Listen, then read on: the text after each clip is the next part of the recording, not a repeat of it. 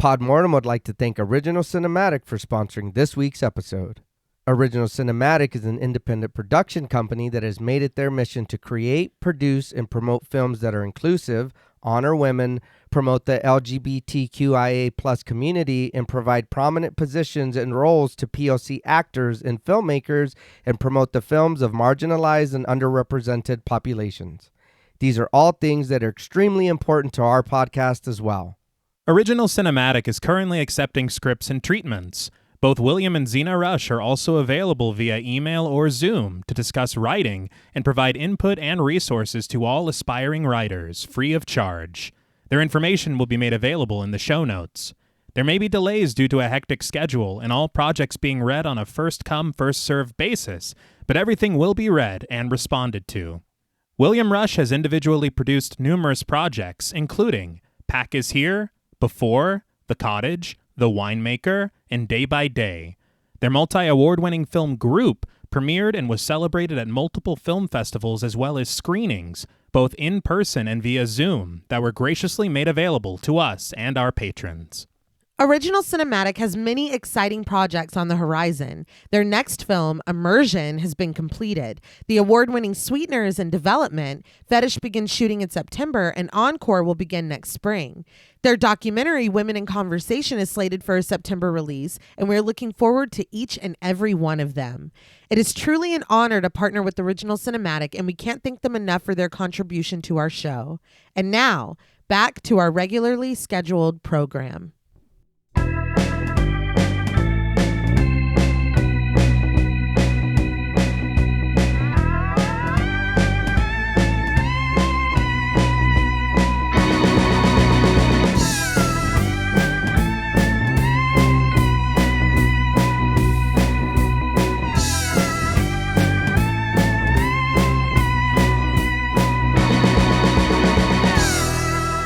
Salutations! Welcome to Podmortem. I'm Reneé Hunter-Vasquez, joined as always by my co-hosts, my husband, and my brother. Hi, I'm John Paul Vasquez. Hi, I'm Travis Hunter-Sayapin. This week, we're recording live from the Carver Cafe, discussing the 2008 supernatural romance film, Twilight. This film is directed by Catherine Hardwicke with the screenplay by Melissa Rosenberg, based off of the novel by Stephanie Meyer. The Twilight book series took the world by storm, gaining fans of all ages. Naturally, the first film was incredibly anticipated, with the stakes just as high as the audience's expectations. After a tumultuous road to production, this film would go on to satisfy its fan base and leave them thirsty for the franchise to come. While showcasing an undeniably fair amount of cringe, its staying power is equally indisputable. With the mark it has left on a generation and its imprint on pop culture, even now, nearly 20 years later, Twilight has held on to relevance tighter than a spider monkey. This film was requested to us by friends of the show, Mercedes Ben, Cookie, Rose, Stacey Morgan, Jillian Munford, Rebecca M. Whitman, Jen Ben 99, Melissa, Jason, Itzy M, Alyssa Joy Domzalski, and Dee. We want to thank them all for their support as well as this suggestion. This film was also the winner of our February Patreon poll, so thank you to all of our patrons who participated and voted. If you want to help us pick an episode, join us on Patreon at patreon.com/thepodmortem. So, what did you guys think of Twilight the first time you saw it? So the first time I saw this, I was in prison. I was in USP Leavenworth in Kansas. They showed us 1, 2, and 3. So the third one came out in 2010, and so it had to be around that time because it was a Friday, Saturday, Sunday showing. So I was like, okay, you know what I mean? I'm not going to stay in my room. I'm going to go watch a movie. For sure. So I remember watching it. I was like, well, a bunch of grown-ass men we're going to watch this teen drama. You know what I mean? It's teen movies. Okay. Oh, no. Everybody in there was just kind of like, oh, wow. But I mean, again, we're watching a movie. You know what I mean? Yeah. We're watching a movie. It's not bad. I know it gets a lot of hate. There's a lot of cringe or whatever. I really didn't mind it. Watching it there, and then watching it for the show. I watched it with your sister. We sat down and watched it together because she had never seen it. Mm-hmm. And I know you haven't either, T. No. So watching it again, and I told your sister, said, wow, these are two very different settings that I'm rewatching this movie in. But watching it again, I was like, you know what? This isn't bad. I'm probably not the target audience. It's probably not for me, but it's not bad. You know what I mean? I was fine watching it. I was like, this is fun. I laughed a lot. And then working on it for the show, I'm talking to the TV and I'm laughing a lot more. But it's because not only am I watching this and I know what's coming next, but I am enjoying it still. Mm-hmm. You know what I mean? I can't even lie. I was sitting there still kind of like, well, what are you going to, oh man, why are you acting that, you know? Why are you acting that? Yes. But I can't even lie. I did find some enjoyment in this. I think that I did too. I don't know if the things that I enjoyed were the purpose of the filmmakers.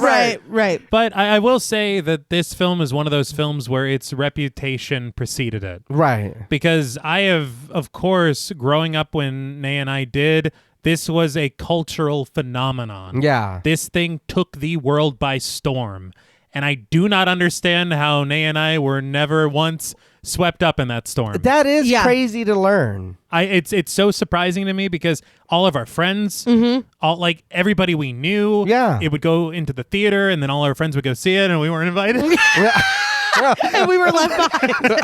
But it's odd. It is because, again, these all came out when I was locked up. Yeah. So I was gone, period. I was just taken out of the whole, you know what I mean? The whole equation. You guys were in the middle of it. Yeah. Age. Yeah. And you saying that you weren't the target demographic, we kind of were. Yeah. You know, maybe on the older end of it. But yeah, so I don't. Yeah. No, because I know if this film, I think it came out in 2008. Mm-hmm. So I'm 17 years old. Yeah. I'm still in high school. Yeah. You know? But I think that in a very odd way, because it's almost 20 years since it's been released, I feel like it did not live up to the reputation that I was kind of led to believe. Right. I heard my entire life, this is one of the worst films ever made. Mm-hmm. I don't it's think not. so. Yeah, no. It's not. I've seen much worse films. Mm-hmm. Does that mean that this film is perfect? No. Of course not. Right. There's a lot happening. Yes, yeah. But you do have to think, depending on what the target audience is that why it does have that reputation? Right. Of being one of the worst? Because the people who are the critics of such films are not that target audience? Right. Mm-hmm. It's something to ponder. Yeah. But I think that there are things that I do appreciate a lot about this film. The score is fantastic. Mm-hmm. The soundtrack choices are top notch. Yes. Yeah. I think that there are some shots that I think are impressive. A lot of the landscapes and the places that they actually filmed are really beautiful. I'm not a fan of this tent of the film. It's 2008. It's but it's so of its time. Yeah, Yes. it is. You just kind of got to accept it. I think that the production design and the things that they pulled off there, and some things that I'll get to share later about how one location is actually 5 of them. Yeah. It's pretty great work. Okay. One thing I do want to say, Robert Pattinson and Kristen Stewart today are two of the most interesting and impressive actors working today, period. Yeah. I think that you could attach their names to a film right now, today, and that would be incentive for me to watch that film. Yeah, definitely. Okay. I don't know what happened here. I think They were young. Yeah, it's early. Early. I think, and I will say I don't know what happened here as a joke, but I think that what really happened here was very odd direction. Yeah. Because I think that even through these performances, while you're watching them, you can tell these actors are capable of more than that. Mm-hmm. These actors are capable of something that, because honestly, when it comes to human interactions in this film, I think I can count on one hand the amount of interactions that I come away from watching and I'm like, yeah, that's how people are. That's how people are. But I don't know. I just, that is in its own way an added charm to this film. It is. Because it makes it so strange and so weird in a way that is very, very fascinating. Yeah. But I think that there are a lot of things to laugh at in this film, of course. There's a lot of things to what the fuck at in this film, of course. Yeah. But I do, after watching it, you understand why, even if it's not 100% your thing, why so many people fell in love with it. Oh, yeah. Why so many people were interested in it, and why it has, in its own way, for a lot of people, stood that test of time. Mm-hmm. Yeah, I mean, definitely. I just think it's funny because, as you already said, the first time I wanted to watch this before starting my script on it. And so that's when you and I watched it. And that was my first time, which is odd because I had very close friends that were very, very into this. And it just never happened. Yeah. And I said that I think it's very funny when this won the poll, which we all kind of thought that it might. When this won the poll on Patreon, I was like, what's going to be funny is the discovery that John Paul is the only one to have seen this beforehand. Because I think you would assume the exact opposite. Right. But that just tickled me. I agree that it's not, I think that it is maligned. Maybe unfairly. I'm not saying that this is great or even that it's all that good, but I think that I was expecting it to be horrendous. And like I said in the intro, there is definitely a fair amount of cringe. For me, there's a turning point in the film. It's one scene in particular that I'm like, why the hell are we doing this? And from then on, it is like a race to the finish line. I think that Twilight is, she pretty thick. She's a pretty thick book. Yeah. So I think condensing it into like a 2-hour film, I'm sure that we had a lot to jam pack in there. I did not read the book. I'm not going to read the books. I've heard enough, I'll say, and doing some research on Stephenie Meyer to put this together, I'm not really trying to see what she has to say, if I'm being completely honest. Not a fan. But no. But I think that it's got to be difficult to condense. You know, we talk about that with any adaptation. Right. There's so many small things, I'm sure. And again, I have not read the book. I don't know how much of it is plot, how much of it is really like, you know, flowery language. But if it's a book that long, it's difficult to put it into 2 hours. So I understand this almost breakneck speed from this, you know, maybe sports game that we play for some reason, to the end. It really does feel like a race. Up until that, I'm like, okay, I'm kind of vibing. Right. It's cringy, but it's fun. And it is very 2008. It is. And after that point, I'm like, okay, I'm not lost, but I'm not as engaged. It's not as good as it was a minute ago. There are things that, you know, are laugh out loud funny. And again, I think I do agree that it goes down to direction, but I also agree that Catherine Hardwicke fully understood the assignment. She fully understood what was going to make this movie. And that's what she made. Yeah. For good, bad, ugly, whatever. But yeah, and again, watching this as an adult for the first time, it's like, don't do your dad like that. You know what I mean? Like, there's things opinions that I have that I probably wouldn't have had watching this at, 18, 19, whatever the fuck. But yeah, we'll talk about that. But this was fun. It was a treat to, because, growing up, or being around, just being alive when Twilight Mania was happening, the references, the lines, just being on the internet as a human being, whether you've seen it or not, the references. Right. Seeing them, it's like, oh, I'm in on the joke now. You know what I mean? So that was a treat. That was real fun. But I did have a good time with this. It was entertaining. John Paul was laughing at me watching it because there are certain points where I'm just like, what the hell are we doing? You know what I mean? But we'll get into it. I think it'll be a really fun conversation. But before that, I do obviously want to talk about production. Doing my research on this, there is a mind-boggling, eye-crossing amount of information on Twilight on the internet. Right. I cannot cover everything throughout this episode. So, we would be here for 10 hours. So this is what I had to be judicious. Okay. Right. I still have a laundry list of sources for my production and for the episode moving forward. We have a making of documentary on the film. We have the Twilight Director's Notebook by Catherine Hardwicke, multiple snippets of interviews with a lot of the filmmakers behind it on the Big Hit Show podcast. We have Media Boulevard, LA Times, The Hollywood Reporter, Premiere.com, MTV, About.com, E! News, NME, Variety, E! Online, People, Screen Rant, IndieWire, and USA Today. Damn. And I had to cut it off. Yeah. All right, that's enough. So if we are truly going all the way back to the beginning of Twilight, this tale of production really begins in June of 2003, when Stephenie Meyer had a dream about a young couple lying together in a meadow. In the dream, it's revealed that the boy is a vampire, and although he and the girl are deeply in love, he wants to kill her. Huh. She wakes up, takes her kids to school, and writes down this dream. Then she fleshes out everything around it. Bada bing, bada boom, you got Twilight. But it all started with that meadow scene. Okay. Now remember, she had sat down and wrote that chapter in June of 2003. By November of 2003, Stephenie Meyer had a $750,000 book deal for Twilight and 2 of its sequels with Little Brown and Company. Wow. God damn. Yeah, and that they would end up publishing the entire franchise. Before they do, though, Greg Moradian of Maverick Films receives the unpublished manuscript of the first novel. I don't even think it was edited. Maverick was looking to adapt YA novels into films, and he was reading through submissions, standing in his kitchen eating Cheez-Its. It's very specific. This is from his own mouth, okay? Wow. We were eating rotisserie chicken. Hands were all greasy. Yeah. He's reading until he gets to a scene in a parking lot concerning a van, which we will talk about very soon.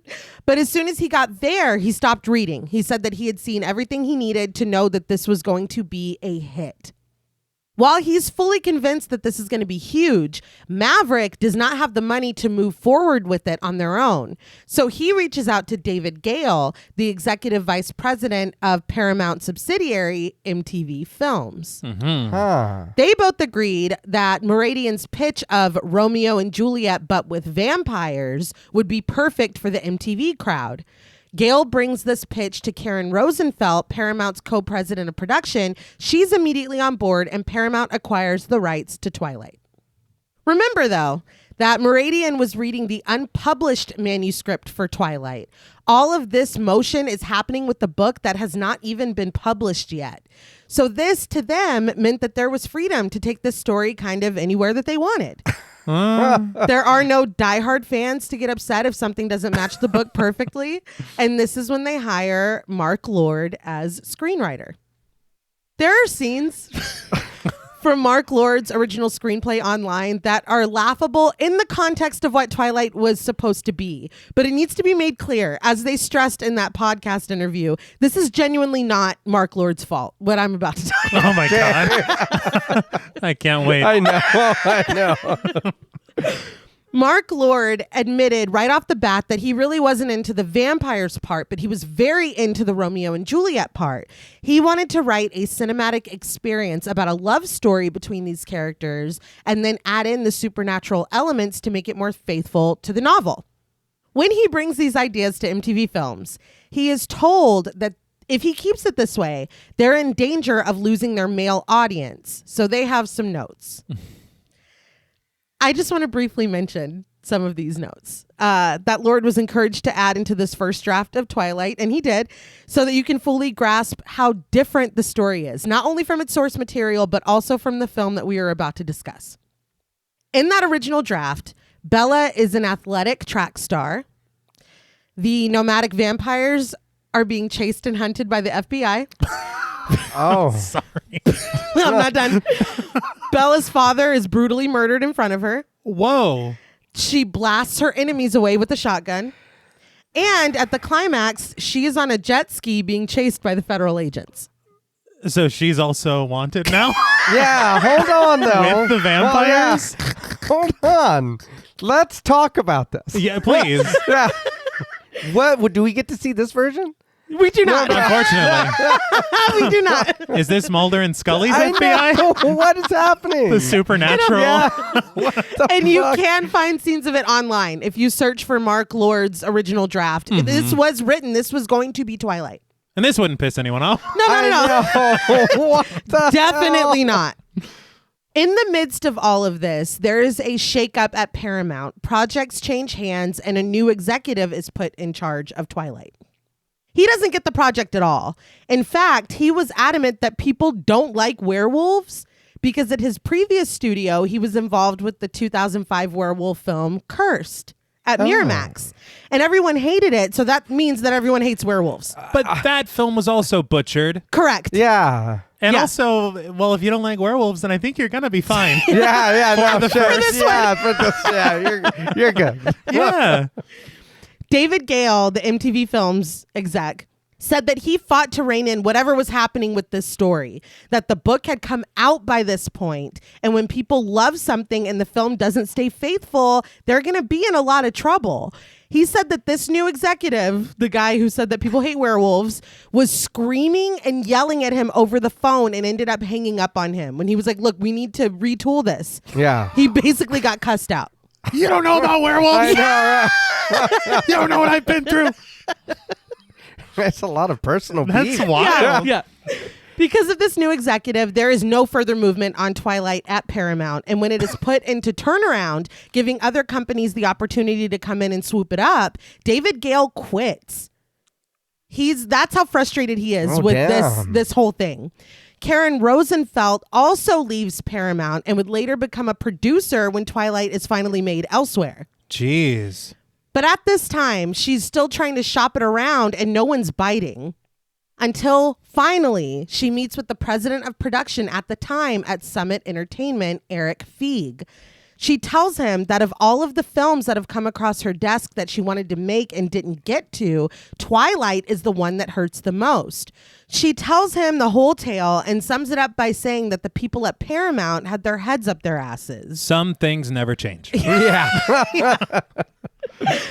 So Feig gets his hands on Mark Lord's script and gets a copy of the novel. And in 2007 at Sundance, he runs into Catherine Hardwicke. He was a huge fan of her film 13, as was I. Hey. Hyperfixation film. And he said that he had never seen another film handle the teenage experience better. So he tells her about Twilight, and he tells her that even, aside from that, he really wanted to work with her. And after their meeting at Sundance, he sends her 5 scripts that Summit was currently wanting to develop, including Mark Lord's screenplay for Twilight.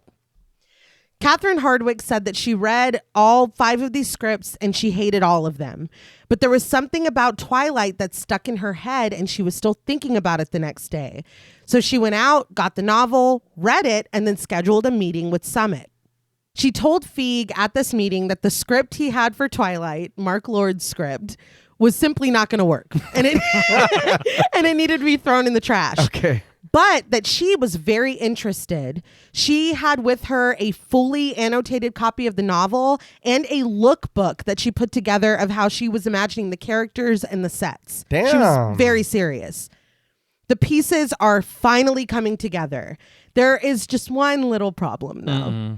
Feig was very enthusiastic about Twilight. He had been the one to pitch it to Catherine Hardwicke and send her the script, but he did not actually have the rights to it. So just one small problem. Summit had not officially acquired them yet, and Stephenie Meyer was completely soured from the experience at Paramount of watching her story morph into something unrecognizable that she wasn't sure she wanted to adapt it anymore at all. She said that her wildest dream for Twilight was to make enough from it for her to buy her family a new car. Oh. And she had done much more than that. So she was ready to throw in the towel. Eric Feig reached out to her agent and is like, can I write Stephenie a letter? So after he gets the okay, he writes one and then another and then another. And he promises that he wants to adapt her story and not change it into something else. He said she can make any demands that she wanted. If there's anything in the book that she doesn't want changed, she makes it into a list. He doesn't care how long or how short this list is. And he's going to call it the Stephenie Meyer Bill of Rights, and it would be law. They'll live and die by her list. This finally brings her some assurance, and she makes the list. No fangs, no coffins. No one dies in the movie that doesn't die in the book. They all have to keep their original names, and the vampires have to sparkle in the sunlight. Okay. What a list. Okay. What a list. Yeah. Yeah, you have to admire the producer's desire to get it made and Yes. also keep the author's intentions in mind. Yes. Right. But no fangs and no coffins is pretty. It's Yeah. yeah, That's a choice with vampires. it is. Yeah. That's not a gray cape from Blackula. But she gets all of this in writing, that these requests are fully protected and gospel truths of Twilight. But this all had to start with getting rid of Mark Lord's original screenplay. This is still the jet ski and all Yeah. that? Yeah. Oh, yeah. His ears are burning. Smash cut to Melissa Rosenberg, who is currently a writer and co-executive producer on Dexter at the Hey. time. Okay. But she had written Step Up for Summit Entertainment. Yes. Okay. She's versatile. Yeah. Her schedule didn't permit her to come back and write Step Up 2, Electric Boogaloo, Yeah. when it was offered to her, and she kind of thought that she had blown her working relationship with them. But she's the first person that Eric Feig thought of when they were trying to get another screenwriter to take a crack at Twilight. So they call her up and ask, how do you feel about teens and vampires? Rosenberg said that her favorite show of all time was Buffy the Vampire Slayer. So she was actually a very big fan of teens and vampires. Okay. She had never heard of Twilight, though. She said that she was at her friend's house when she got the call, and she got off the phone and was like, have you ever heard of Twilight? And her friend jumped up, snatched the book off of his shelf, and was like, yes! Like, he was super excited. What is she, us? Yeah. Twilight. So she chose not to read Mark Lord's screenplay and only read the first book to try to capture its story within her own screenplay. Clearly, it was the right move, as Rosenberg would go on to write all 5 films of this franchise. Damn. Yeah. But finally, Twilight finds its home with the production company, a screenwriter, and a director who all understood the vision and saw what this franchise could become. After a strenuous casting process, the majority of Twilight was filmed in Portland, Oregon, over about a month and a half, excluding reshoots. And while it was met with mixed and kind of lukewarm critical reception, it was beloved by fans and a massive box office success, nearly making $400 million against its $37 million budget. Wow. At the time, it was the biggest opening weekend for a female-directed film, and it's still, I think, like the 7th. That's crazy. And of course, it is the first film in the Twilight saga, with the next coming the following year. But let's start here at the very beginning. See what all the buzz is about. Now, before we fall in love with this film, we would like to issue a warning for spoilers. Pod Mortem is a very in-depth podcast, and in thoroughly discussing horror films, we have no choice but to spoil a thing or two. If you don't wish to be spoiled, please go watch the film, then come back and enjoy the show. If you've already seen the film or don't care about spoilers, then let's sparkle. The film begins with a voice, calm and earnest, against the black screen. I'd never given much thought to how I would die. We are suddenly gliding up a mossy tree in a forest. We find a deer taking a drink from a small picturesque pond nestled within the overgrown bush and fronds. It looks up quickly, alert, and as it lowers its head back to the water to continue drinking, the voice continues. But dying in the place of someone I love seems like a good way to go. The deer noses innocently around the greenery, but suddenly something moves in the distance. In its POV, we race toward the deer, but the animal gives chase, dashing through the forest. It runs with the driving score, dodging branches and sprawling roots, but whatever is chasing it is keeping up just fine. Finally, the deer takes one last desperate leap through a clearing in the trees, but someone is there, waiting with his arms outstretched, catching the deer in its last terrified moment. The screen is overtaken by a blinding white. That wasn't the deer's inner monologue, was it? Yeah. Fucking Bambi. Yeah. It's like, I'm dying for someone I love. We don't know the backstory. No. That's hilarious. This was a composite shot. So they really filmed the deer running and jumping, and then they really filmed someone with their arms outstretched to catch the deer, and then they put them together. Okay. I thought it was really cool because it works. Yeah. Their initial idea was to put a fake deer head on the front of a mountain bike and then drive it Dude, I'm sorry. drive it up That's crazy. drive it up a ramp. filming from behind it. Like the X Games? I know. Ramp? We're not supposed to see the handlebars? Yeah. How far back are we filming? I know. We can take those out. Yeah. We can take those out. Oh, wow. But they said it did not look good. It didn't work. No, really? I have to say, though, this opening narration, the line, the gravity of it kind of surprised me. Yeah. I hadn't anticipated that this character would be dealing with something like that. Mm-hmm. Right. There was a lot of misconceptions that I had about this film and about Bella as a character, really. Mm-hmm. Yeah. That we can kind of get into as it unfolds. But yeah, I agree. The whiteness dissolves to the brightness of the sun. It shines on the owner of this voice, not the deer. Just wondering. That's a bummer. Yeah. But Bella Swan, played by Kristen Stewart.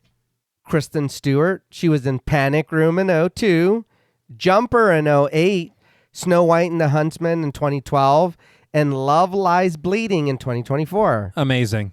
Stephenie Meyer, for the role of Bella Swan, had wanted Emily Browning. Huh. But when they called her to audition, she had just finished The Uninvited and said that she does not do like back to back to back to back. And she was not trying to sign up for what was at the time going to be a trilogy. Yeah. So she passed. But Jennifer Lawrence, my favorite, and Lily Collins both auditioned. And I did read an article where Courtney Love alleged that Frances Bean Cobain was offered the role, and that 13-year-old Frances Bean read it and turned it down, calling it a sexist Mormon piece of shit. And that's 13 is very young to play Bella Swan anyway. So I this is according to Courtney Love. That's all you need to. Yeah. So let's talk about the casting real quick. Emile Hirsch was actually the one to suggest Kristen Stewart to Catherine Hardwicke from having worked with her on Into the Wild. Hardwicke was impressed with the performance, but Kristen Stewart wasn't available to come in and read for Bella Swan because she was in Pittsburgh filming Adventureland. So Catherine Hardwicke took Jackson Rathbone, who we will meet soon, who is the most hilarious looking character in the whole film to me. But the two of them flew to Pittsburgh. They read with Kristen Stewart on the only day that Kristen Stewart had off for the week. They started at a hotel, and Hardwicke decided that they needed to get out into nature. So they went to read in the park, and when they took a break, she and Kristen Stewart were running around laughing and chasing pigeons, and Jackson Rathbone was there for to read lines with her. Yeah. He wasn't just there staring. Right. But with very minimal lines. Yes.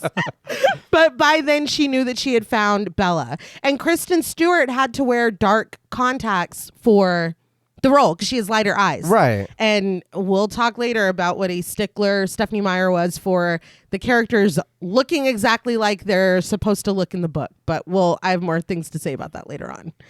But yeah. Clutching a potted cactus in her hands, Bella takes a deep breath in, closing her eyes. Her voiceover adds that she can't bring herself to regret the decision to leave home. After a long sigh, Bella opens her eyes and starts forward. She recognizes that she would miss Phoenix, the heat, her loving, erratic, harebrained mother. I was like, damn. Well, loving. Yes, yeah. Okay. For a moment, she stands with her mother, Reneé, played by Sarah Clark. Sarah Clark, she was in 13 from Hell 03. yeah, she was. Mm-hmm. She was also in 36 episodes of 24. Hey. Yeah. Okay. Well, she has a great name in this movie. Yes. That's an olive branch from Stephenie Meyer. Yeah, there you go. Sure. Reneé looks at her daughter lovingly from beneath the shade of her cowboy hat as they hold hands. They let go, and she plants a kiss on Bella's cheek. We pan over to find Phil, played by Matt Bushell, who Bella's voiceover describes as her mother's new husband. He swears that he loves them both, but he reminds Reneé and Bella that they have a plane to catch. Bella reveals that Reneé and Phil want to go on the road, so she'll be spending some time with her dad. She declares, "This will be a good thing, I think." With Phil behind the wheel and Reneé finally in the passenger seat and Bella in the back, they pull out of the driveway.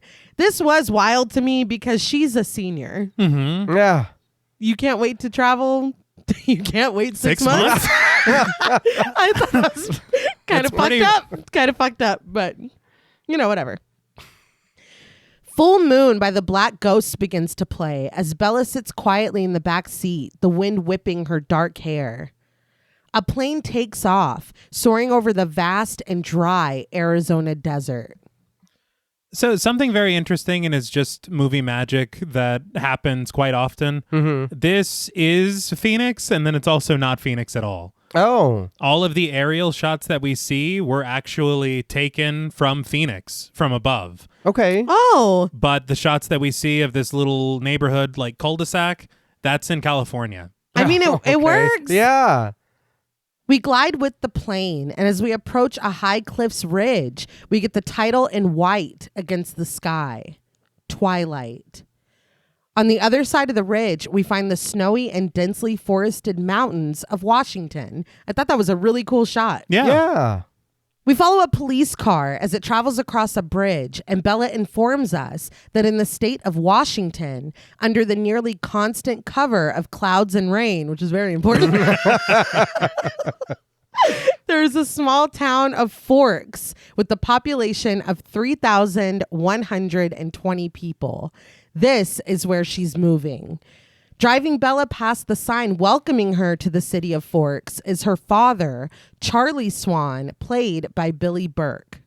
Billy Burke, we did talk about him in Lights Out. Indeed. We did. You know, something wild is that mention was the mention that spawned so many requests for us to cover this film. Was on our Lights Out episode. Really? That's Okay. hilarious. We've come full circle. Yes. I just wanted to assert my feeling that Charlie Swan is the true victim of this entire Honestly, fair, yeah. Something weird, though, is that our episode for Lights Out released on a Monday that I was leaving the United States for Belgrade to visit Jules and spend time together. Mm-hmm. And our episode for Twilight is releasing on a Monday that I'm leaving the United States for Belgrade to spend time with Jules. Oh, That's weird. It really is full circle. Yeah. But Bella sits wordlessly, gazing out of the rain-streaked window. She introduces her father, Charlie, the chief of police. He eyes her awkwardly as he drives, also wordlessly. When he stops at an intersection, we get glimpses of Forks, its wooden statues carved into bears, the locals wandering the rainy streets, and a passing, potentially deadly log truck. Like, can we get away from that? In the car, Charlie broaches that Bella's hair is longer. Bella counters that she's actually cut it since the last time she saw him. Charlie's like, oh, I guess it grew out again. He had a 50-50 shot. Yeah. There is no more conversation until Charlie pulls up and parks outside of his house. Bella gets out, holding her cactus, and looks at the house wistfully, her voiceover revealing that she used to spend 2 weeks here nearly every summer, but it's been years. She and Charlie unload the trunk as Full Moon swells and finally fades. It was so weird of him to park in the mud when the driveway's wide open. Well, we need the driveway, I guess. Yeah. It was, I thought the same thing. I was like, why are you pulling in the front like that? Yeah, and it's all carved out of the lawn. It's like, you don't care about this place, do you? I had read in an interview with Melissa Rosenberg, the screenwriter, she was talking about how the book is really from Bella's point of view. Mm-hmm. So without being like super expository, like through dialogue or anything, how was she going to convey all these inner thoughts? And it was Catherine Hardwicke that suggested a voiceover. And I was like, girl, you worked on Dexter and you didn't think of doing a voiceover. Yeah. No shit. Just like, fuck, how did I? It was right there. Oh, yeah. Inside, Charlie follows Bella up the stairs. He tells her that he cleared her some shelves in the bathroom, and Bella remembers. Right. One bathroom. Hey. Yeah. This is just the beginning of these slights against Charlie. But she steps into her bedroom, her eyes darting to take in the furniture and the decor. Hands on his hips, Charlie assures her that he got a good lamp and that the sales lady picked out the bedding. Bella likes purple, right? Bella sets down her bags but still holds on to her cactus when she agrees that purple is cool. She thanks him. I appreciated that because it seemed like a lot of negative talk from Yes. her. Yeah. And I was afraid it was just going to be this kind of stereotypical kind of teenage teenage character. Yeah, She is a student. Well, she is a student. Yeah. Still going to school. Yeah. But I like that there is this kind of give and take as far as this character is concerned. Right. Yeah. Right. Because she's honestly, a lot is being asked of her right now. Yes! It is. It really is. The two stand awkwardly before Charlie finally excuses himself with an okay. He leaves, and Bella's voiceover tells us one of the best things about Charlie. Yes, she calls him Charlie. He doesn't hover. I was a little confused because earlier it was Dad, and then now it's Charlie. Maybe it's for our benefit. She's trying to say things. Yeah. It's like, he's not your father. You referred to him as Charlie. And it is kind of funny that she's like, he doesn't hover, and it's like, oh, so she's going to be getting into some shit. Yeah. No supervision. Exactly. Yeah. No oversight. We need to establish that now. I did want to talk about this house while we're existing within it. It is a real house in St. Helens, Oregon. It's about, I think, 30 miles outside of Portland. Okay. And the funny thing is I Googled St. Helens, Oregon, and one of the first things that comes up on the map is a marker that says Twilight Swan's House.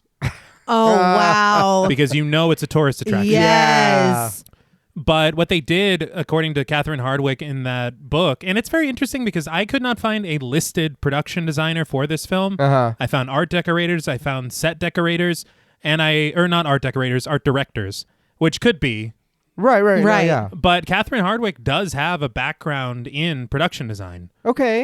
And a lot of the things I found in that book were her basic outlines for 99% of these sets. All right. So I don't know if she's technically, you know what I mean? Yeah. But what they did is they repainted the interior of this house for better lighting and to also provide the proper aesthetic. Because I guess the walls were white originally, and so they're all different, like, deep colors now. But very interestingly to me, any scene where the outside hall is seen from Bella's bedroom, that's the production utilizing the real house. Any scene where it is not seen is a set that was built of Bella's bedroom, a one-for-one exact replica that's out over by a particular sporting field that we'll get to know. We'll get there. Yeah.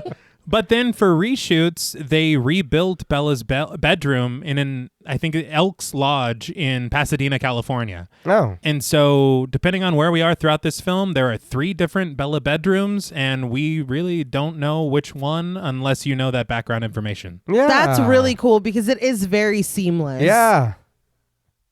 Later, when Bella hears a horn honk, she looks out her window to see her father standing in the driveway with 2 people and an old truck. When she comes outside, Charlie is leaning against the truck, and Billy Black and Jacob Black, played by Gil Birmingham and Taylor Lautner, are both smiling at her. So that's why he left the driveway free. Yeah. There you go. Yeah. Taylor Lautner. He was in The Adventures of Shark Boy and Lava Girl 3D from 05. 3D. He is Shark Boy. He was also in Valentine's Day in 2010. Okay. He was in Abduction in 2011 and Cheaper by the Dozen 2 in 05. All right. Okay. I don't know if it's just pop culture or understanding of what Twilight is from an outside perspective. I expected to see so much more of Jacob's character in this film. So did I. I was very surprised. Yeah, that was one thing that I did. I was like, okay, I know they're here. Yeah. That I did remember. But then watching it again, when I watched it with your sister, I was like, what the hell? I was like, what? Because he's barely... Yeah. I did find in my research that Tyler Posey was considered for the role of Jacob. Oh, okay. Yeah. Didn't he go on to play a werewolf in that? I thought the same, like Teen Wolf or something. I thought the same thing. Yeah. So it was like, just wait. Yeah. Hold on. You'll find your pack. It's there.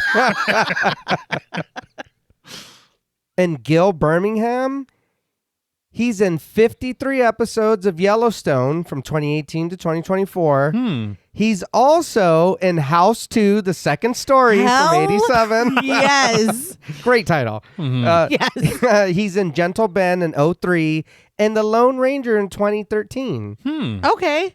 He is actually wearing his own tribal jacket in this film. Okay, Oh, wow. I do believe he's of Comanche. Yeah, descent. very cool. And Taylor Lautner is wearing a wig. Yes, he is. I just wanted to make mention of that. I think we saw it. Yeah. Oh, we saw it.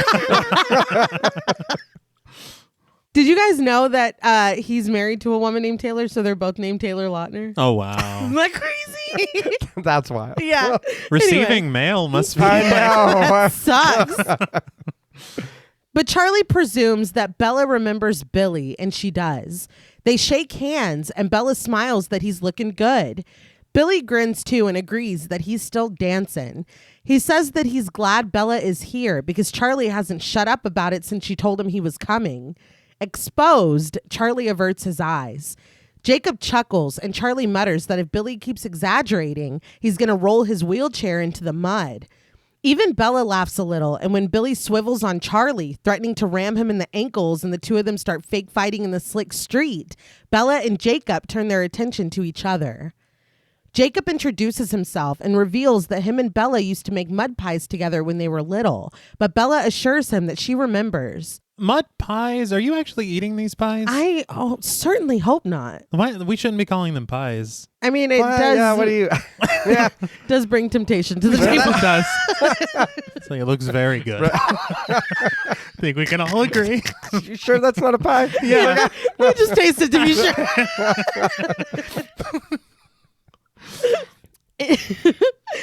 Indicating their fathers, Bella asks if they're always like this, and Jacob grins that it's getting worse with old age. Charlie and Billy return from their roughhousing, and Charlie slaps the bed of the truck and asks Bella, "What do you think?" When Bella doesn't understand, Charlie tells her as he eyes the truck, "Your homecoming present." He says that he just bought it off of Billy. Jacob adds that he rebuilt the engine. Bella is astonished and at a loss for words. She finally gushes that it's perfect. She rushes to open the door, knocking Jacob with it and quickly apologizing. I don't know if that was planned, but it looked fucking hilarious. She's like, "Oh, sorry." I'm like, leave it in. Yeah. As she and Jacob get into the cab, Billy brags that he told Charlie she'd love it. He's down with the kids. And Charlie quips sarcastically that he's the bomb. As Bella settles behind the wheel, Jacob warns that she has to double pump the clutch when she shifts, and I totally know what that means. But she should be all good after that. Bella confirms with him how to do that. She offers him a ride to school, but Jacob tells her that he goes to school on the reservation. Bella nods, lamenting that it would have been nice to know one person. Jacob seems like a nice kid. He does. And I was honestly surprised to learn of their history. Yeah. Yeah. Because that was another thing through pop culture. You see it being like a direct competition. Yes. And they're on even keel. Yeah. No, there's a history. Yeah. Very quickly, I do want to talk a little bit about the cinematography of this film. The cinematographer was a guy called Elliot Davis. He had actually shot The Lords of Dogtown and 13 for Catherine Hardwicke. Okay. And so there is some visual language from both of those films that end up here. We get a lot of handheld shots, which surprised me a lot. Yeah. It made me think of 13. Exactly. Yeah. Okay. And I just wouldn't have expected Twilight to be so handheld. Right. It seemed like it would have been much more controlled. That does make sense because I've seen Lords of Dogtown and I enjoyed that movie. Yeah. So I get it now. For sure. Yeah. The other thing that he picked up from 13 was this tent. Because it is a choice. Yeah. It's aggressive. And he had said that there was a reason behind doing it. He talked about reducing everything to simple colors, which were black, a cool white, and a cool green. But he said that using these colors allowed other colors to stand out almost as shock value, like this red truck. Okay. But he also said that they desaturated the film to visually homogenize everything. And he said something that I completely disagree with, which is to say his idea is that you can look at a normal person in the film, you can look at a vampire in the film, and you wouldn't be able to tell the difference. So I was like, that's not true. Wow. I'll stop you right there. It becomes pretty clear. Yeah. I'm fairly certain. Yeah. No. Bella pulls up to Forks High School in her old faded red truck. As she parks, her voiceover says that her first day at her new school is in March, in the middle of the semester. All heads in the parking lot turn to look at her. As Bella climbs out and closes the door, two girls exchange a glance and a giggle. Tyler, played by Gregory Tyree Boyce, calls out to her, "Nice ride." She mutters, "Thanks," and walks up to the school while the girl next to Tyler commends him. "Good one." Great. So it's starting soon. Yeah. Bella is consulting her schedule and a map of the school when she's approached by Eric, played by Justin Chon. He introduces himself as the eyes and ears of this place. He boasts that he's anything she needs, a tour guide, a lunch date, or a shoulder to cry on. Bella stammers that she's usually more of a suffer in silence kind of type. But Eric assures her that he's on the paper and Bella is news, baby, the front page. Bella pleads with him not to do that, and Eric pretty immediately relents. So, and this puzzled me for a moment. I understand she said she's like a suffer and succotash type or whatever. Yeah. She's Sylvester the cat. Something, I don't recall. But when he suggests this front page news thing, I had to remember this is a town of 3,000 people. Yeah. And so a new person in town could be the chief of police's daughter. Exactly. Yeah. It could equal big news for the paper. Okay. Right. Yeah. And for Sylvester the cat. Yes. Our first cat. Yep. Hey, there you go. It's a big deal. It's a huge Favorite deal. character on life. Yeah. Yeah, seriously. In gym class, they're playing volleyball. Bella stands in the back row awkwardly. Yes, I am aware at how often I'm using the word awkwardly. And when the ball comes at her, she instinctively bats it away, where it hits a guy mid-basketball game in the back of the head. Mike Newton, played by Michael Welch, grunts in pain. Michael Welch, he was in Star Trek Insurrection in 98. What? 13 episodes of Z Nation from 2014 to 2015. All the Boys Love Mandy Lane in 06. And 45 episodes of Joan of Arcadia from 03 to 05. Wow. What the hell? Yeah. Okay. Bella approaches, apologizing, and when Mike sees that it was her that did it, he immediately dismisses the injury.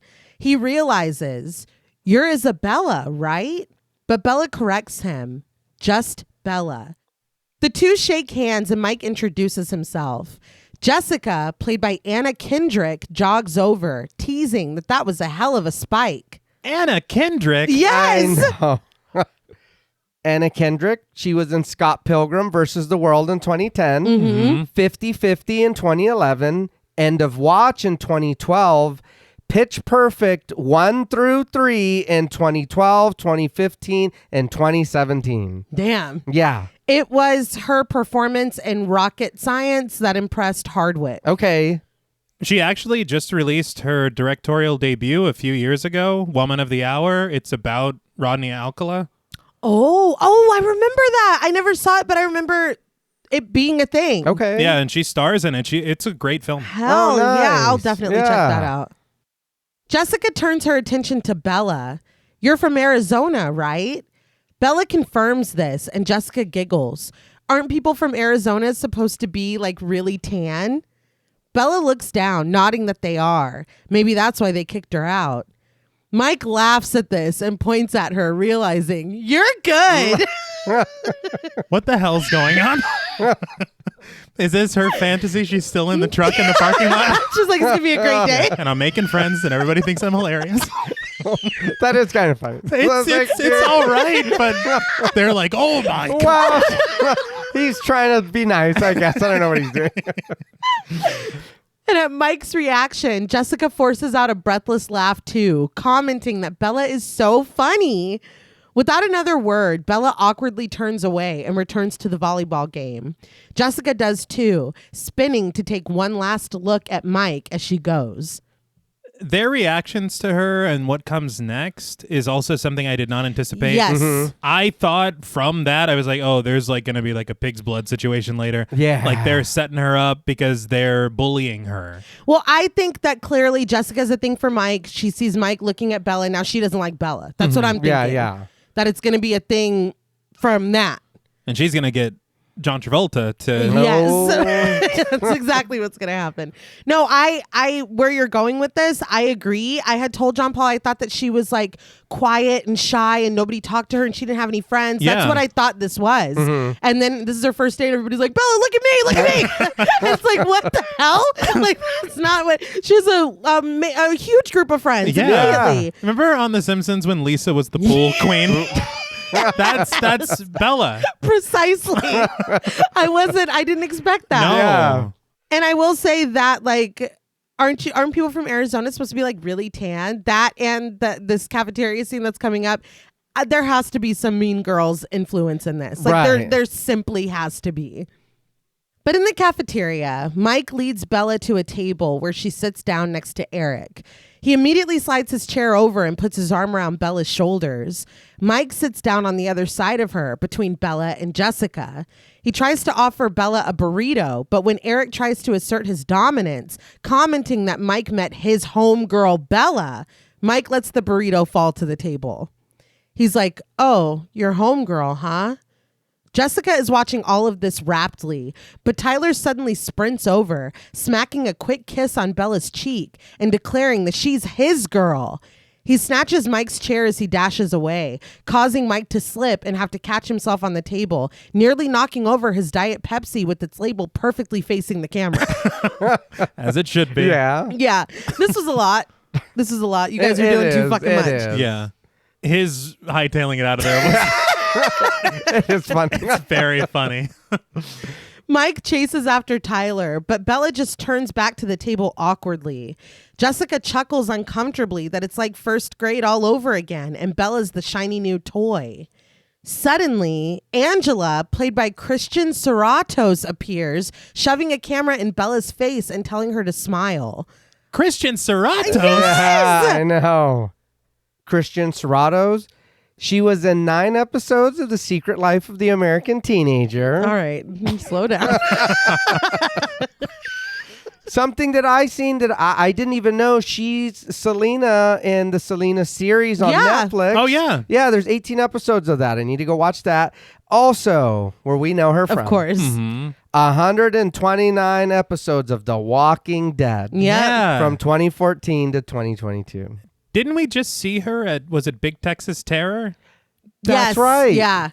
I was very surprised. I had no idea that she was in this. Me neither. I didn't even realize that was her, I'll be honest. But in all fairness, I had watched it the one time before. Yeah. Well, those tiny glasses are very... Yeah. Those are her glasses. Really? Yes. They talked about in that director's notebook, she talked a lot about the costuming and stuff.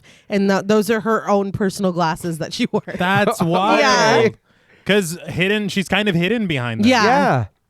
But Bella doesn't have time to smile before Angela snaps the picture, the bulb flashing in her face. Angela sits next to Jessica, apologizing, but she needed a candid for the feature.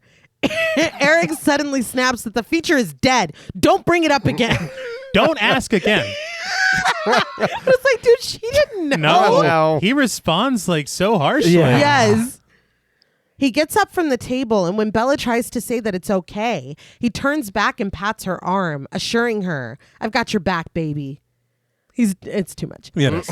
Looking down at her camera, a disappointed Angela reasons that they can just run another feature on teen drinking.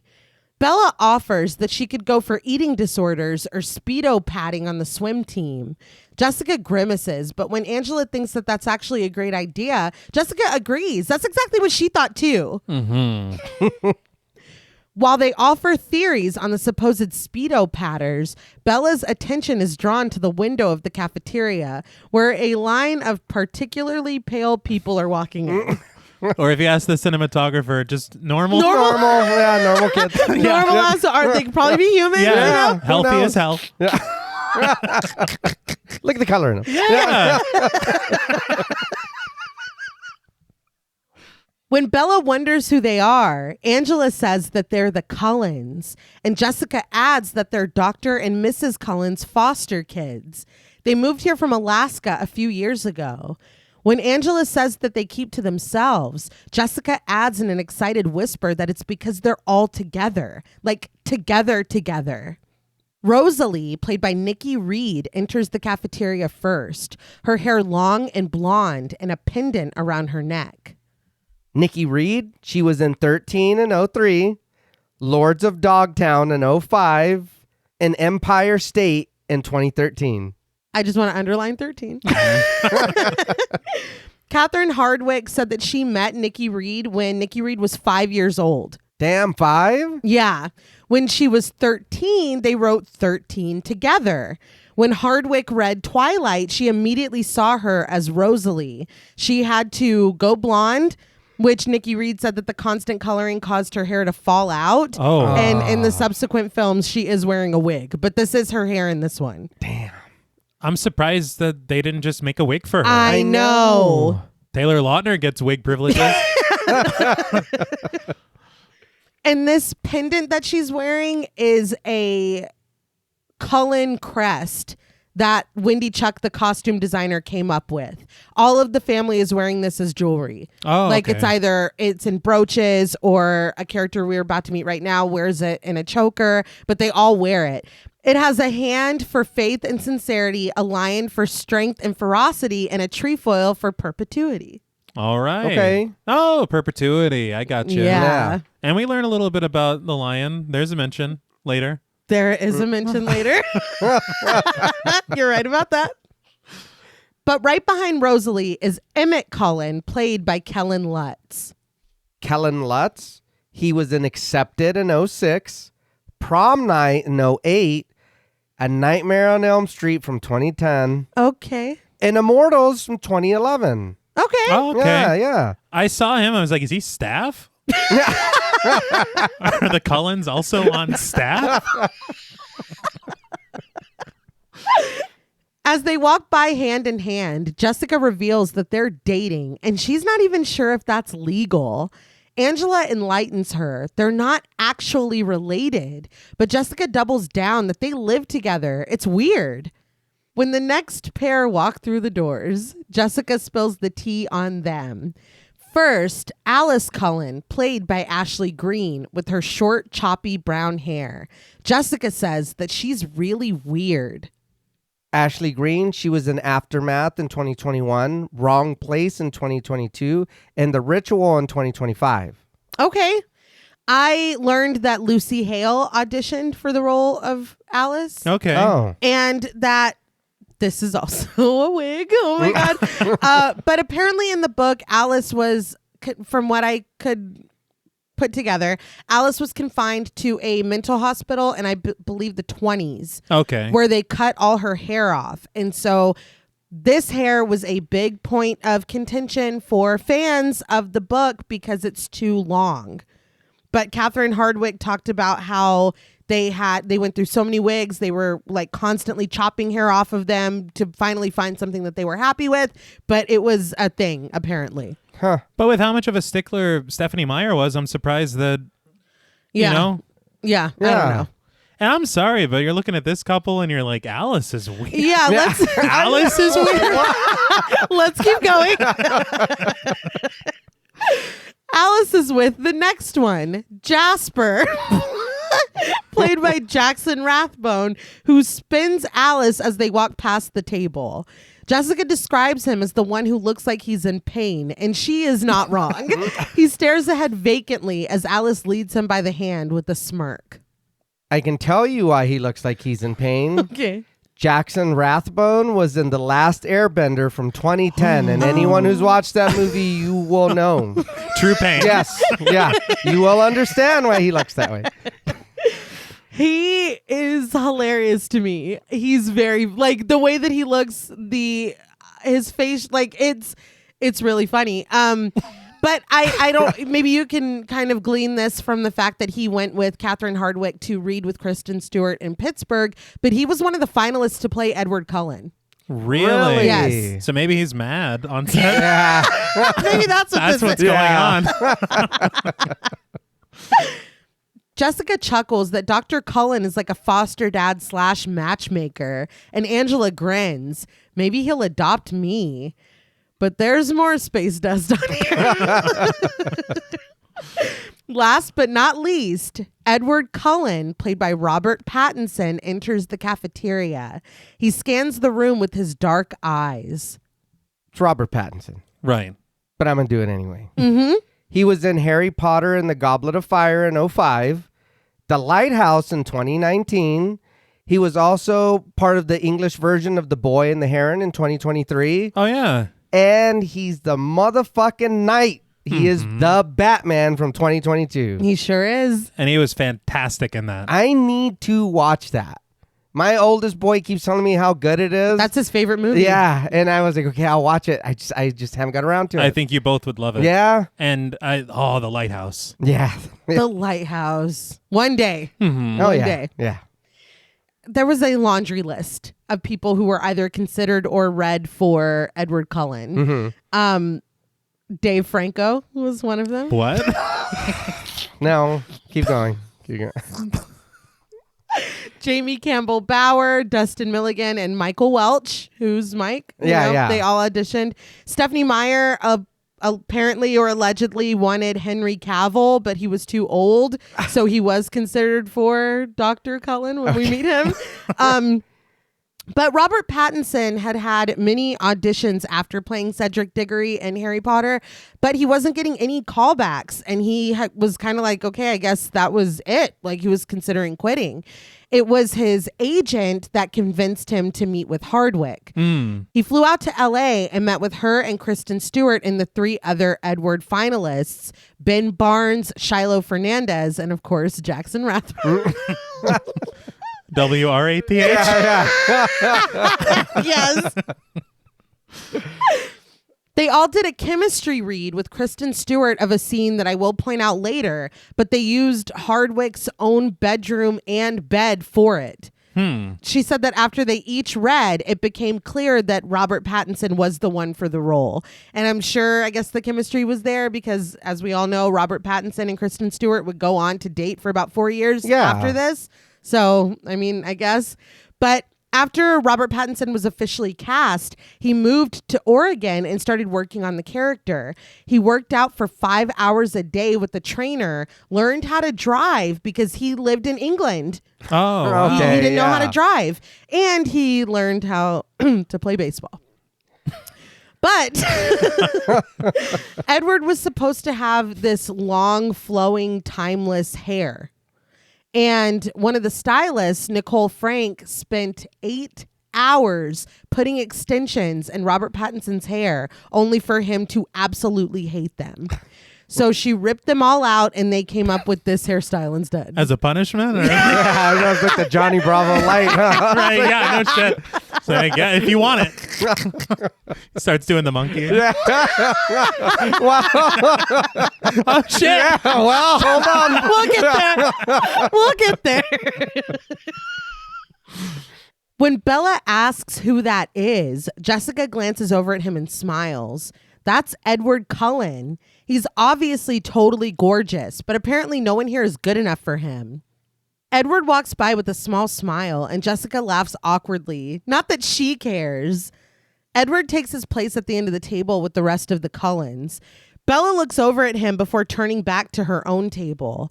Jessica advises her not to waste her time, and Bella shakes her head. She wasn't planning on it. Still, she turns around to look at Edward, who seems to be staring right at her with a disgusted expression. After lunch, Bella and Mike go to class, where Mike presents her to Mr. Molina, played by Jose Zuniga. Jose Zuniga, we did talk about him in Constantine in 2005. We did. Yeah. We did. He is a detective on CSI, and I'm pretty sure I said that then. Yeah. Sure. He's also in Con Air. No shit. Con Air!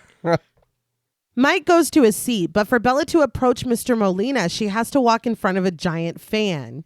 As she goes, she spots Edward sitting alone at one of the shared tables. So naturally, when she starts forward, she's moving in slow motion.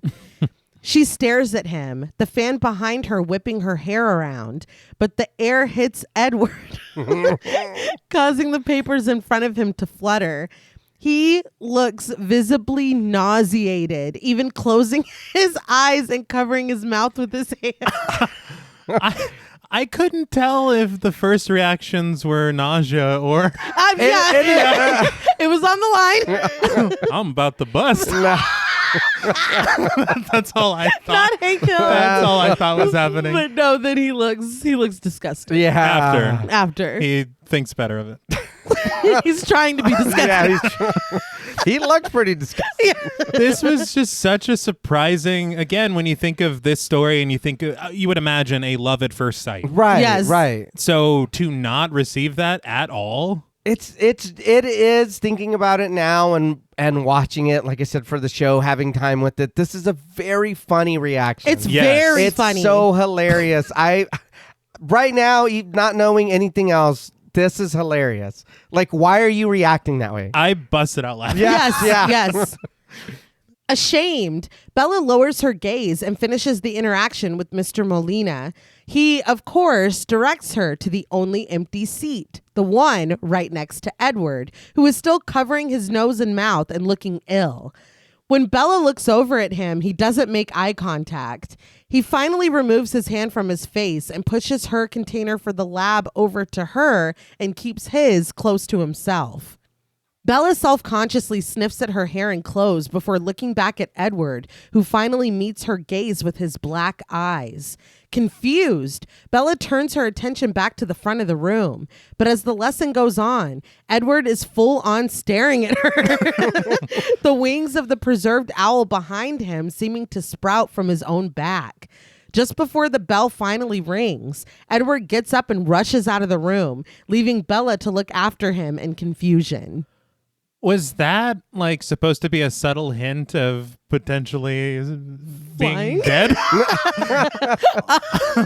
Like their angel wings? Potentially being dead. Oh, Yeah, Or- the framing was very deliberate. It was. Yeah. So maybe. I didn't even notice it because it was. It's just very funny the way he's reacting. No, it's hilarious. Her sniffing the clothes, and then when we turn around and he's just staring at her.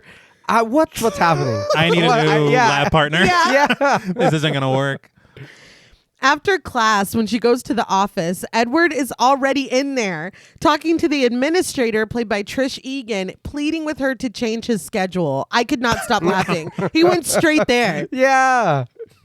When she delivers the news that the other classes are full and he's going to have to stay in biology, Edward grimaces. He mutters that he guesses he'll just have to endure it. He stomps past Bella, throwing the office door open and disappearing down the hall. Bella wrestles with a myriad of emotions before turning and exiting the office herself. So brooding and dramatic. Yeah. Yeah. Mm-hmm. And not a word to her. Is it? Please. It's wild. It would make me think I stink, though. Yeah, dude, Yeah. I Like, stink for real. so It's bad. like, God You damn. have to get a schedule Yeah. change. I can fix that. Yeah. Tomorrow it'll be different, I dude. promise. Yes. I'm so sorry. After school at the Carver Cafe, Bella sits at a corner table with her father. The server, Cora, played by Ayanna Berkshire, brings their food, gushing that she just can't believe how grown up Bella is and so gorgeous. Waylon Forge, played by Ned Bellamy, appears next to Cora, wondering if Bella remembers him. She shrugs and looks over at her father for help. Ned Bellamy. He's in House 4, 92. Okay. It also says he was in the Shawshank Redemption in 94. Hey. He was in Saw in 04 and Django Unchained from 2012. I'm going Goddamn. to have to look back at both of those. Yeah. That's wild. And Yeah. Shawshank. He has a very familiar face, so He that does. makes sense. But there's so few people in Saw. Yeah. Maybe Yeah. he was one of the like early trap people that they did like the little montages. Maybe. Waylon reveals that he played Santa one year, and Charlie replies flatly that Bella hasn't had a Christmas here since she was 4. But Waylon is sure that he made an impression. Charlie quips that he always does, and Cora agrees, butt crack Santa. Waylon says that those kids love those little bottles, though, but Cora decides that that's enough. What is the implication here? I don't know why it's always like there's never been a Santa Claus that it's not the real Santa Claus. Yeah, no. But a person dressed up as Santa Claus that doesn't have their fucking pockets lined with those little bottles. Yeah. I don't understand. Yeah. Even Sean McNamara when Yes. sure did. it's like, dude. Sean had no business. No. Can we get one Santa who wants to be here? Cora gently shoves Waylon away, telling him to let Bella eat her garden burger. Once he's gone, she tells Bella that once she's done with it, she'll bring her favorite, berry cobbler. She smiles that Charlie still has it every Thursday. Bella thanks her, and Cora gets back to work. So at this, I'm like, okay, what's vegetarianism is going to come in too. Absolutely. You know what I mean? I think you had mentioned it earlier about Charlie being, you know what I mean? He's innocent, or he's just kind of like in a bad spot here the whole time. At this point, I am like, damn, so this dude loves his daughter. Yeah. This dude has never forgot about her. He's never whatever. And it's like, okay, so what's going on? And even like, clearly he's not great at expressing himself, but neither is Bella. So that's kind of cute that they're similar in that way. Yeah. But Billy being like your dad hasn't shut up about you. Like, that's cute. Yeah, he's happy to have her. And then these little small things that he remembers her loving. Yeah. He's taking her to do them first day. Yeah. Charlie and Bella both reach for the ketchup at the same time, and Charlie awkwardly hands it over to her so that she can just shake it over her plate a little bit because nothing came out. When people at the counter huddle together and giggle, Charlie and Bella look up at them, but they don't say anything to each other. Like she couldn't get any ketchup. I ate all that ketchup. That night in her room, Bella sits on her bed talking to her mom on the phone. Reneé says that if spring training goes well, they might be moving to Florida. Well, good for you, Mom. Jesus Christ. When an automated voice cuts in, telling Reneé to add more money for additional time, Bella asks where her cell phone is. Her mother tells her not to laugh. She didn't lose her power cord. It ran away screaming. Bella does laugh at this, and Reneé adds that she literally repels technology. She stands in the garage while Phil and a mechanic look under the hood of their car in the background. Bella tells her mother that she misses her, and Reneé returns the sentiment before asking about her school. What are the kids like? Are there any cute guys? Are they being nice to her? Bella pauses before answering flatly that they're all very welcoming. At the sound of her tone, Reneé is like, uh-oh. She tells Bella to tell her all about it. But like, they are all very welcoming. Yeah, I was going to say, everybody was kind of gushing over you. Except Jessica. Jessica was kind of an asshole. But everyone, is like, Bella, Bella, Bella, team Bella, team Bella. It's like, what more do you want? Bella abruptly shuts the textbook in her lap and shoves it away, asserting that it doesn't even matter. But Reneé insists that it does. Bella says that she has homework to do and they can talk later. Renee's like, okay, I love you. Bella tells her that she loves her too and ends the call, I guess saving Reneé that $1.25. Bella sits and stresses, images of Edward sitting in class flashing in her mind. The next morning, she stands in the parking lot, earbuds in, books clutched to her chest, and annoyance on her face. Her voiceover shares that she was planning on confronting him, on demanding to know what his problem was. She waits until the Cullens pull up in a red convertible and a Jeep, Emmett presiding tall through the top. They park.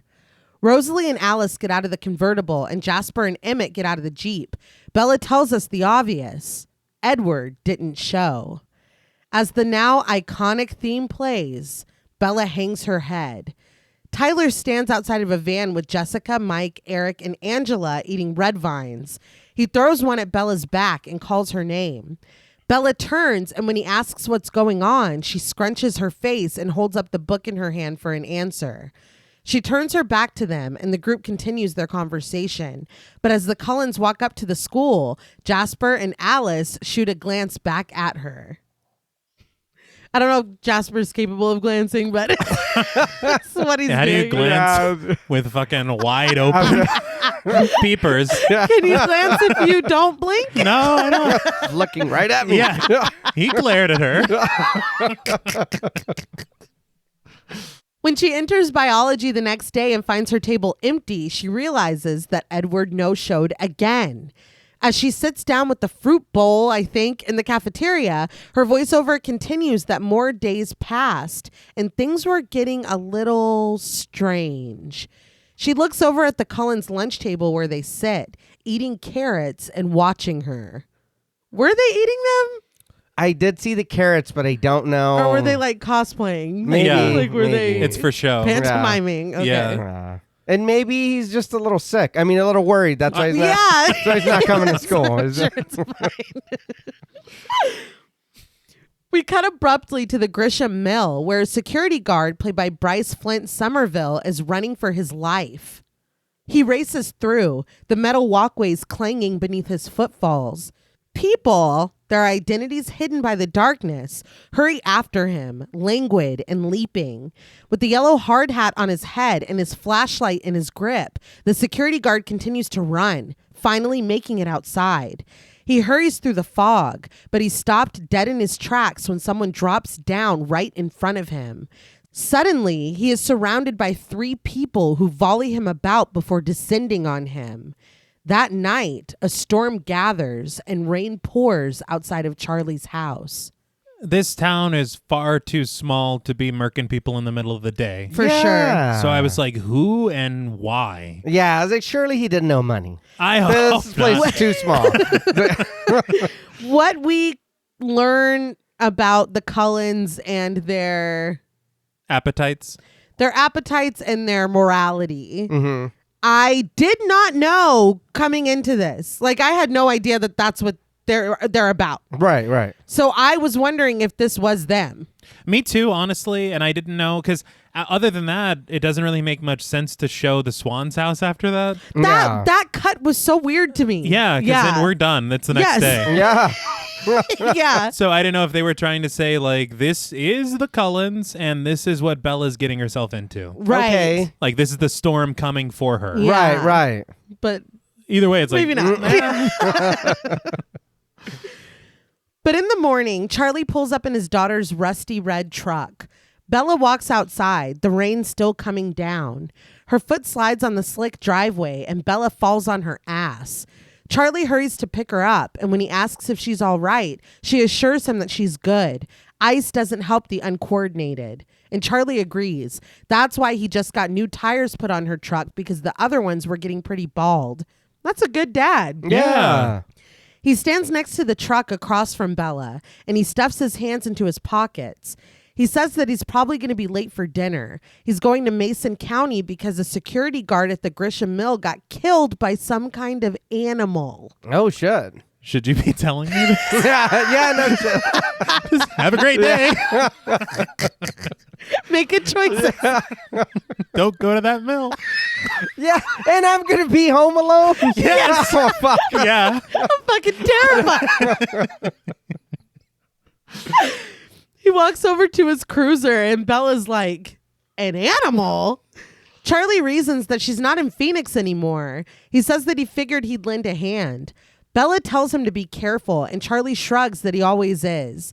Bella thanks him for the tires, and the two get in their respective vehicles and take off. Teens stomp through the puddles outside of Forks High School as thunder booms and the storm continues. Bella walks into class with Eric, who explains that the prom committee is a chick thing, but he's got to cover it for the paper anyway, and they need a guy to pick the music, so he needs Bella's playlist. What the fuck are you talking about? Just a puzzling line. Yes. Yeah. Bella hangs up her coat on the rack and turns to Eric as he gently broaches, I was wondering, do you have a date to... But Mike interrupts, passing between the two of them. He shakes his hat over Bella's head, flinging the lingering raindrops. He calls her Arizona and teases, how you liking the rain? Eric is annoyed with him, but Bella takes this opportunity to slink between them further into the classroom, where she sees Edward sitting at their table. So he's back Yeah. He's back. Yeah. because it's raining. Mhm. Yeah. Interesting. Mm-hmm. Mike. I believe he says, how you liking the rain, girl? What the fuck? Wow. I think they're all still trying to hit on her. It's too much. Trying being the And failing. Yeah. Bella walks over and takes her seat next to him, but she doesn't say a word. Edward does, though. He tells her hello and apologizes for not getting a chance to introduce himself last week. Sicko, you showered. I'm Ed. Now we can talk. I'm Ed. Fixing her with his light brown eyes, he says that he's Edward Cullen and she's Bella. Bella nods that she is, struggling to meet his eyes when she says yes. Mr. Molina begins to teach the lesson, directing the class to the onion root tip cells that are on the slides and the microscopes on the tables. He instructs them to separate and label them in the stages of mitosis. He hops to his desk, grabbing up the trophy and holding it, revealing that the first set of partners to get it right will win this, the golden onion. The class seems to both cheer and jeer at this, but they do get to work. You just spray painted an onion. Yeah. Edward nudges the microscope toward Bella, offering, ladies first. Before she looks through the eyepiece, she glances at him, stating the obvious. You were gone. As she peers through the eyepiece, Edward's like, yeah. He says he was out of town for a couple days for personal reasons. After looking, Bella identifies the slide as prophase and nudges the microscope back to Edward. He asks if he can look, and Bella invites him to with a shrug. Edward peeks in and decides. It's prophase. Bella nods, like I said. Edward writes the answer down before looking up at Bella with a grin. He asks if she's enjoying the rain, and Bella sighs, grimacing. He asks, what? And she asks, disappointed, you're asking me about the weather? Edward guesses that he is. Bella lets out another pained sigh and winces again. She doesn't really like the rain. She doesn't like any cold, wet thing, really. Edward chuckles as he sets up the next slide, and when Bella asks what, he dismisses that it's nothing. That was just a weird line. Yeah. That's a really weird thing to say. And I'm trying to move past it. Yeah. I'm being polite. He squints, looking into the eyepiece before nodding that it's anaphase. Bella asks, mind if I check? She pulls the microscope over, looks, and nods. Anaphase. Edward grins as he writes the answer down. Like I said. Edward wonders, if Bella hates the cold and wet so much, why would she move to the wettest place in the continental U.S.? Bella scoffs and shakes her head. She shrugs that it's complicated, but Edward is sure that he can keep up. Bella shares that her mom remarried, and Edward guesses that she doesn't like the guy, but Bella shakes her head. That's not it. Phil is really nice. She takes a close look at Edward's bright brown eyes, and she's full on staring when he sets up another slide and looks through the eyepiece. He declares that it's metaphase, and with a cheeky look, he asks if she wants to check it. Bella shakes her head, blinking as she comes back to reality. She believes him. There are a lot of strange choices here. Yeah. On both sides. Yeah. Throughout this entire sequence. Mm-hmm. And it's for it to be the first real legitimate Yes. conversation between Edward and Bella. Yeah. It is pretty lacking. Yes. Yeah. Yeah. I was like, this is it? Mm-hmm. I was very surprised. This is our first impression. Yeah. Yep. I After couldn't- him running away because she smelled so bad. Yeah. Trying to switch classes. This is take two. Uh-huh. After class, Bella clutches the golden onion as she and Edward walk down the hall, so they did win. Hey, Yeah. good for them. Yeah. Looking at her intensely, Edward asks why she didn't move with her mother and Phil. Bella stammers that Phil is a minor league baseball player. He travels a lot and her mom would stay with her, but she knew it made her unhappy, so she figured she would come stay with her dad for a little while. Edward understands, and now you're unhappy. Bella tries to deny this, and Edward apologizes. He's just trying to figure her out. He admits that she's very difficult for him to read. Looking into his honey brown eyes, Bella asks if he got contacts. Edward says no, but Bella remembers that they were black the last time she saw him, and now they're like a golden brown. Edward stumbles through an excuse. He knows it's the fluorescence. He squeezes his eyes shut before abruptly turning and walking away. Come on. It's giving Ron Burgundy. It's the corduroy. It's an optical illusion. It's like, what? Don't act like you're not impressed. Hey, What is happening? that was released first. Yeah. Maybe Edward's a big fan. Yeah. Wouldn't you be like, yeah, I did get contact? Yes. Rather, Yeah. how about making it a little inconspicuous? Yes. Yeah. Instead, he's like, gotta go. Fucking turns around and runs away. Jeez, man. Like, come on. I know. After school, Bella returns to her truck. She locks eyes with Edward, who stands with his foster siblings on the other side of the parking lot. The two stare at each other across the length of the lot until Bella finally turns away. She has her backpack on the hood of her truck, and she's rifling through it when a van comes around the corner. When another student tries to back out of their spot and slams on the brakes, the van goes skidding out of control. Tyler is driving, turning the wheel wildly to try to recover, but it's too late.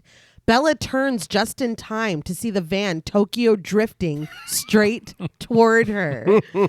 Her jaw drops and she stares helplessly, but Edward comes swooping in out of nowhere. He wraps an arm around Bella, placing his own body between her and the incoming van. He thrusts out a hand, and when the van runs into it, it comes to a rough halt, and Edward's hand leaves an imprinted dent in the door. Tyler rocks inside at the impact. So this is a lot. And this was the scene that made Meridian, put down his Cheez-Its and be like, I found it. This is it. The next hit. Yeah. That's a #1 record. They said that they had this van sliding on a stunt rig so it could kind of jerk to a stop at a pre-planned position around Edward's hand, and that the engine was stripped. Okay. Like it was empty. Yeah. But they made the door with soft panels and plastic backings that they were able to mold to fit into Robert Pattinson's hand or around it. Yeah. And it is, now we're kind of grasping what's going on here. Right. As if we weren't already. Yeah. But we got that shot of Edward and the Cullens over there, far clear across the parking lot. Yeah. And then suddenly, with lightning speed, Mm-hmm. here he is. Yeah. Denting the van door. Yes. And how fast were you coming? What was going I on? know. He was out of control. I don't know. Well, yeah, because really, what's the story, Yeah. It's raining, Bella fell earlier.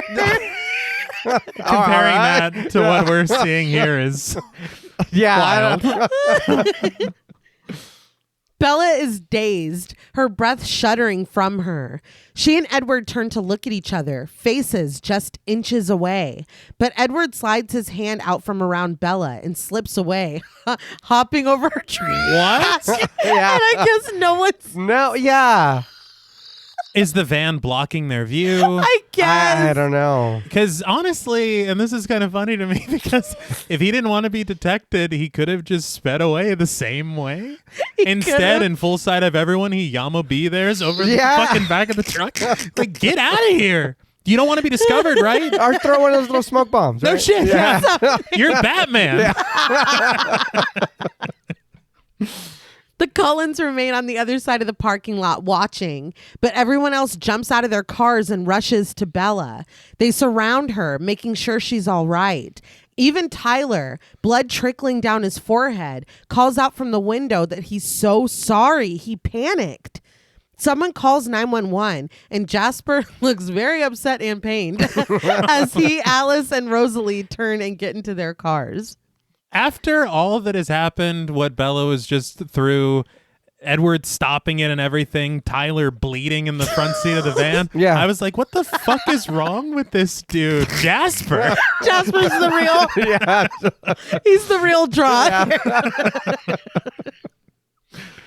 Charlie bursts through the hospital doors, his features softening in relief when he sees Bella sitting on one of the exam beds. He rushes to her, snapping at Tyler, who is being treated in the next station, that they'll talk later. Bella assures her father that she's fine. She tells him to calm down. Tyler apologizes again. He tried to stop. Bella tells him that it's okay, but Charlie says that it's sure as hell not okay. Bella says that it wasn't Tyler's fault, but Charlie reminds her that she could have been killed. Bella agrees, but she wasn't. Charlie just tells Tyler to kiss his license goodbye. Dr. Carlisle Cullen, played by Peter Facinelli, strides in, grinning that he heard that the chief's daughter was here, and he does bear a striking resemblance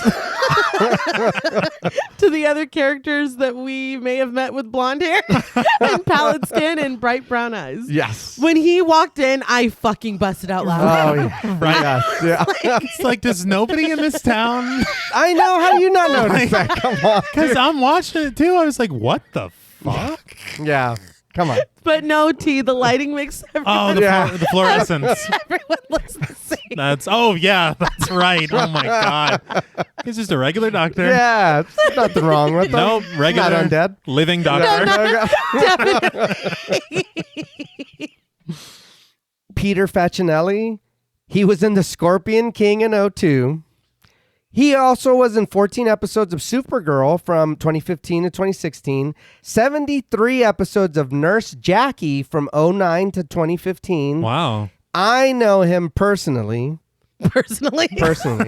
as Mike Dexter from Can't Hardly Wait. There you go. From 98. Yes. Oh, yeah. I watched that movie so many times. Yes. When I seen him, I was like, yeah. Hardwicke had said that Peter Facinelli had a great audition, but that the producers really wanted another actor. And I wonder if that was Henry Cavill, because he was mentioned as being considered, but I don't know that to be true. Yeah. But Facinelli had sent Hardwicke a vampire book with the note inside saying that he hopes that they get to work together sometime in the future. When the chosen actor ended up having to leave the project, Hardwicke remembered that book and immediately offered Facinelli the role. So he joked that he spent $29.95 to get the part of Carlisle Cullen. Hey, that's great. Yeah. But he greets Charlie by his first name and takes over Bella's care.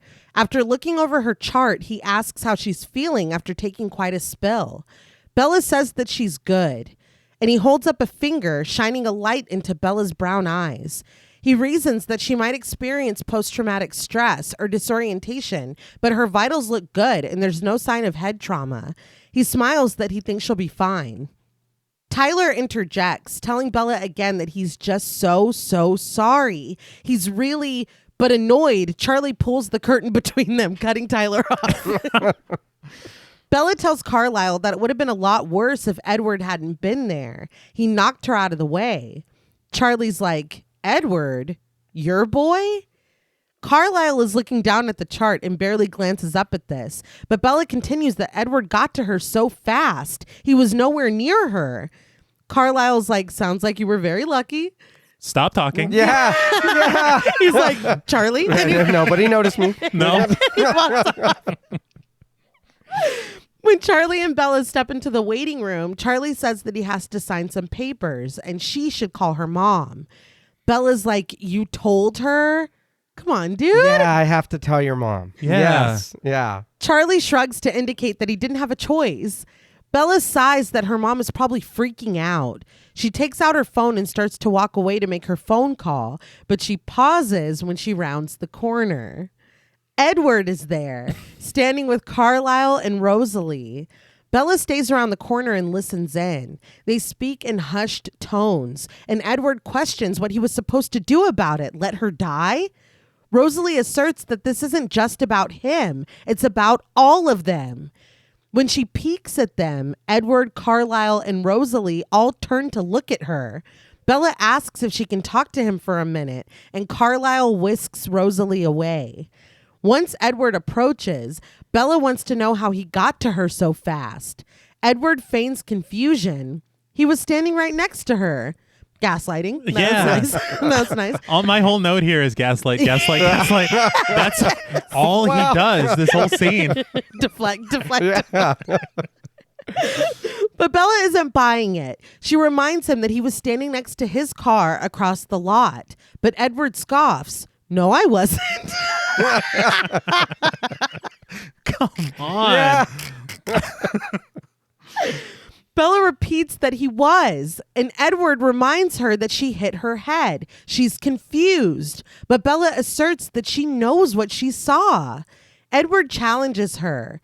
And what did she see? Bella saw that he stopped the van. He pushed it away with his hand. His self-assuredness cracking, Edward is like, well, no one's going to believe you, so. Serious? I couldn't believe this. So you're confirming it. Well, we both seen it. It's like, come on, man. You're not going to be cool about it? Bella says that she wasn't going to tell anybody. She just needs to know the truth. A little edge to his voice, Edward asks, can't you just thank me and get over it? Bella stammers out a thank you, but Edward realizes that she's not going to let this go. Bella agrees that she's not. So Edward tells her that he hopes she enjoys disappointment before turning and walking away. I can't believe this. I know. What a wild scene. I'm really rooting for these kids, you know? Yeah. And again, that's where I'm like, when does the love story start? It feels like a dentist system. You know what I mean? Don't be out in the sun. Yeah, there you go.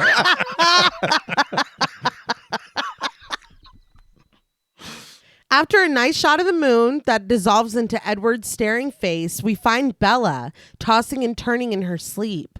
The theme plays as gently as a lullaby, but Bella wakes with a gasp. She looks across the room where she sees Edward standing in the shadows and watching her. She turns on her bedside lamp, and when she looks back where he was standing, there's no one there.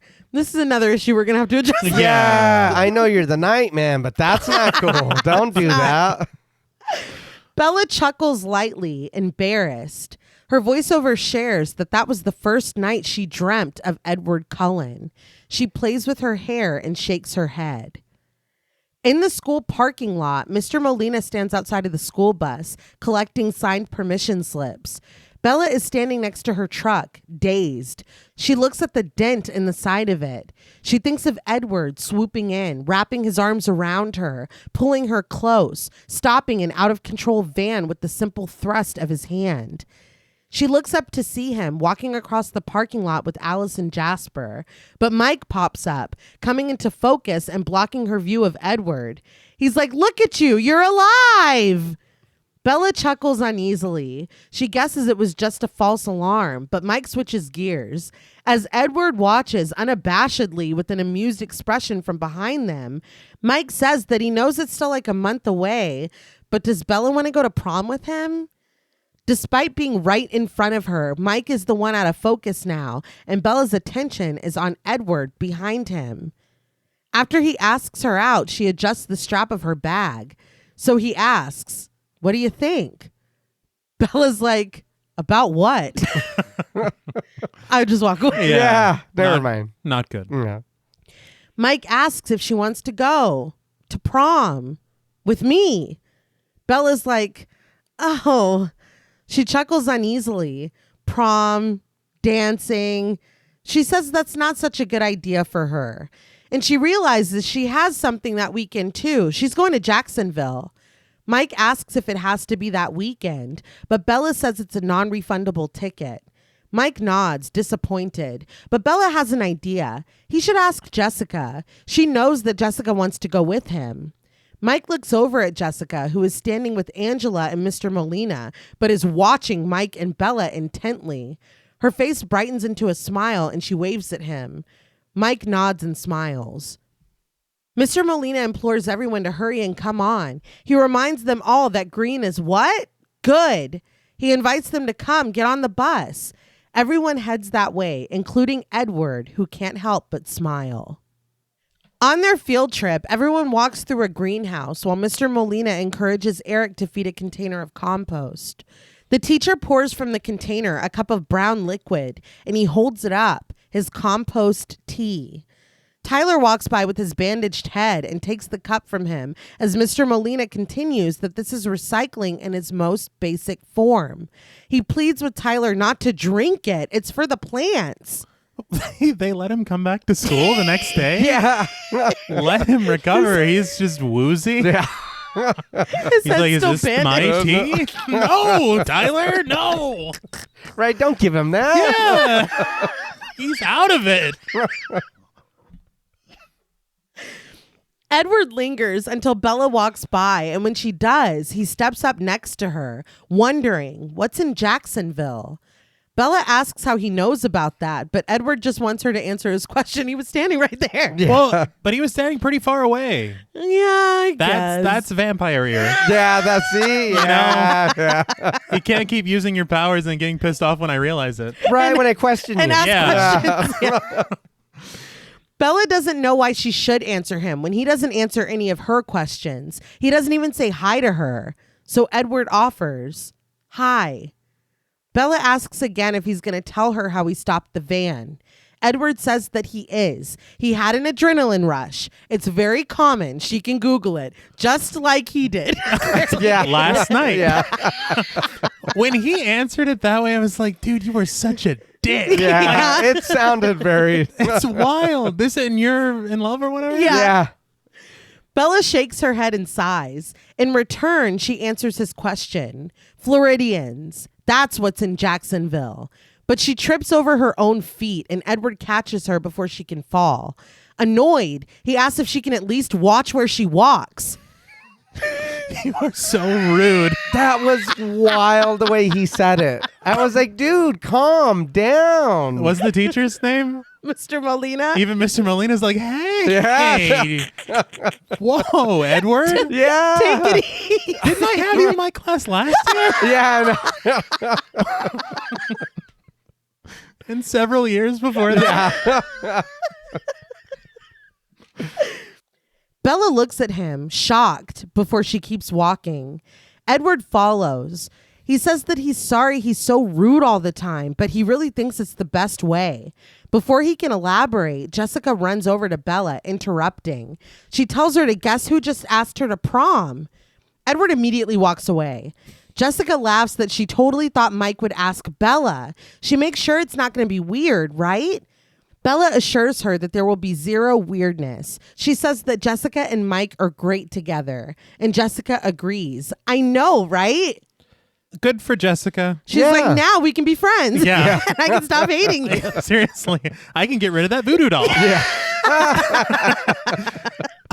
I did appreciate Edward acknowledging that he has been rude. Yes. Yeah. That was at least something. Because it's been a lot of things back to back, and it's like, is this just supposed to be his brooding character? Right.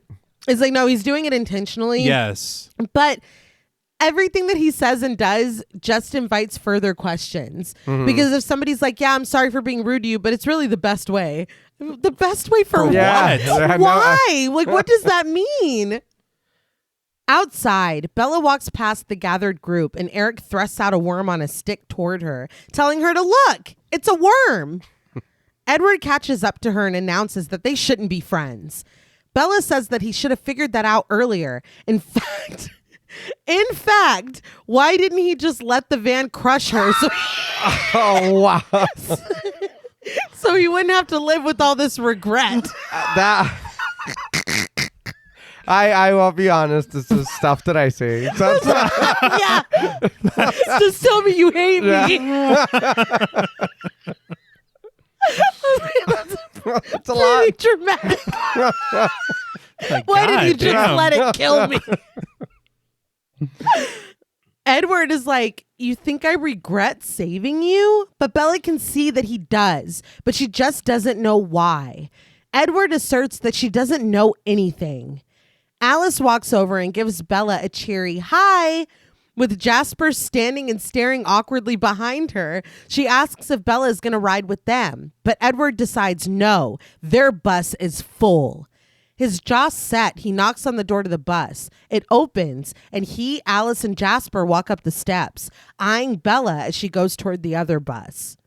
Was that vampire related, or was that the driver's in there already? Yeah. He's like, hey, all right. He just slides the thing open. We don't leave for another 20 minutes. Yeah, sure. Come inside. It's cold. When Bella returns home, Charlie is sitting at the kitchen table reading the paper. He tells her that her mom called again. Bella sighs and says that it's Charlie's fault. He shouldn't have told her about the almost accident. She clears the plate in front of him, and Charlie agrees that she's right. Her mother always did know how to worry. As Bella gets a glass of water, Charlie muses that her mom seems different. She seems happy. Bella nods, dumping the rest of her water down the drain. Charlie ventures that Phil sounds like an all right guy, and Bella agrees that he is. Then she sighs and leaves the room, and Charlie's like, all right. It's clear that he would like to talk about this. Yeah. He's going through a lot, too. Yeah. Or it's like, hey, well, how about that, like, mauling or whatever you were investigating? Yeah, dude. How's work, Dad? Like, You find which animal did that? Or? In the cafeteria, Bella looks over at the Cullens table. They seem deep in conversation, but Jasper is doing his 1,000-yard stare at her, and Edward is looking at her too, almost glaring. He turns from her and throws his food down in frustration.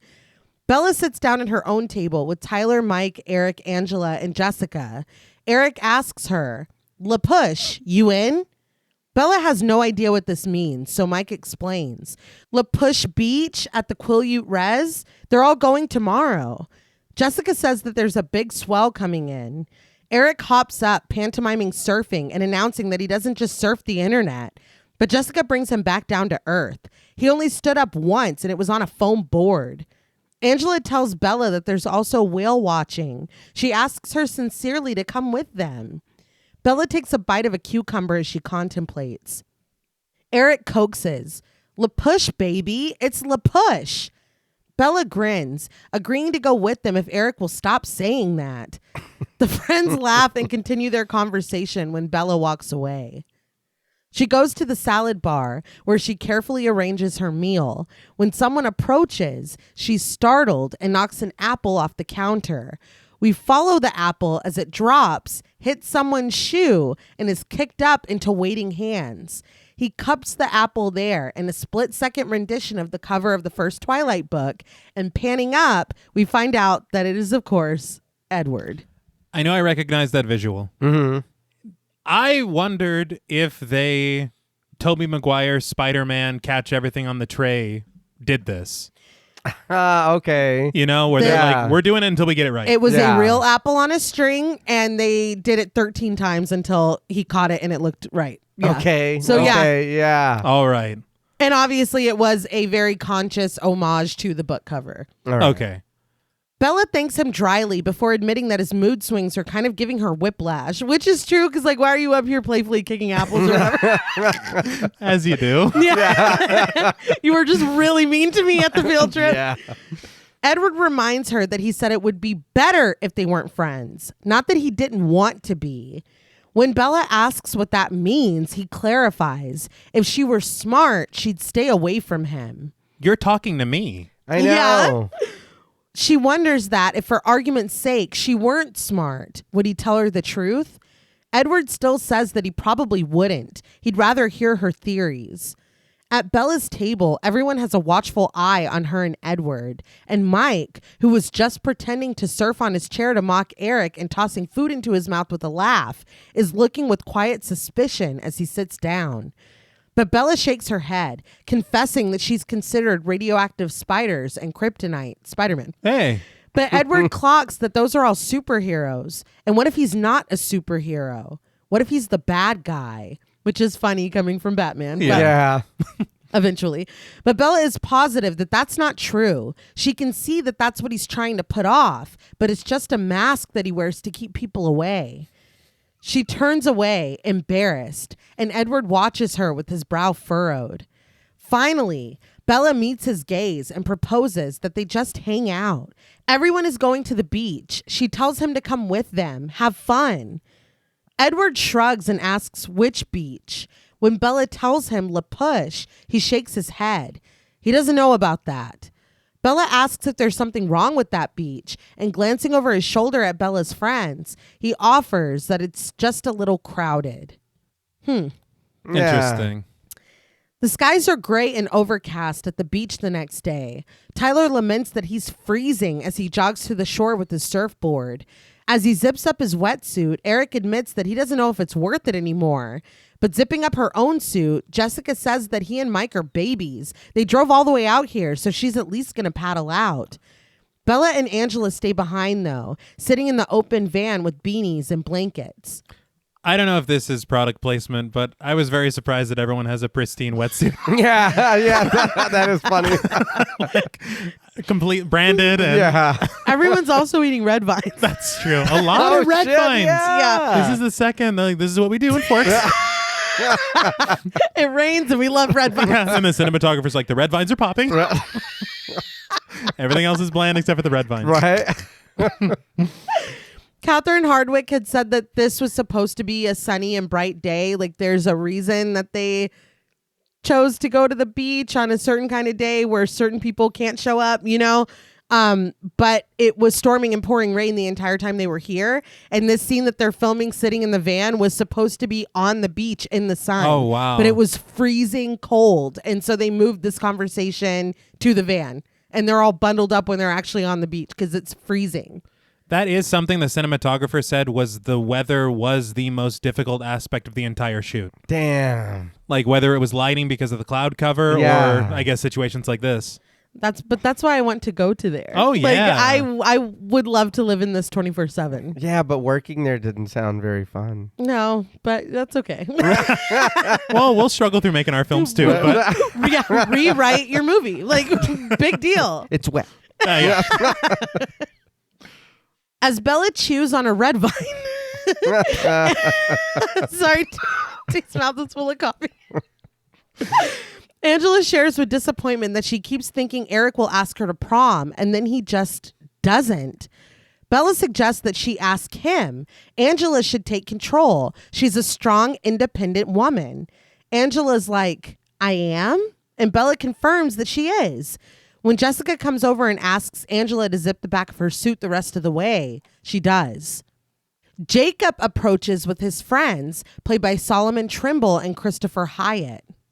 And I just want to make quick mention that Solomon Trimble is Mescalero Apache and Lakota. Oh. Yeah. Jacob walks straight to Bella, and after she introduces him to Angela and Jessica, he leans against the van door next to her.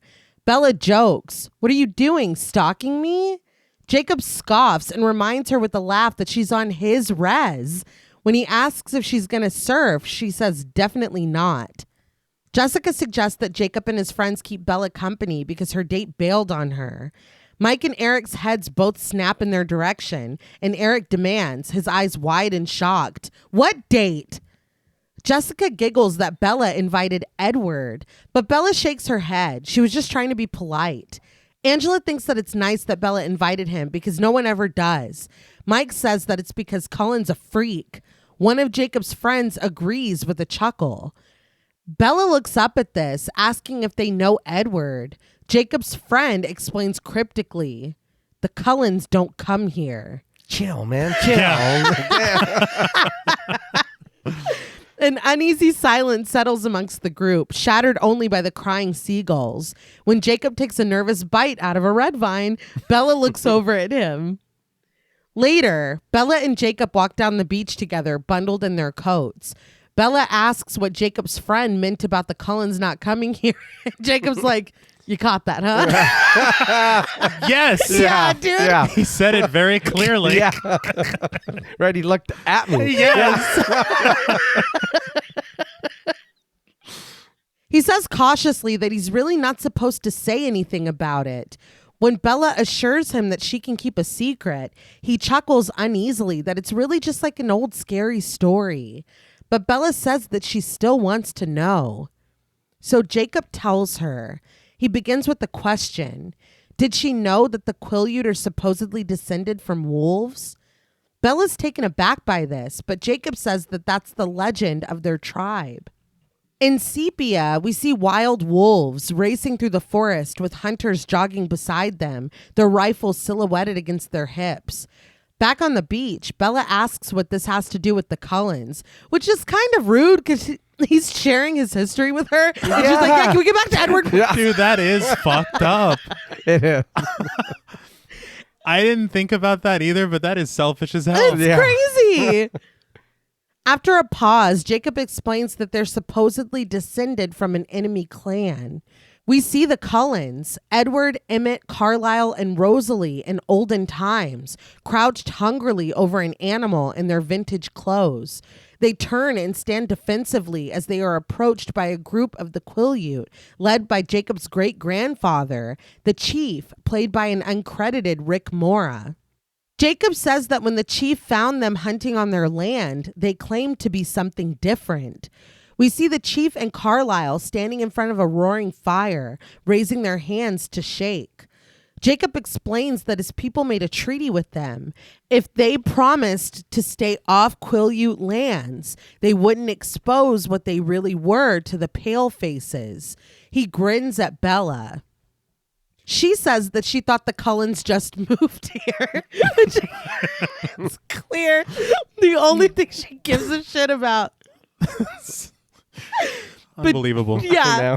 Jacob offers, or just moved back.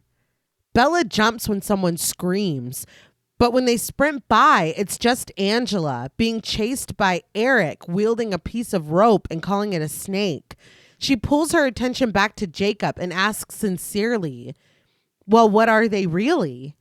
But Jacob laughs that it's just a story. He leads them away from Eric and Angela, who continue to chase and scream. So after this, I have to briefly touch on Stephenie Meyer's treatment of the Quileute tribe, which is a real tribe, really based in La Push, Washington. Mm-hmm. And trying to be as gentle as I can with Stephenie Meyer. While she took some liberties with vampiric lore and changed things to fit the story she was trying to tell, as we talked about, no coffins, no fangs, sparkling whatever, it seems that she did the same thing with what is happening with the Quileute people. And I think it does get more egregious as the franchise goes on and they get more time in the film, because there's not really a lot in this one. I can't speak to that personally because I haven't seen them, but from what I understand, it kind of gets worse. But this has led to a misunderstanding of the legends and lore of the tribe and their connections with wolves. But there's also kind of an uncomfortable parallel between the, supposed animalistic nature of the tribe in the books and these upcoming films, and their brutality and juxtaposition to the measured and controlled ways of their very pale, pasty, pallid vampire counterparts. Oh. It's ignorance at best. At worst, you can fill in the blank. But it has to be addressed as well that despite the millions that has been made off of this film, nothing has been officially donated to this tribe.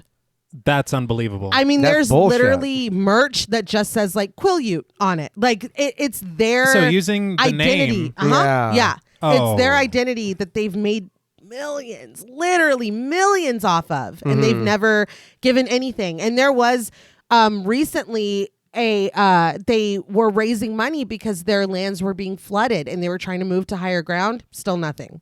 That's Still weren't given anything. Yeah. disgusting. Yeah. So I would implore you to not get your information on the Quileute tribe from the Twilight books or movies or from fucking Stephenie Meyer at all. I would instead direct you to QuileUteTribe.com, where you can learn their actual history from them. Right. But I just thought that was important to note. For sure. Yes. So with that out of the way, we can continue. On the docks, Waylon sits in his boat with his headphones on, singing. An open bottle of liquor sits in front of him, but when something races by in his periphery, Waylon's head jerks up. He calls out, "Hello?" No one answers him, but someone else races behind. Worried, Waylon grabs his bottle and starts the engine of his boat. It starts to slowly pull away from the dock, but someone suddenly appears in her glittery black shirt, white fur, and cascading red hair. It's Victoria, played by Rachelle Lefevre. Rachelle Lefevre, she was in 38 episodes of Under the Dome. Oh, Yeah. okay. Catherine Hardwicke had said that in her audition, Rachelle Lefevre climbed over a chair and hissed at her. That she just got like really into it. And so, I mean, it worked. All right. Victoria grips the edge of his boat and with inhuman strength yanks it back to the dock. Waylon jostles and turns around angrily, but when he sees Victoria, his features soften and he offers a flirty hello. I'm sorry. Really? I don't care how hot you are. I'm scared to death. Santa, no, man. A shirtless man lands with a crash on the other end of Waylon's boat, causing him to turn back around. James, played by Cam Gigande, smiles. Nice jacket. Cam Gigande, he does have a credit in The Magnificent Seven from 2016. Oh. Hey. The Unborn from 2009. I did see him in Never Back Down. That's from 2008. I've seen that movie a few times. Where I Met This Man, personal favorite of mine. He did 15 episodes of the OC from 05 to Not 06. the OC. Yes, the OC. Yes, Yes, goddamn it. He cocks his head to the side, watching Waylon as Waylon questions, "Who are you?" James laments that it's always the same inane questions. "Who are you?" Victoria adds, "What do you want?" James, "Why are you doing this?" Suddenly, someone else is there, lounging in the boat in his maybe 18th century frilled shirt and dread wig. Yeah, I don't know. Laurent, played by Eddie Gathegi, chastises his cohort. "James, let's not play with our food." Eddie Gathegi, he was in Death Sentence in 07. Gone Baby Gone in 07 as well. He was in X-Men First Class from 2011. Hey. He was Darwin. He was also 13 episodes of The Blacklist from 2015 to 2016. And he's Mr. Terrific in the newest Superman movie. That's right. Yeah. Yeah. James smacks his lips in disappointment, but Victoria takes initiative and brings Waylon down with one swift, powerful kick. So I think these might have been the deviants at the at the mill. Yeah. I think they were a lot more successful for me at the mill. You think we're seeing too much of them? Yes. I think that their like villain dialogue is like the like real It's very cliche. stereotypical. Yeah, super cliche. Yeah. And I think that they were, because those shots at the mill were shot very tensely and in such a way that it felt like a horror film. Right. This, it's like, oh, okay, so we're getting a little too much character. Yeah. Y'all are having too much fun. Yeah. It would be nice to care about Waylon a little bit more also, because I don't give a shit about him if I'm being Well, honest. but he was Santa Claus. He was giving like liquor to Butt kids, cracks at the right? club. Well, they Right. But yeah, he was butt crack Santa Santa. Claus, right? So he Let's was not a very forget- specific Santa Claus. And you Very don't care about that? Yeah. What's wrong with you? Yeah. Well, the bottles were empty in his pocket, is what I think he said. And Yeah. they were jiggling, Yeah. and they loved it. The kids, Kids love that loved it, shit. yeah. Yeah. Now that we have introduced Laurent, I do need to call Stephanie Meyer to the carpet once again. All right. Hardwicke had said that she went to one of Stephanie Meyer's book signings and that she was amazed and inspired by the diverse fan base that Stephanie Meyer has, that the Twilight series has. All colors, sizes, ages, everything. So she wanted diversity to be reflected in the film. She wanted diverse local actors. She wanted diverse people for the main cast. But every time she proposed a person of color, for instance, for the Cullens, it was shot down. Specifically, she had a Japanese actress in mind for Alice, and Stephanie Meyer said no, because that's not how she sees Alice Cullen in her head. So Stephanie Meyer pointed to her books, again, that she had been told would be, perceived and held up biblically. But in her book, she describes the vampires as pale and pallid. So she's like, it says right here, So no people of color, basically. Yeah. So Hardwicke countered this and pointed out where Laurent in the novel is described as olive skinned. And she asserted that there are many different kinds of olives that come in many different shades and many different colors. Yeah. And so Stephenie Meyer finally relented and let Hardwicke cast Eddie Gathegi as Laurent. And once that door was opened, Hardwicke was able to cast people of color as Bella's friends. So that's why she has a diverse friend group. But, again, it was very reluctant and took a lot of convincing from Hardwicke. And I'm not saying what we're all thinking, but you can, think what you will. I'm sure Edward can read all of our thoughts right now. Yeah. It doesn't take an Edward to read all of our thoughts. No, it does not. The more I learn about this Stephenie Meyer, Yeah. No, not so much. Not a fan. Do you see the energy I was bringing into my Yeah, no, I get it. I get it. We're starting to understand. Yeah, we see. A little problematic. In her bedroom, Bella is Googling Quileute legends. And yes, this is a research scene. I'm counting it as one. Mm-hmm. She scans through the results before clicking the link, book results for Quileute legends. She clicks another link for Thunderbird and Whale books and clicks the map option at the top of the screen. Bella writes down the Port Angeles address for the bookstore before leaving for school. They're eating lunch outside today, but Bella is scanning the outdoor tables, looking at everyone congregating, chatting, and enjoying the warm weather. But she doesn't see the one person she's looking for.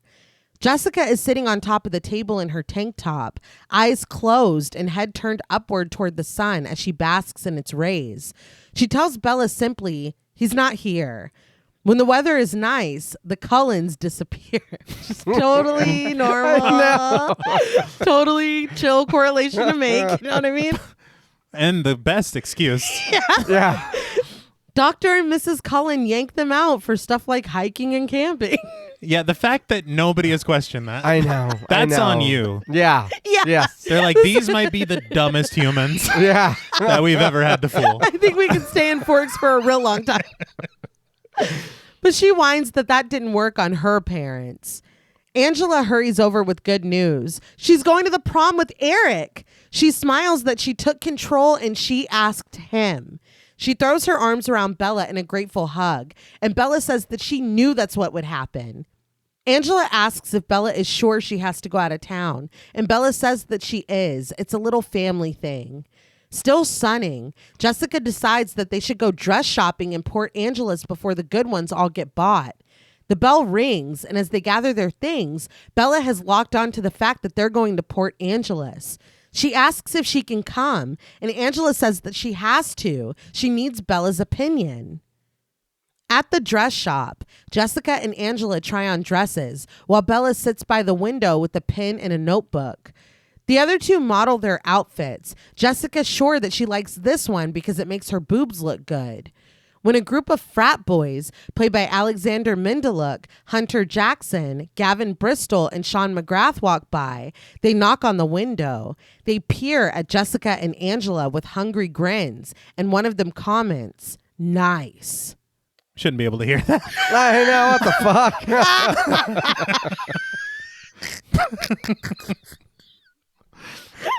Jessica and Angela respond uncomfortably, and Bella comments that that's disgusting.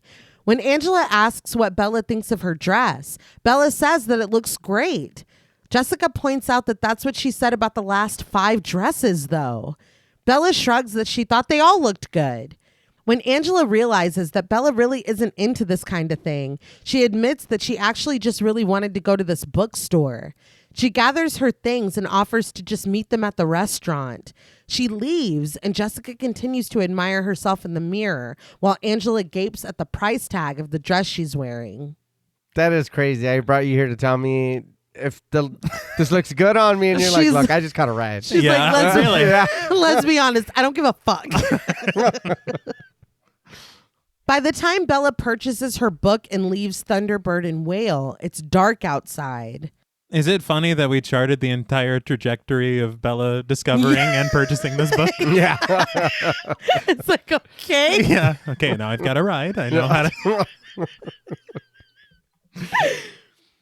Kristen Stewart was 17 when they started filming Twilight. And because of the law, she wasn't able to shoot much at night because obviously she was a minor. So when she turned 18, they got her a birthday cake that said "Welcome to Nights" with a big icing clock on it. So that's when they were finally able to do scenes like what we're about to see. Oh, good. She's the only one out when she walks down a narrow alley to meet Jessica and Angela at the restaurant. But at the other end, a group of men catch sight of her. Bella turns around and goes in the other direction, only for the men to split off and flank her from either side. When they call out that they remember her from the dress shop, it's clear that they're the frat boys from earlier. Yeah. Okay, dude. They surround her, their chatter overlapping. Where is she going? She should get a drink with them. She should hang out with them. She's so pretty. They peer down at her, surrounding her with no escape. When one of them knocks into her, she snaps at them not to touch her, but this prompts one of them to grab her arm. Bella reacts quickly, kneeing him in the balls. When a car comes Tokyo drifting over to them, Bella is able to back away from the men. The car comes to a stop, and when the door opens, it's Edward who gets out, demanding Bella to get in the car. Nothing could have prepared me for Edward Cullen stepping out of the driver's seat. Driving the Yeah. The sister was laughing too. Dude. Yeah. so funny. It is funny though. It is. It's super funny. Oh, he's in a car. Yeah. It's like last week when Blackula was running down the street. Yes. It's like, why are you doing that? You're a vampire. You're better than us. Bella does get in the car, and Edward approaches the frat boys, going toe-to-toe with one of them who comments, that was a very dangerous maneuver. I'm like, who wrote this? Again, Really? everyone's just a human Yes. here. Yeah. Everybody's speaking like humans do. Totally. But when Edward glowers at him, his words fall flat and he takes a step back.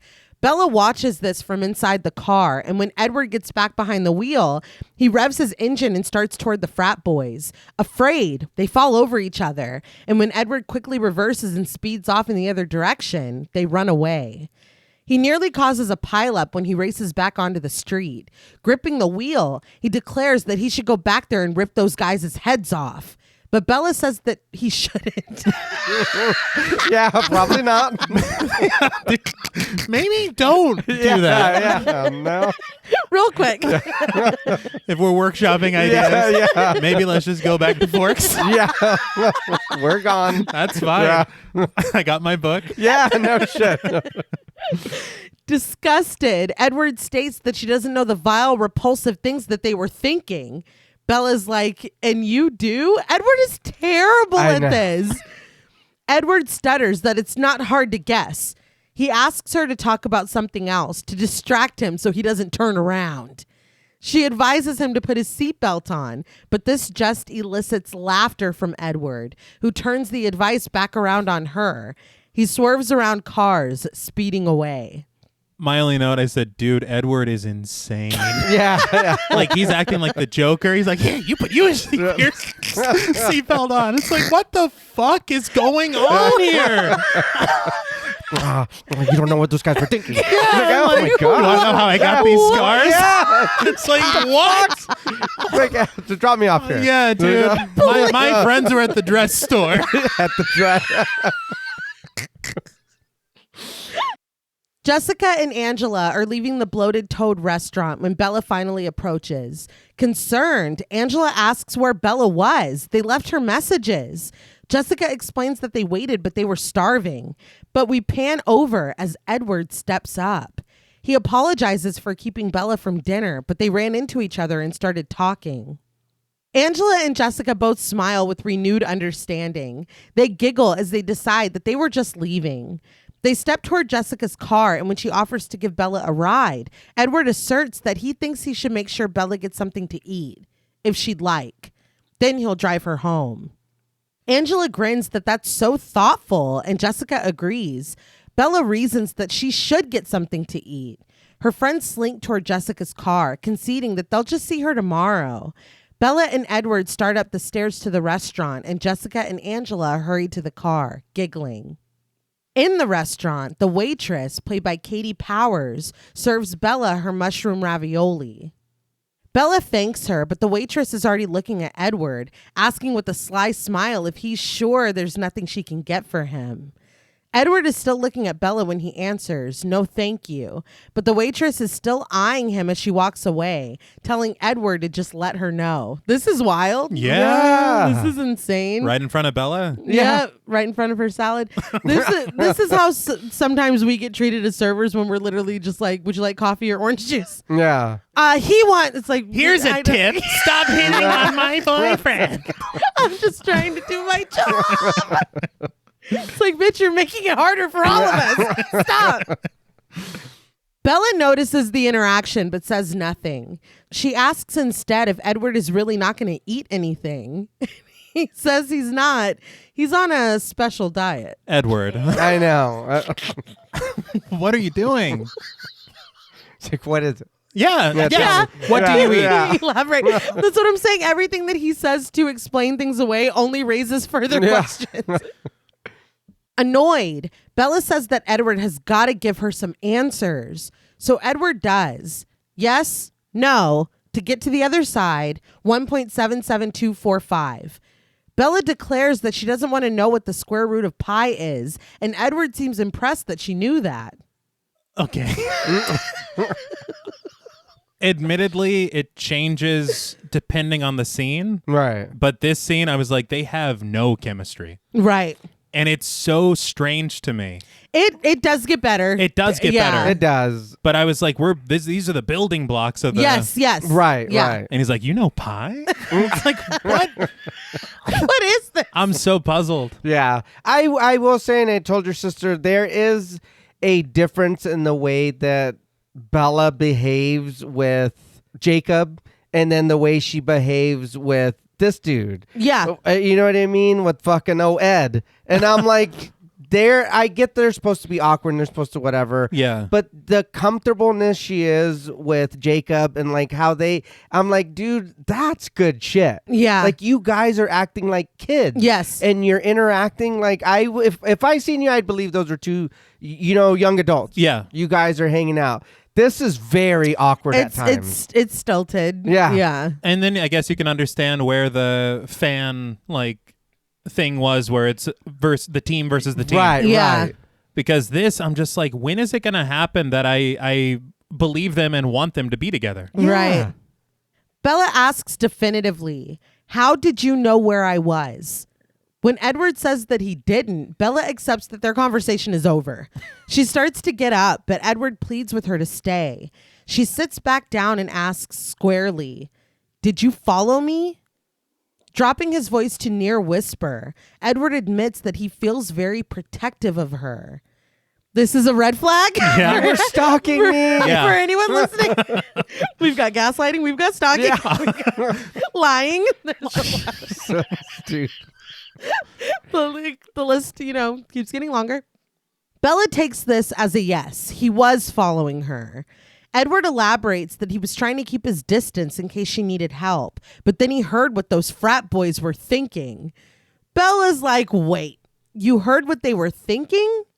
As Edward sighs, she posits that he can read minds. Edward confesses that he can read every mind in this room apart from Bella's.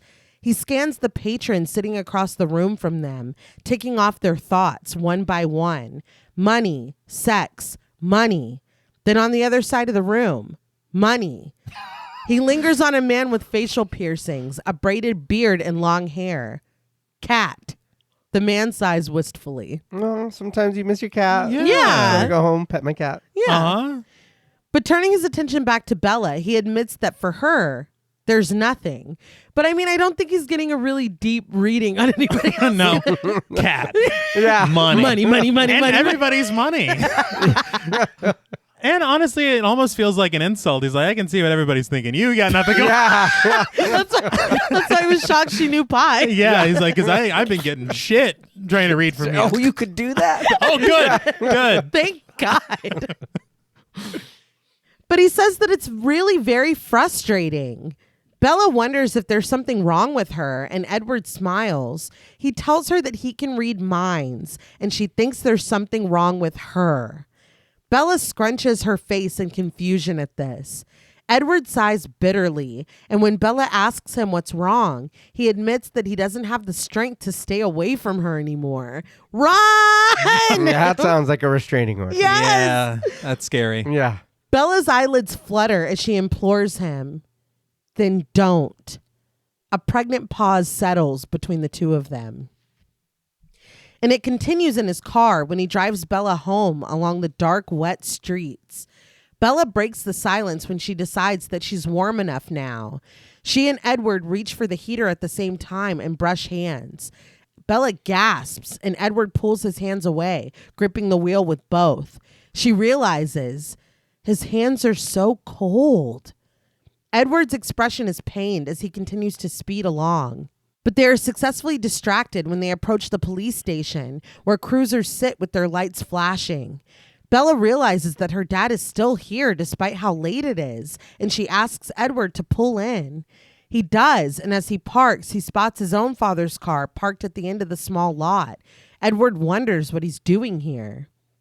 Bella and Edward get out of his car, and as the doctor comes walking out of the police station, Edward asks his supposed father, Carlisle, what's going on? Oh, great. She's like, I love that we both call our fathers by their first name.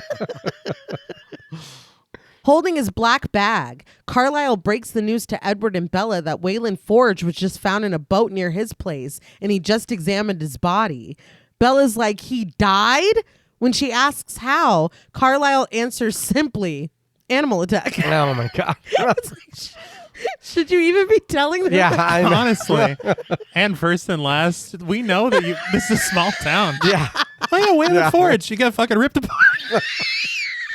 You got fucking ripped apart by an animal. Oh, I remember. Yeah, see you at home, Ed. Yeah. She asks if it was the same animal that got the security guard in Mason, and Carlisle agrees that it most likely was. All right. When Bella realizes worriedly that this means it's getting closer to town, Carlisle hijacks her train of thought. He tells Bella that she should get inside. Waylon was her father's friend. Bella agrees and starts up the steps to the station, but she pauses to tell Edward that she'll see him later. As she heads inside, Carlisle fixes his son with a long look. In the dark police station, Charlie sits in the glow of his computer screen at his desk.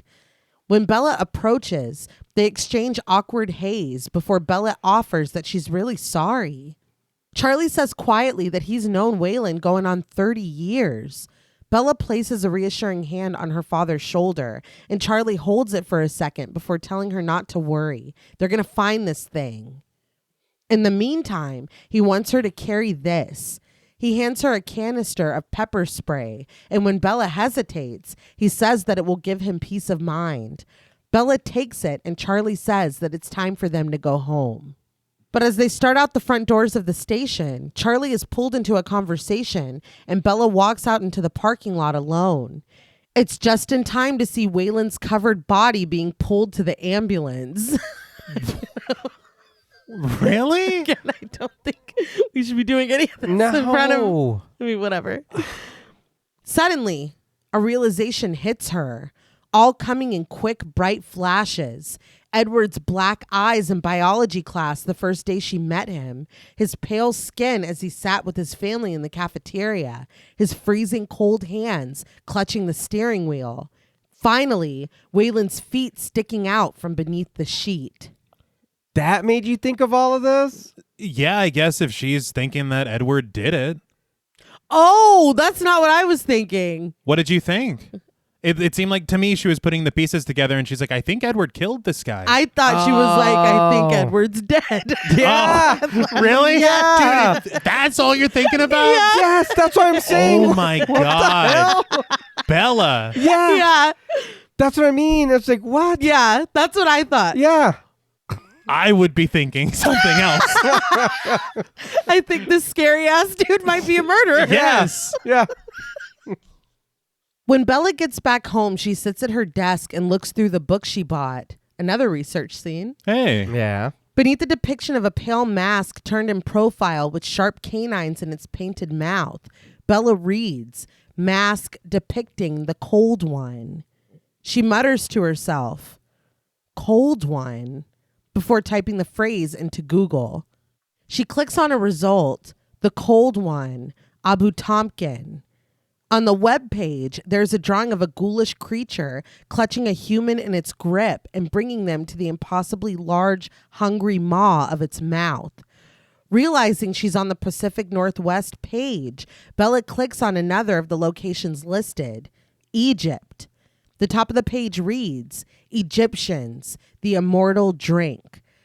There are drawings of people lined up with black goblets balanced in their hands, with 3 red drops floating above the cup's rims. She clicks on India, scourge of the Ganges. Here, a drawn, sharp-clawed creature stares directly at us with malice, its eyes wide and sharp teeth bared. Peru, the demon's dismemberment. In this drawing, a group of men rip another apart over the waiting flames of a fire. She looks through more pages, more drawings of cutting people open, of demonic creatures floating above humans. She zooms in on words, undead, speed. She thinks of Edward racing toward her to save her from Tyler's out-of-control van. Strength. She thinks of his protesting hand somehow denting the door. Cold-skinned.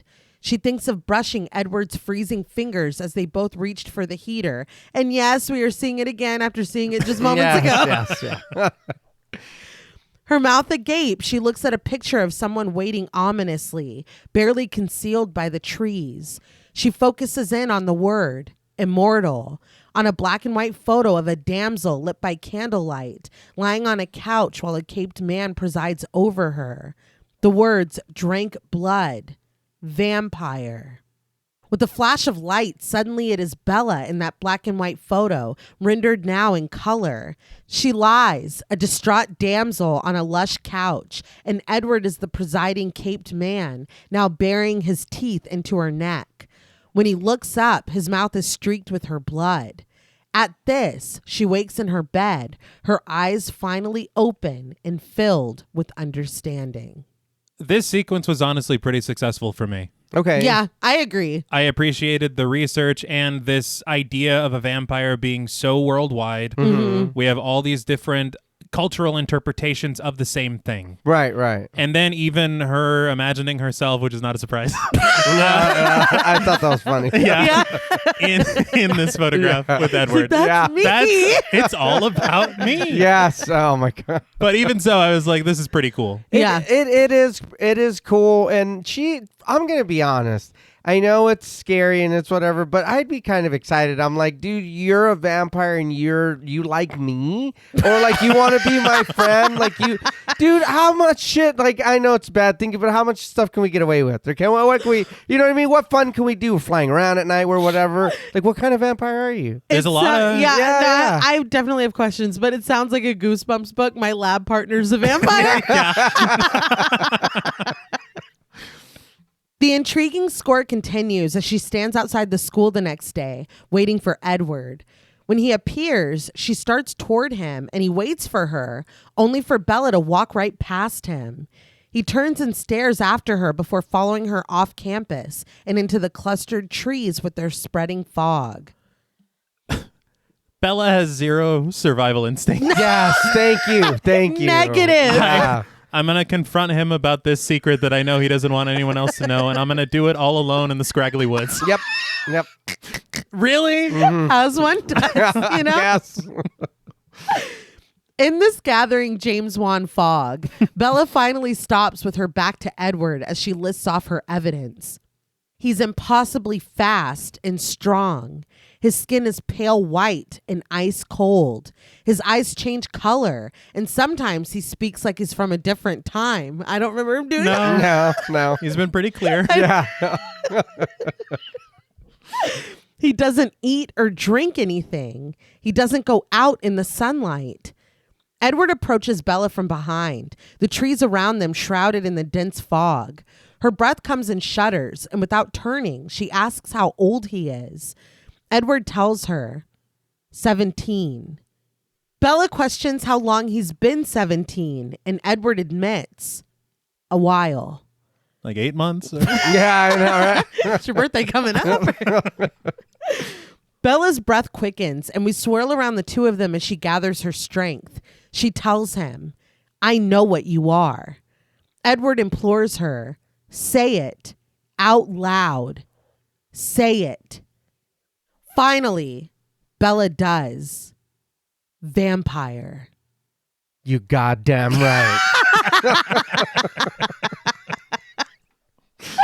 Edward offers no denial. Instead, he asks if she's afraid. It's now that Bella turns to face him as she declares with certainty, no. Edward tells her to ask him the most basic question, what do we eat? But Bella is positive that he won't hurt her. He grabs her by the arm and marches away. When Bella asks where they're going, he says that he's taking her out of the cloud bank and up to the mountain because she needs to see what he looks like in the sunlight. But and hold on, though. What do you mean? That wasn't my question. No. What do you eat? I don't give a fuck about what you eat. No. Can you fly? What do we... Let's talk about the cool shit. Hold on. And honestly, will you confirm whether you're a vampire or not? I know. Well, you still haven't answered That's all I'm asking, dude. It's a yes or no question that should be very easy to answer. Yeah. Edward suddenly snatches her up and puts her on his back. His legs pump beneath them as he races up the mountain at an impossible speed. When he finally comes to a stop, he leaves her behind and goes to a beam of shining sun.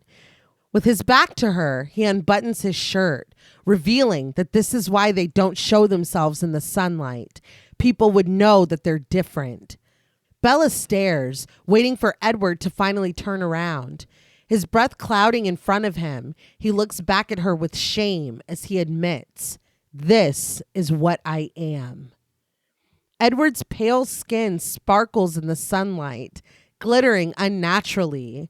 Bella's breath catches as she realizes that it's like diamonds.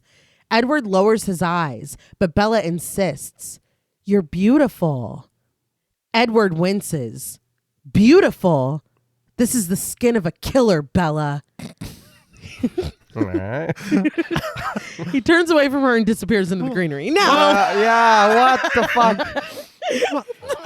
I mean, you're bedazzled. You are beautiful. What the fuck are you talking about? Multifaceted? Yeah. it's stunning, really. Yeah. It's incredible. Again, you talk about these lines that you know from just pop culture. Right, and right. This is what, the Leonardo DiCaprio pointing like, oh, he finally said it. Mm-hmm. They had said that they tried to use as little VisFX as possible in the film, but that the biggest challenge that they had was Edward's skin, his skin in the sun. Right. The book said that his skin sparkled like diamonds were embedded, but his skin was smooth like marble. So there was no like protrusions. It looked like skin. It was just super fucking glittery or whatever. Okay. So they had tried to adhere like pieces to Robert Pattinson's face so that it could catch in the light, but Hardwicke said that it just looked like acne. So it took months and several trips to George Lucas's Industrial Light and Magic VisFX company to make this happen. Wow. So they scanned Pattinson's face and body and added the sparkles in layer by layer by layer. Wow. Yeah. It's very intricate work. It is. And this was one of those rules that we couldn't, Stephanie Meyer was like, no, they sparkle in the fucking sunlight.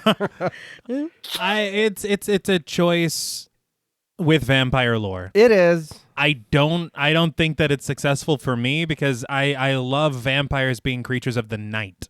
Right. Right. And Yes. so, but even if that were so, then none of this can happen at all because he can never go to school. He can never, Yeah. So you need that change in order for Edward and Bella to even be a thing. Mm-hmm. But it is one of those things that it's like, that is definitely a choice. It's It a is. choice. It's like funny. Like, I don't know. It just, I think that one of the things about Twilight, and I know that this is not like it's scary. You know what I mean? And I guess it's not supposed to be. Right. But I feel like all the things that would have made the stakes high for this, of having fear for Bella, being around him, like, for lack of a better phrase, or actually it's the perfect phrase, it's like defanged. Yeah. Like she is so, I would say Stephenie Meyer is so like, we're dabbling in these dark things, but we're not going to go all the way. Yeah. They're vampires, but they don't have fangs. Mm-hmm. And they don't sleep in coffins. And they don't, these vampires that we really like don't, even do the things that vampires do that make them vampires. Yeah. And they don't die in the sunlight. They sparkle in the sun. Like, it just feels like a very like cartoon child-friendly version of vampires. What a vampire is. Yeah. And it's like, okay, that's your choice. Like, I mean, you wrote it. I didn't fucking write it. You did this. You can do whatever the hell you want. And people really love it. But I think, like, I don't know. And I guess, like you said, he can't be going to school because it's like, oh, Forks is cloudy or whatever. But it's like, come on. UV rays get through. Come on. Yeah. You still should be putting your sunscreen on. You know what I mean? I don't know. I think that But I think of Cassidy in Preacher. Mm-hmm. Right. He walked around with sunglasses and an umbrella, and I was cool with that. Yeah. Maybe it is just a matter of the sparkling. I don't mind it in a sense. Like, I don't fully like it, but I don't mind it in that it does change them. They are different kind of vampires. Yeah. And I guess for that it's just like, okay, well, I guess maybe there's, different tribes of vampires that are, I guess have different belief systems. I get, yeah. So I guess because we've seen the other side as well. Right. And no pun intended, but what are the stakes then? Yeah. Because people will know. Yeah. That's what he said. People will know what we are in the sun.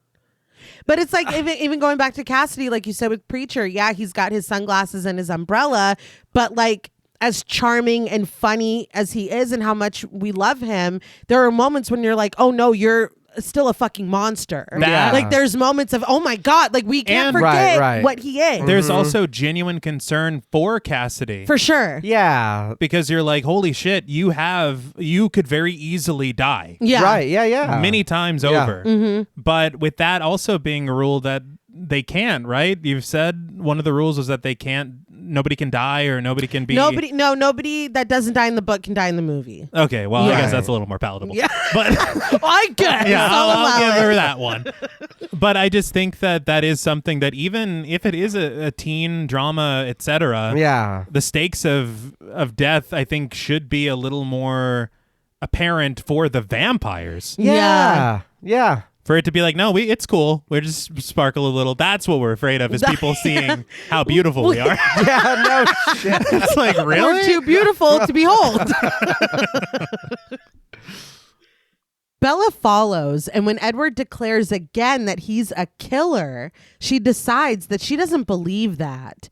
Edward says that that's only because she believes the lie. It's just camouflage. He's the world's most dangerous predator. So that's all you have to do to, like, bedazzle your body? Did you get a couple, like, kills? Couple kills under your belt. It's your kill streak. Yeah, there you go. It's like, oh shit, that dude's shiny It's as literally a new skin. There you go. Edward turns to her, asserting that everything about him invites her in. His voice, his face, even his smell. Conceited. As if he would need any of them. With a whoosh, he speeds away, appearing on another ridge as he booms. As if you could outrun me. He jumps and whips by again. Bella looks around, having lost him before he reappears in front of her. As if you could fight me off. He grips a tree's root and rips it free, throwing it against the rocks where it crashes and falls. He confesses that he was designed to kill. Bella nods, but asserts that she doesn't care. Edward tells her that he's killed people before. That doesn't matter to Bella. They stand face to face, and Edward finally admits that he wants to kill her. Oh. Yeah. Yeah. I think this might be the we were line. doing something else. But. Yeah. You sure kill? Yeah. He's never wanted a human's blood so much in his life. He closes the gap between them, but Bella counters that she trusts him. He warns her, don't, but Bella won't budge. She tells him that she's here and she trusts him. She brings her face closer to kiss him, but Edward whips away from her, horrified. Crouched in a tree above her now, he shares that his family is different from the rest of their kind. They only hunt animals, and they've learned to control their thirst. But it's Bella. Her scent is like a drug to him. Peering down at her, he says that she's like his own personal brand of heroin. All right. Hey, I get it. I get it. I just can't help but imagine Stephenie Meyer sitting at her computer and being like, Oh, this is yeah. I'm fucking cooking with this shit. She's like, I have no idea what that is. And how do I spell heroin again? I didn't mind the beginning of this little, like, what's going on here. Okay. Him being like, you're supposed to. Looking at you, you can't fight me. Yeah, that's my the point. Everything about it's like, okay, cool. And then when he runs around and he says, I was like, oh. As if you could outrun me. Yeah, It's pretty fucking. I didn't run. It's pretty funny. I think at some point it starts feeling like a vampire infomercial. Yeah. Where it's like, look at what it does with red wine stains. But wait, there's more. Edward hops to a lower ledge, bringing his face closer to Bella's as she stares up at him, wondering why he hated her so badly at first. Edward says that he did hate her, but it was only for making him want her so badly. This is like, this is toxic. Oh, yeah. Yeah, it's not. It's very dangerous. He still doesn't know if he can control himself, but Bella reaches for the branches and pulls herself up to him. She knows he can. Edward climbs down from the trees and leads Bella into a mossy caved recess. He turns to her, rooting her to the wall with his arms on either side. He reminds her that he can't read her mind. She has to tell him what she's thinking. Bella admits that she's afraid now. Edward lowers his arms and backs away, deciding that that's good. But Bella clarifies, bringing her face close. She's not afraid of him. She's only afraid of losing him. She feels like he's going to disappear. After a long pause, Edward tells her that she doesn't know how long he's waited for her. As their theme begins to play, he presses his hand to her chest and concedes. And so the lion fell in love with the lamb. Bella adds, what a stupid lamb. And Edward agrees, what a sick, masochistic lion. The two stare longingly into each other's eyes as we pan up to the trees reaching out toward the gray sky. And that's where Stephenie Meyer thought she ate. Well, let me tell you, she said that Melissa Rosenberg had actually written this in a way that flowed better. But she demanded that these lines be specifically how they are in the book because she said so many of her readers had gotten tattoos of this phrase that it needed to stay exactly the same. All right. I get it, but it is a little like, I don't know. I mean, if I saw this when it came out, or if I was the age, when the books came out, I'd be like, oh hell yeah.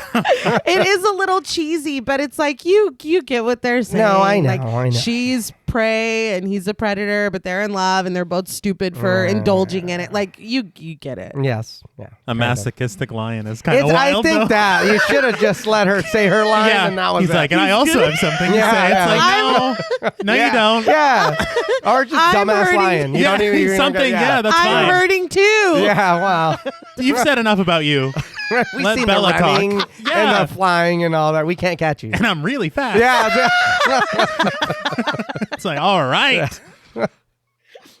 We find Bella and Edward later in a meadow, sitting side by side, their conversation lost to us beneath the score.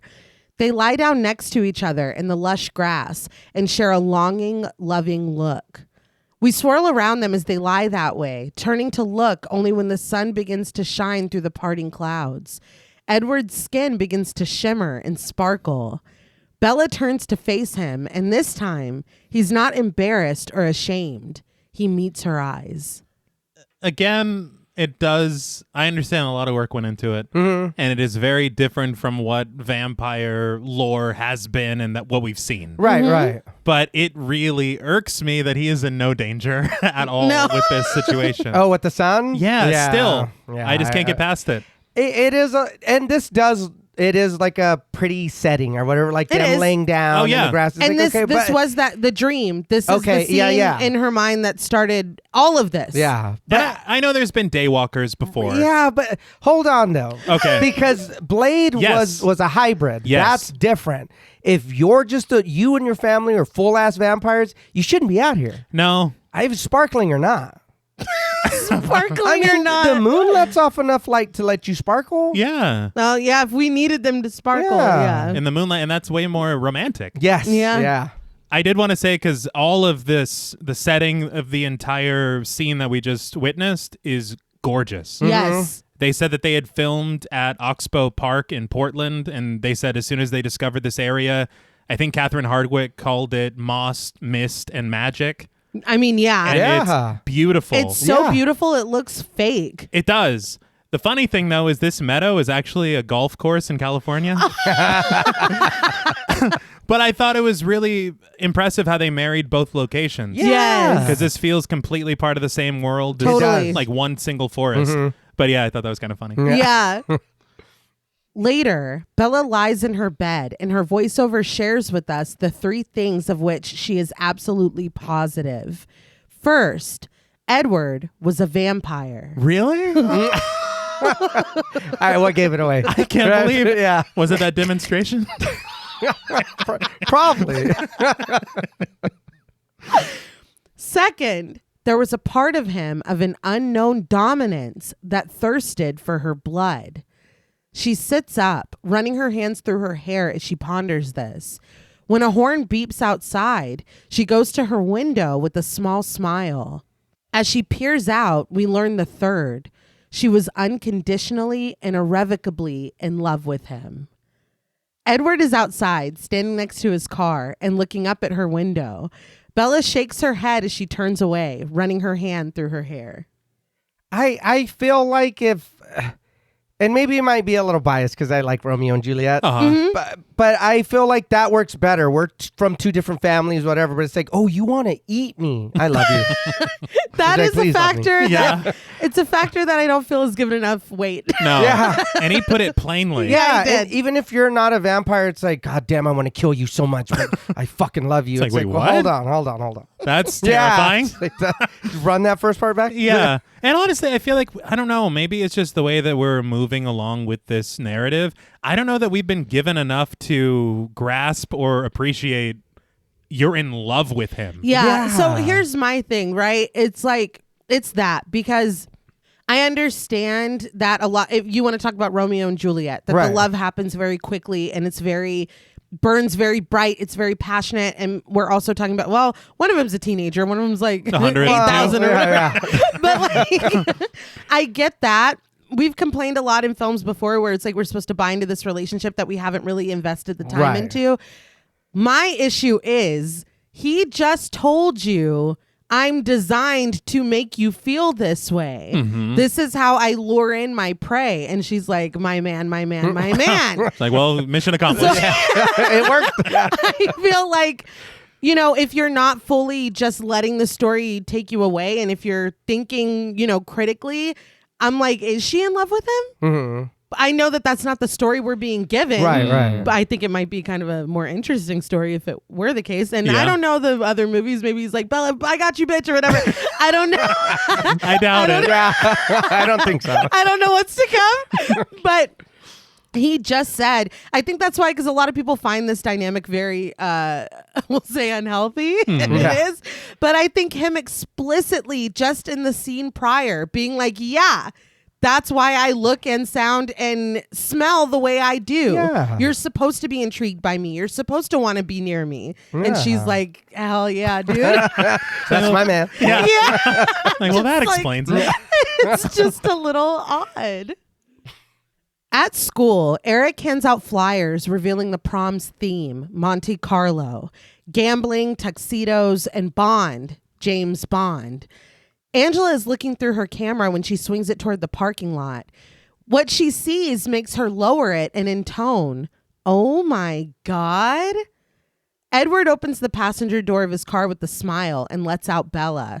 She looks around, realizing that everyone is staring, and they are, including Eric when he backs away to make room for them to come through. Edward jokes that they're not all staring. That guy just looked. All right. He's like super cash as well. Wow.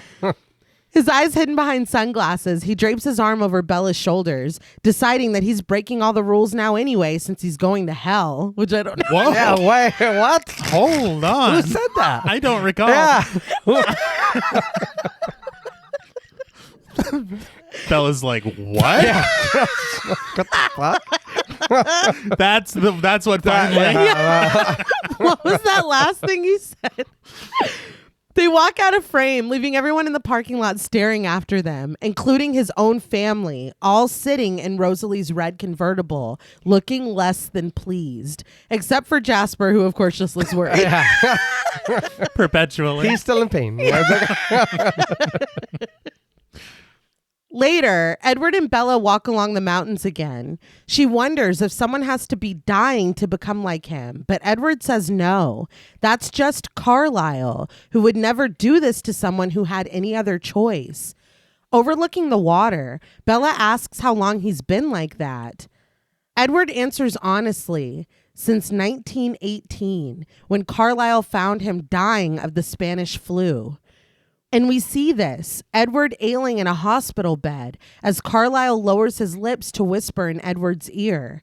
A small smile twitches Edward's lips, and Carlisle abruptly brings his teeth to bite his neck. The smile transforms into an expression of intense pain, and Carlisle holds him in place as he continues to bite.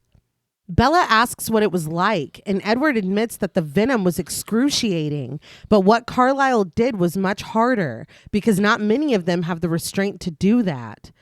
Carlisle steps back, bringing a fist to his lips as he struggles against his natural instincts. When we find Edward and Bella again, they sit in the trees and it's pouring rain.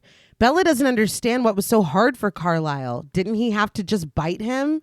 But Edward educates her. So what have I been telling you? I know. She doesn't listen, dude. Not exactly. When they taste human blood, a frenzy begins. It's nearly impossible to stop. Bella understands now, but Carlisle did. In the black and white past again, we see Carlisle bringing his teeth to another neck, his wife, Esme, played by Elizabeth Reeser. Elizabeth Reeser? Yes. Elizabeth Reeser. She was in Young Adults in 2011, 7 episodes of The Good Wife from 2010 to 2012, and a Ouija, Origin of Evil. Yes. Right, yes. But she was also in The Haunting of Hill House, 10 Yes. episodes. Hell yeah. That was 2018. Yes. I was so surprised to see her here. Yeah.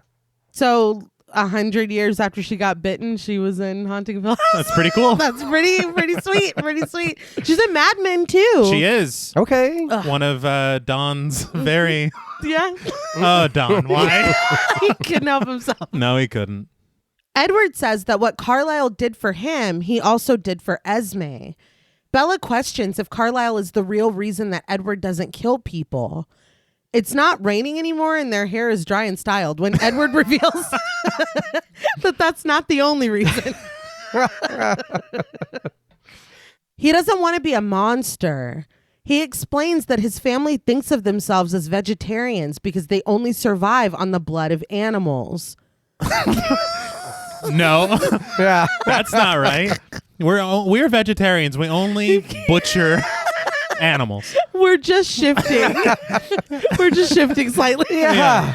It's a graduated scale. Yeah. But also, Carlisle has been a doctor for forever. Yeah. Mm-hmm. Why the fuck can't he just pull a thirst and steal blood bags?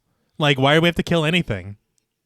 Well, because that's human blood. We don't drink human blood. Yeah, but we can drink it. We're not Yeah, hurting anyone. but if we Yeah. go into a frenzy once we drink it, who knows what happens We're then. out of control. we'll drink Yeah. 2 bags. Yeah, another one will calm me down. Right? One brings the frenzy. 2, That's, yeah. yeah. He chuckles that it's like a human only living on tofu. It keeps you strong, but you're never fully satisfied. He laughs that it wouldn't be like drinking Bella's blood, for instance. But his smile quickly drops and his face looks uneasy. Oh, you've said that like 3 times already. If this is going to work, I'm going to need you to stop saying you gotta that. stop. I thought that this would be an opportunity to bring up Bella's vegetarianism because they've made a note to like say everything that garden burger. Yeah. She's only eating out of the salad bar at lunch. And so he's like a human living off of tofu. I thought she'd be like, well, I am satisfied. Like I do that and I am satisfied. Yeah. But she's just like, and I know it's not as good as my blood. Go on. Like you were saying.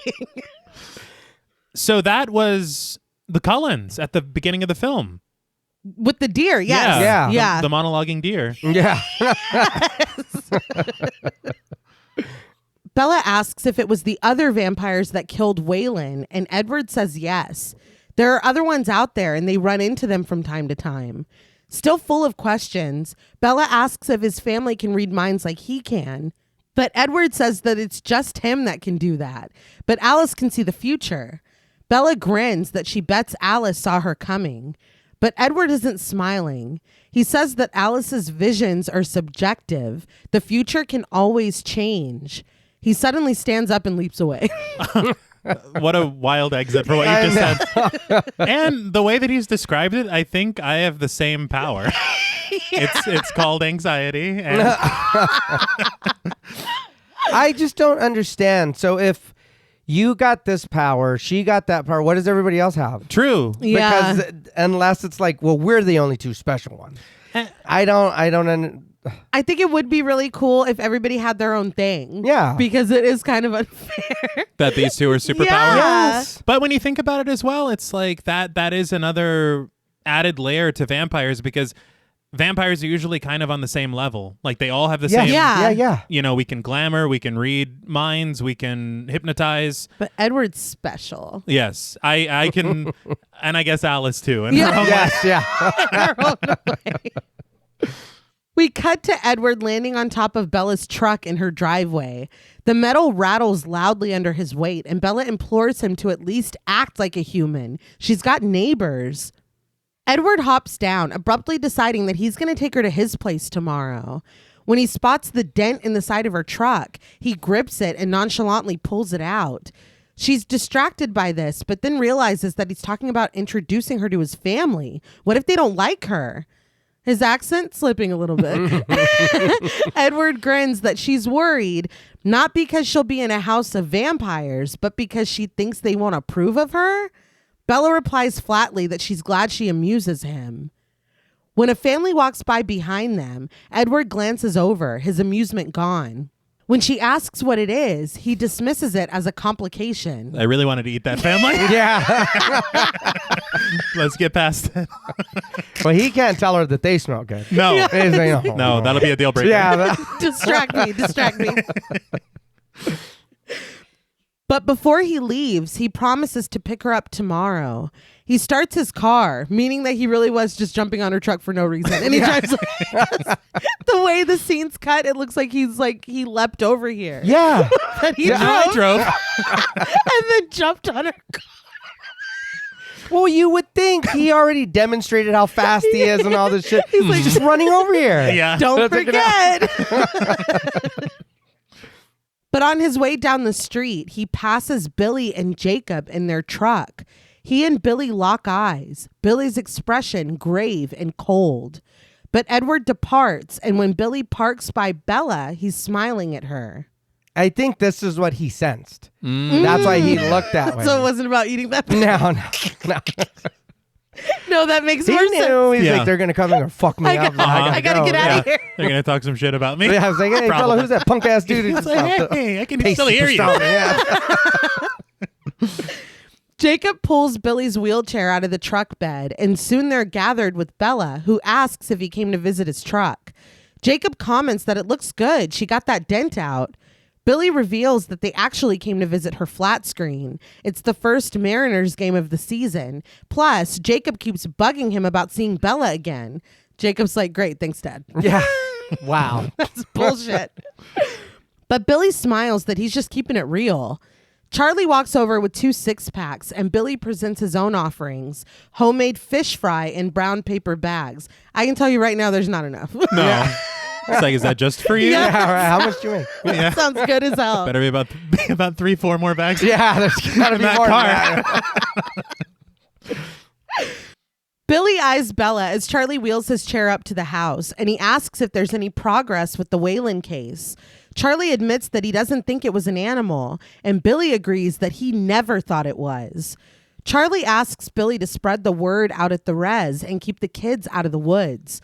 Billy says that he will, and he's looking at Bella again when he reasons that they don't want anyone else getting hurt, do they? That's odd. Yeah, why are you looking at me? That's odd. But presumably the next day, Edward drives Bella to his spacious modern home, hidden amongst the trees, most of the walls glass windows. So I had not expected this to be the Cullens house. Right. But this is a real house in Portland. Okay. They did not build it for the production. God Yeah. damn. It was newly built and it belonged to a marketing executive. Oh. But Hardwicke had said that her idea of it being incredibly modern, but also having these aspects of almost a treehouse, Yeah. brought together kind of the Cullens and who they are and who they were. Okay. I like this house is fucking nice. It's unbelievable. Gorgeous. Once they step inside and Edward helps her out of her sweater, she compliments that it's incredible, so light and open. Edward smirks, asking what she expected. Coffins, dungeons and moats. And Bella says, no. Well, not the moats. Edward repeats this with a grin. She's like, we're not allowed to have coffins. Yeah. Yeah.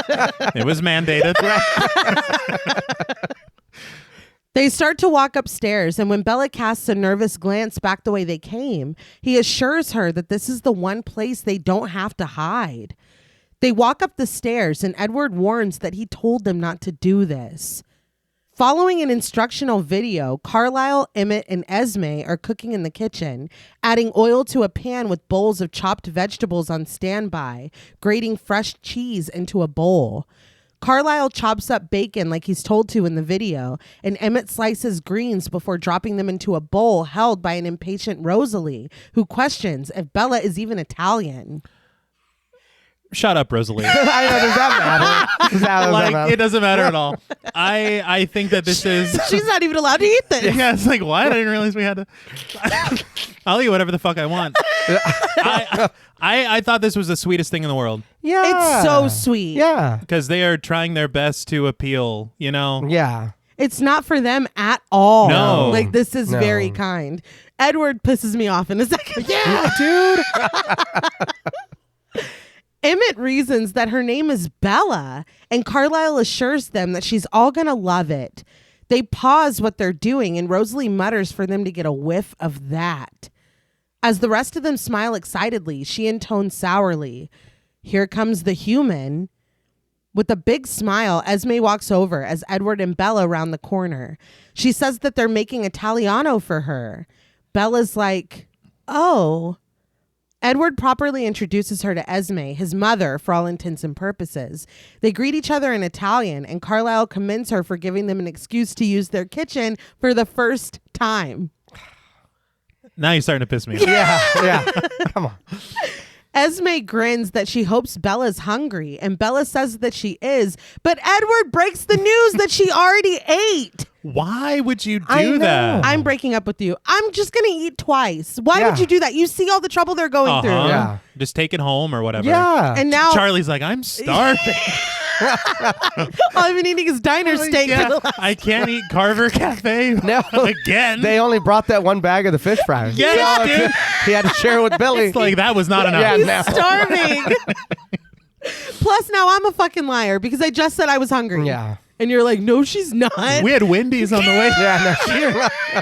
She's like, we. Yeah, what the fuck? He's like, you ate a girl called Wendy? Yeah. Furious, the glass bowl shatters in Rosalie's tightening grip, and the lettuce inside plops onto the floor. Her heels crunch through the broken glass as she declares, "Perfect!" Bella stammers that it's just because she knows they don't eat, and Esme understands. It was very considerate of her. Edward advises Bella to just ignore Rosalie. He does. Emmett has come over to Rosalie and his arm rests on her shoulder when she sarcastically offers for them to all just keep pretending like this isn't dangerous for all of them. Bella swears that she would never tell anyone anything. Carlisle says that he knows that, but with a chuckle, Emmett teases the actual problem. The two of them have gone public, so... Esme cuts him off, but Rosalie argues that Bella should know this. Their entire family will be implicated if this ends badly. And Bella's like, badly as in... But she realizes, I would become the meal. Edward, Carlisle, and Emmett chuckle at this, and Rosalie and Esme can't help but reluctantly smile. So you're mad that in case one of us eats her, Yeah. it's going to be traced back to Edward. That's unbelievable. I mean, That's a but it would. It would. It would. They've all seen you at school. Yes, yeah. Alice is balancing on a tree branch outside the balcony, and she hops off with the, "Hi, Bella." Jasper's weird ass follows right behind her. And as she approaches Bella, introducing herself, she wraps her in a hug before realizing as she pulls back, "Oh, you do smell good." Edward starts to ask her what she's doing, but Alice interrupts that it's okay. She and Bella are going to be great friends. Jasper gulps, straining as he stares at Bella, and Carlisle apologizes for him. Jasper is their newest vegetarian, and it's still a little difficult for him. So maybe that's what's wrong. He's just fighting his urges all the time. Jasper forces out that it's a pleasure to meet her, and Alice assures her boyfriend that it's okay. He's not going to hurt Bella. Putting a merciful end to this interaction, Edward decides that it's time to take Bella on a tour of the house. Alice says that she'll see Bella soon, and Bella offers okay before following after Edward. Gathered into couples, Alice and Jasper, Emmett and Rosalie, and Carlisle and Esme, they stare after them. Carlisle says sincerely that he thinks that went well, but Esme turns to Rosalie, demanding her to clean up the mess she made, now. As they climb another set of stairs, passing a collection of masks on the wall, Edward wonders if that was as awkward for Bella as it was for him. But Bella notices a huge art piece on the wall, a gradient made completely of dozens of graduation caps. Edward smiles that it's a private joke. They matriculate a lot. This was another idea from Catherine Hardwicke. Okay. And I think that it's actually really cool. I totally agree. It is, but I think if I'm Bella, I'm like, oh, you're old as fuck. Mhm. Yeah, no, that it's too. it's Yeah. a concerning amount of Yeah. There's a lot. yeah. And I honestly want to know more about their story. Yeah. Like, how do you get by and pretend so well? Well, not only that, if he said it was what, 1918? Yeah. How fucking old is Carlisle? Oh, shit. You're right. Where did he come from? Well, wasn't Carlisle there when they made the deal with Jacob's family? They all were. What the hell is going on? Yeah, Edward and Rosalie. Yeah, they were all there. So he knew Jacob's great-grandfather? Yeah. That's That's wild. Yeah, this is too much. I think they were anyway, right? They were there in the flashback. Yeah, in the flashback, I couldn't tell exactly who it was, but I just remember seeing other events. I just remember the Cullens were wearing Party City costumes. Yes, yeah. They were. We're from a different time. So, yeah, okay. Bella shakes her head. It must be miserable repeating high school over and over. Edward reasons that the younger they start out in a new place, the longer they can stay there. But again, you've been here 3 years.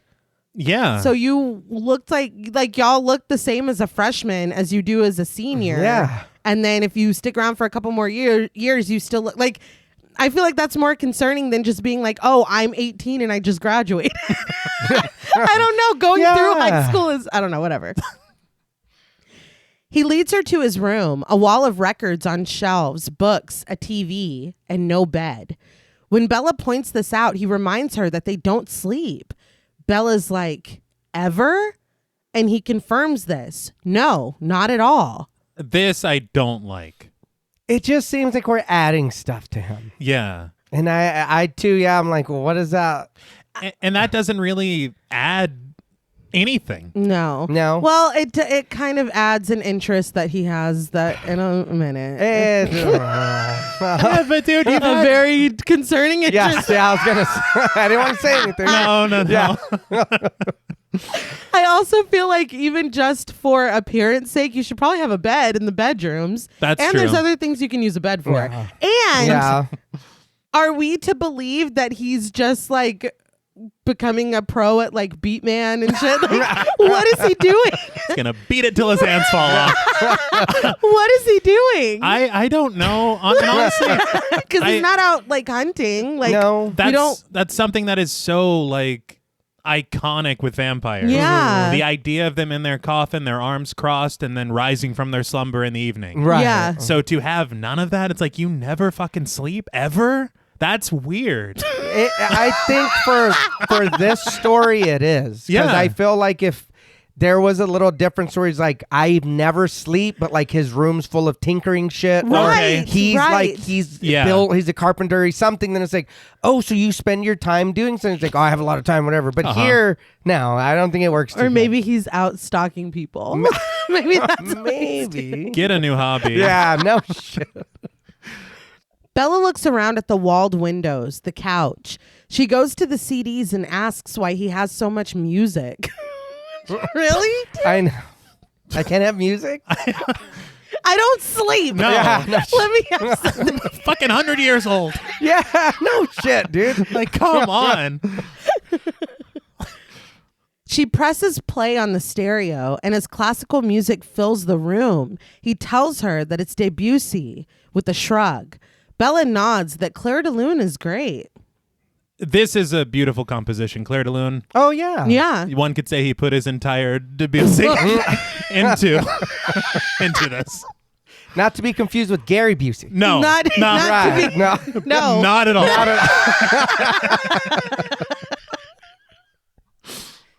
With a smile, Edward approaches her. He takes one of her hands and wraps his other arm around her, pulling her into a swaying dance. He spins her lightly, and when he sees the expression on her face, he asks her, "What?" Bella scrunches her face as she admits that she can't dance.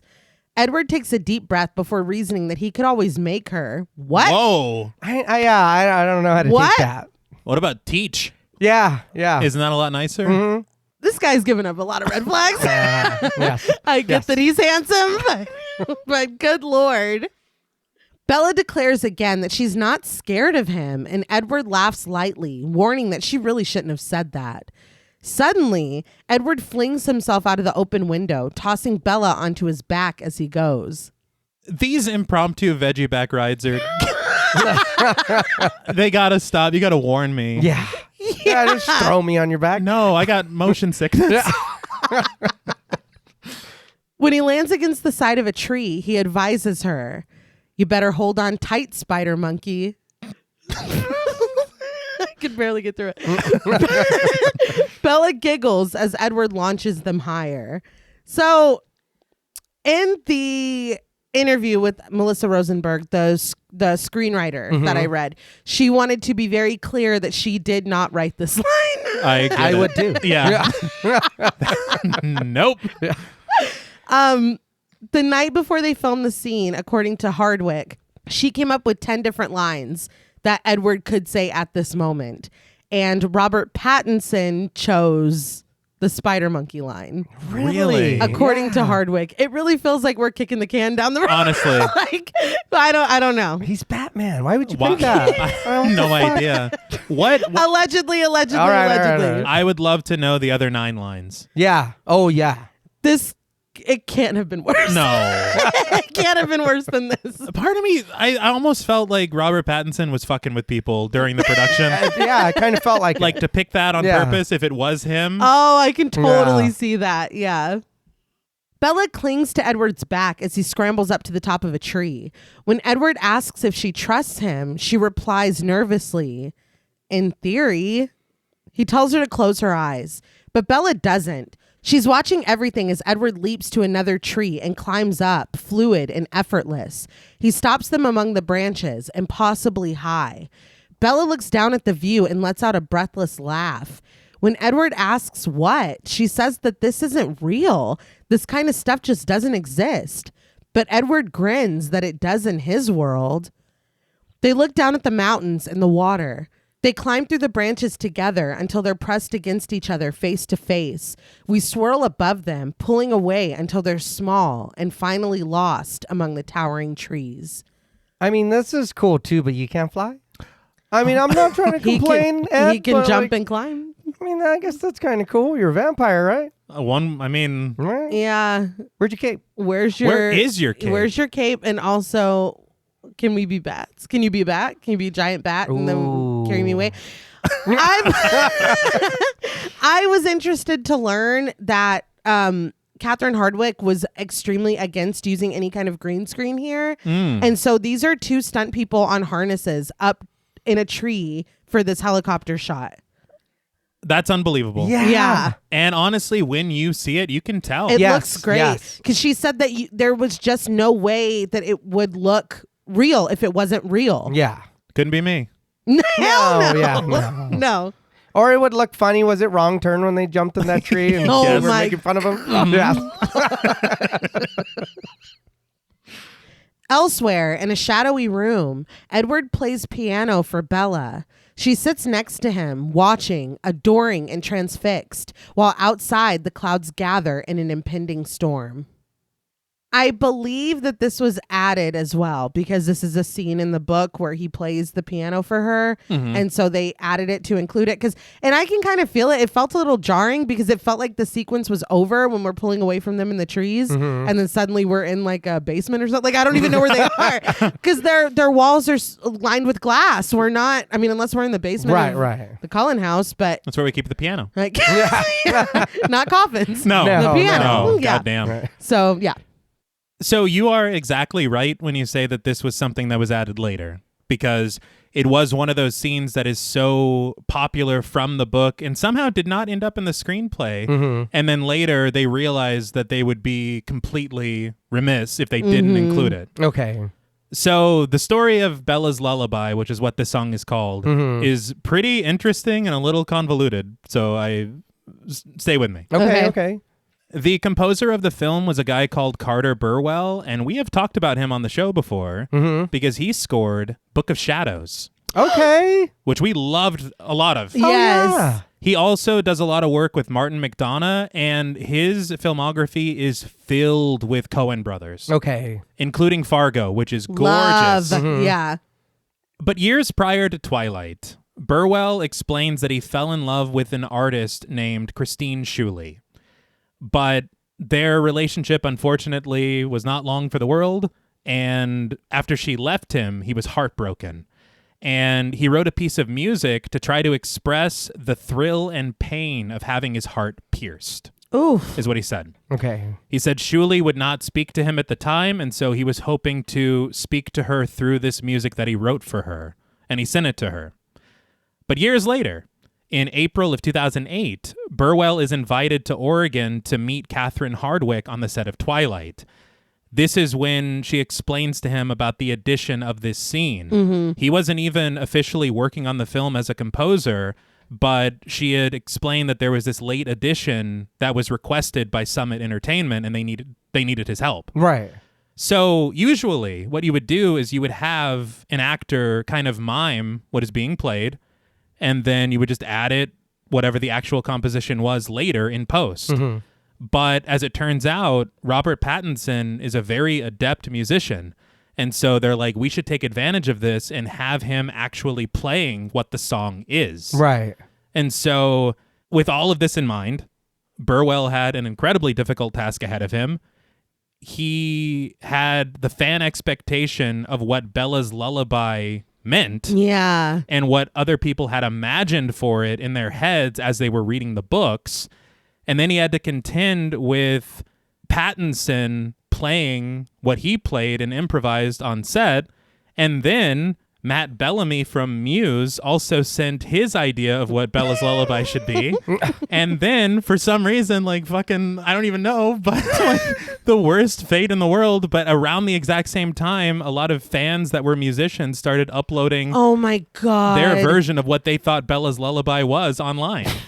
And so he's just, it's terrible. Yeah. But when he officially signed on as composer, he relocated his entire family from New York to Los Angeles to be closer to the production. Oh, shit. And the first scene that he would score was actually the scene with them in the trees. Okay.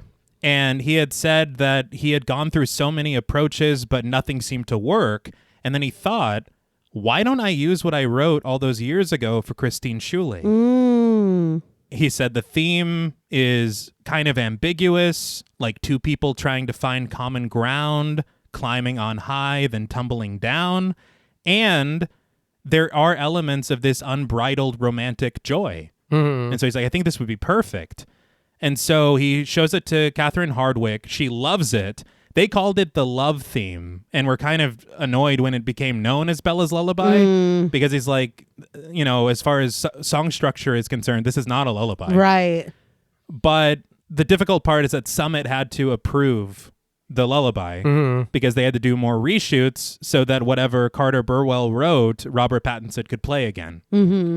Something that has never happened to Burwell before is that an executive objected to one element of the lullaby. And when I say one element, I mean one note. Really? Yes.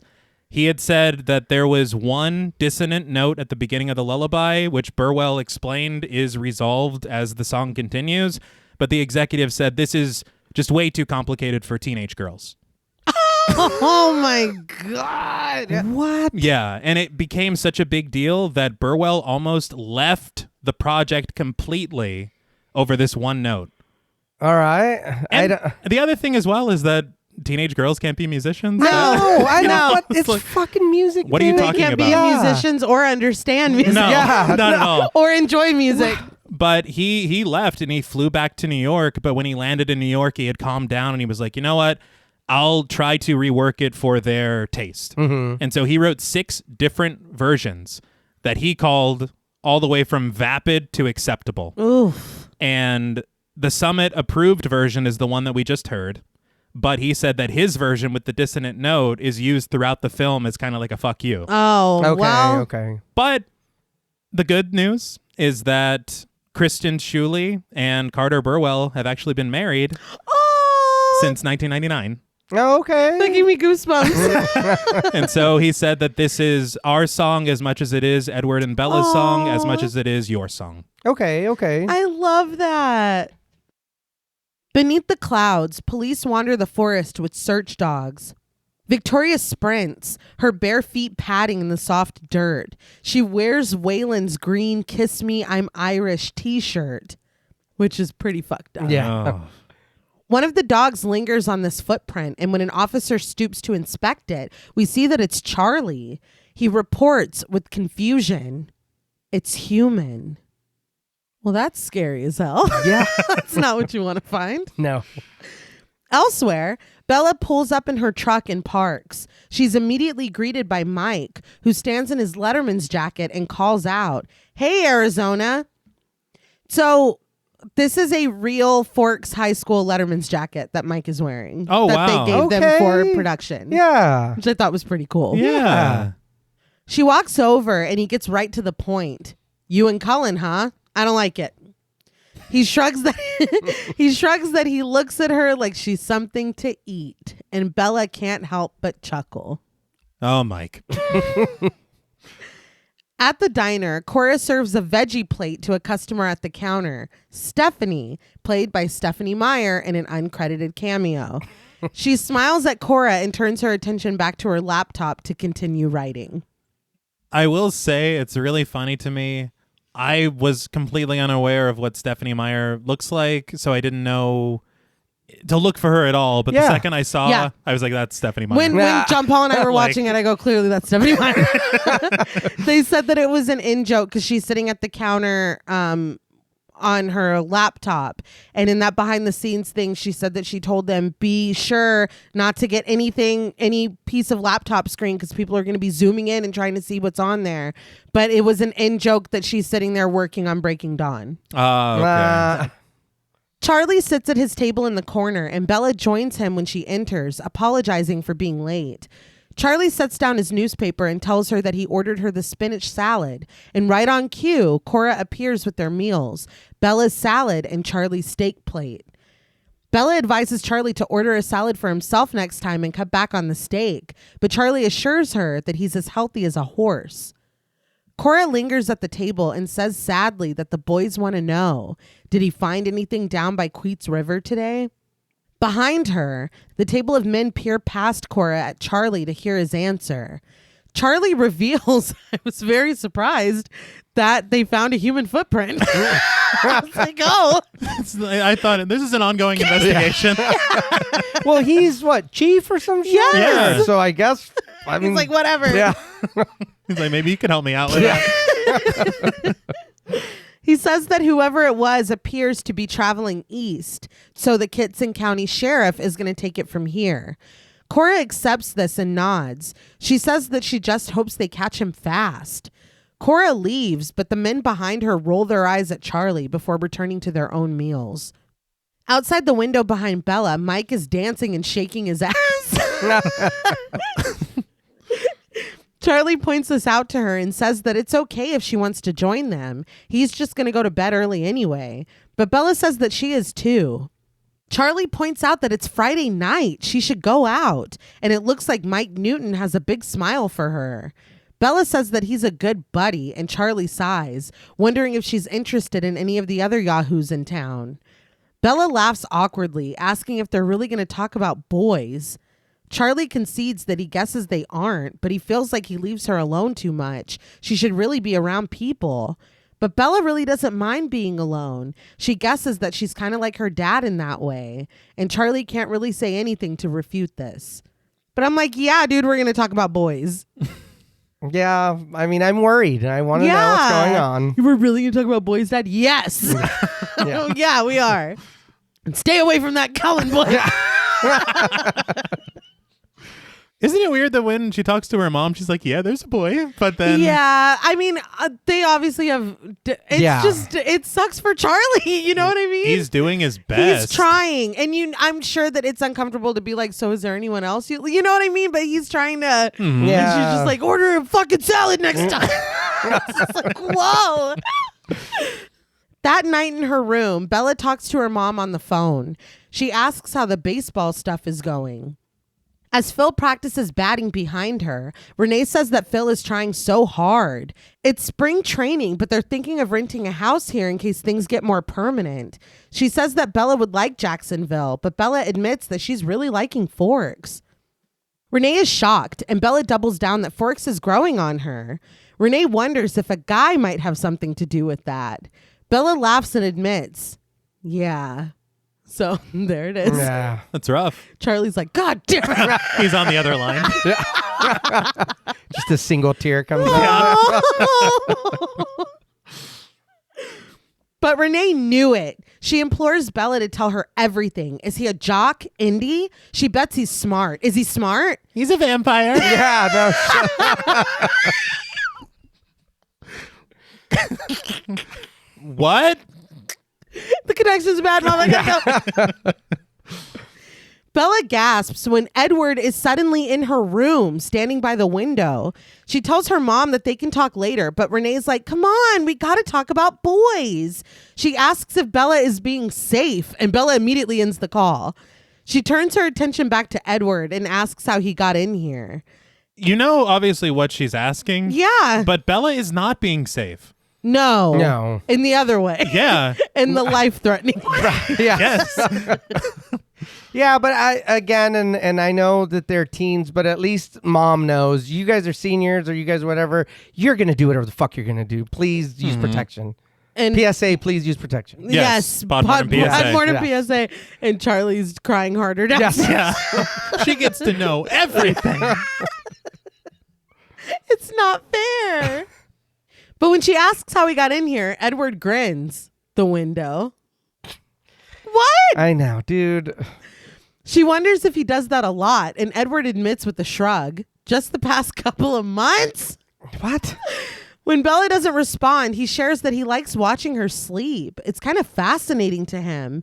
He says that he's always wanted to try one thing, but she has to be very still. Again, I know that this is played as romantic. This is fucking terrifying. Yeah, it's a little worrisome. Yeah.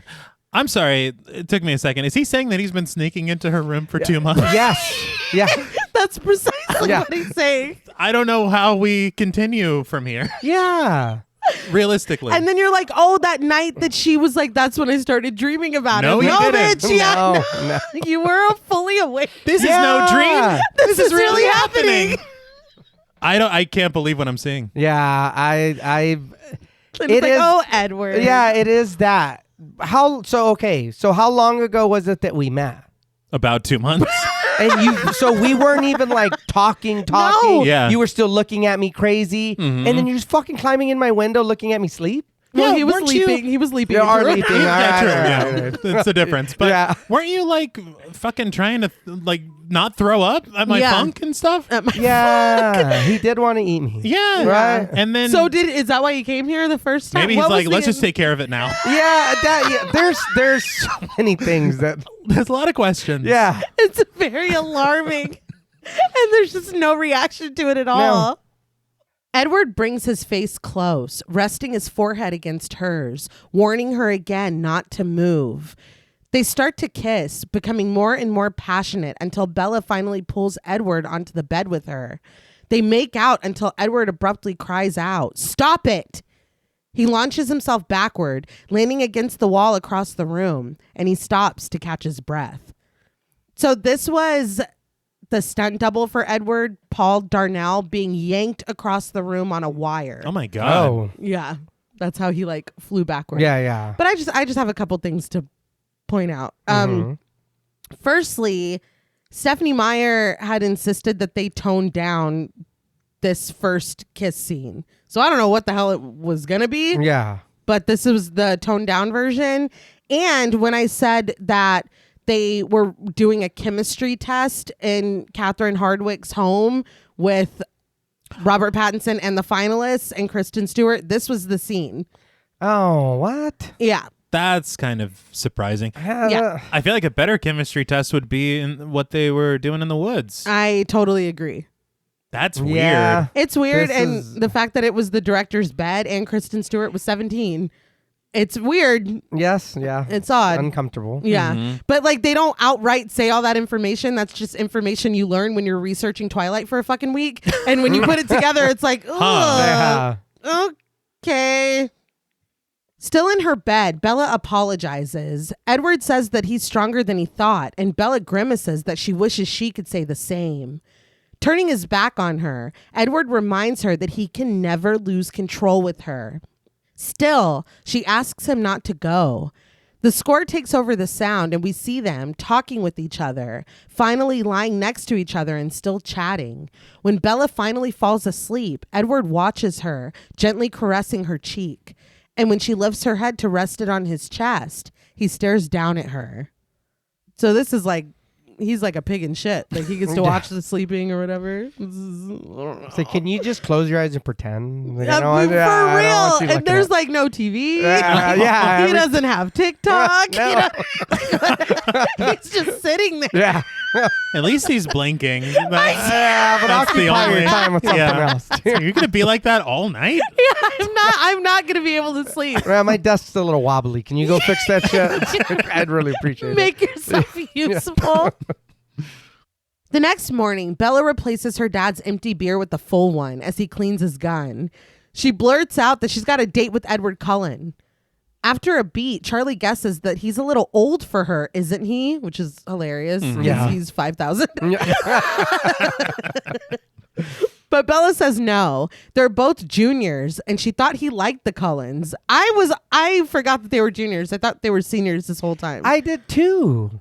Charlie thought she didn't like any boys in town, but playing semantics, Bella points out that Edward doesn't live in town, technically. You're like, you little shit. I know. Come on.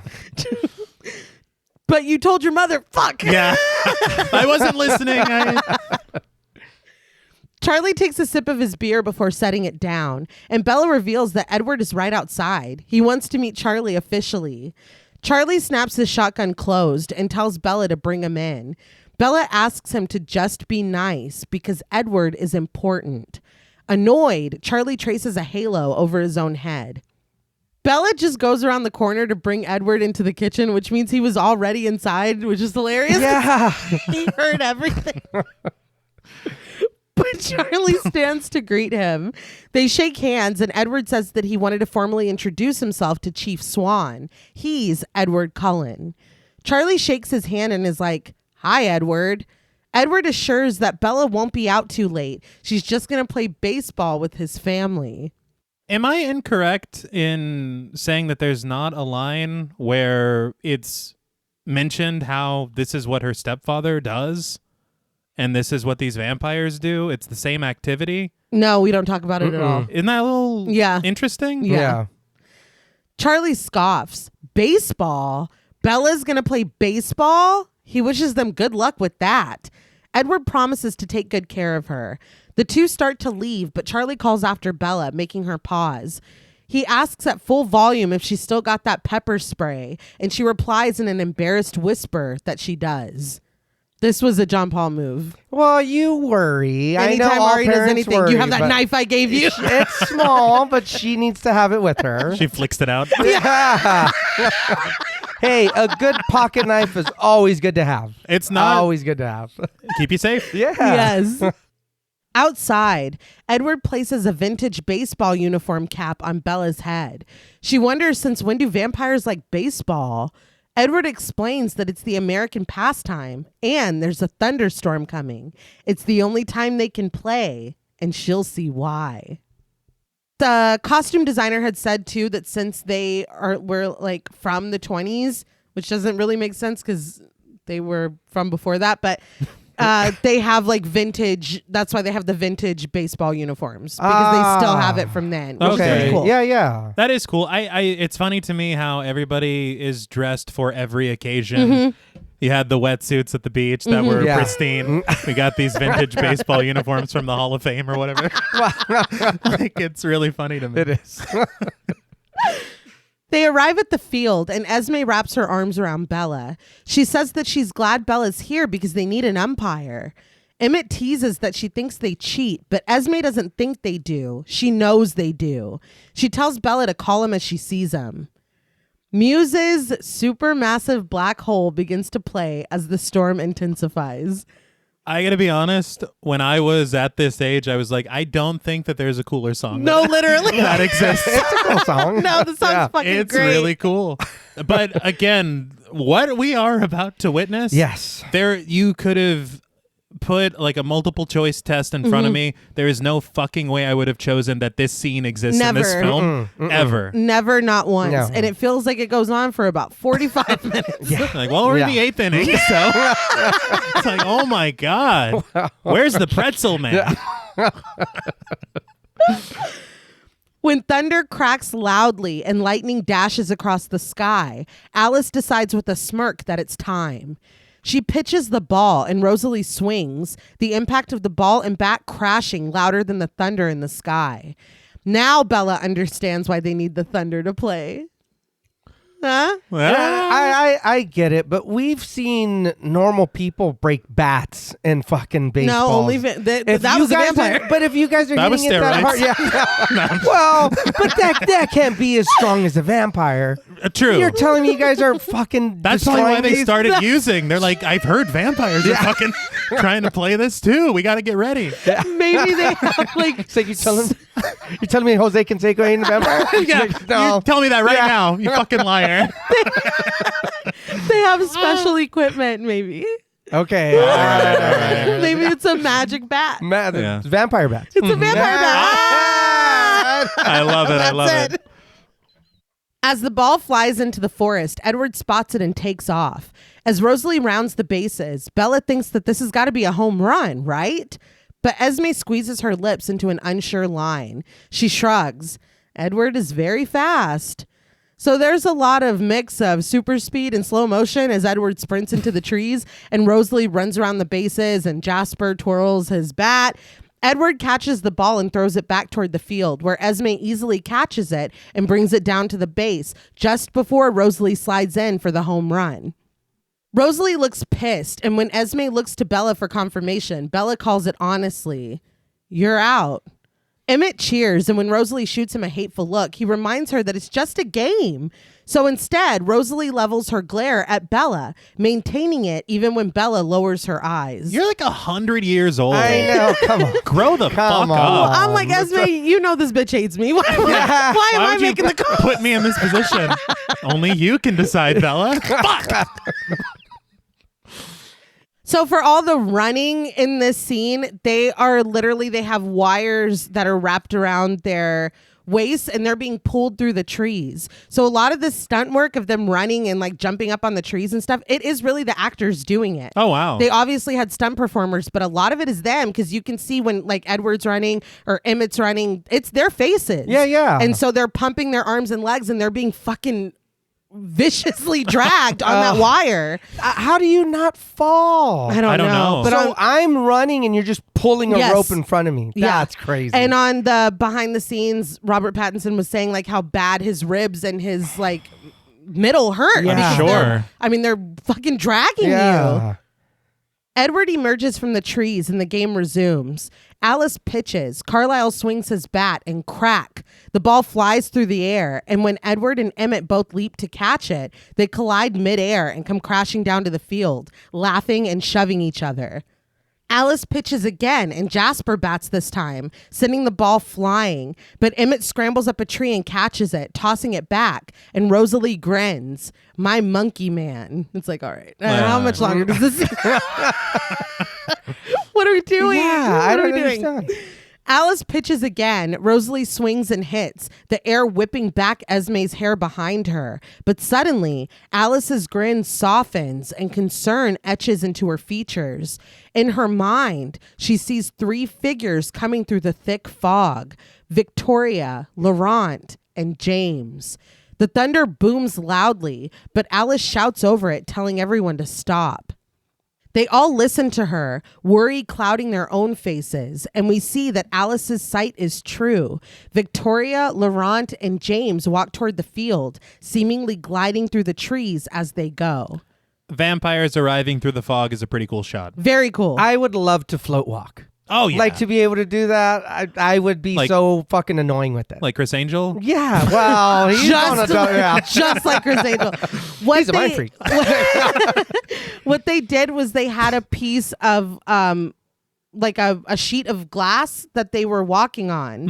And so they're pulling the sheet as they're simultaneously walking. Okay. And the effect is really, really cool. Yeah. And they were saying that it was easy if you just kept looking forward. But if you looked in your periphery at all and saw that the way the ground was moving beside you or beneath you, you would almost fall. Yeah. But it seems so simple, but it looks really cool. Yeah.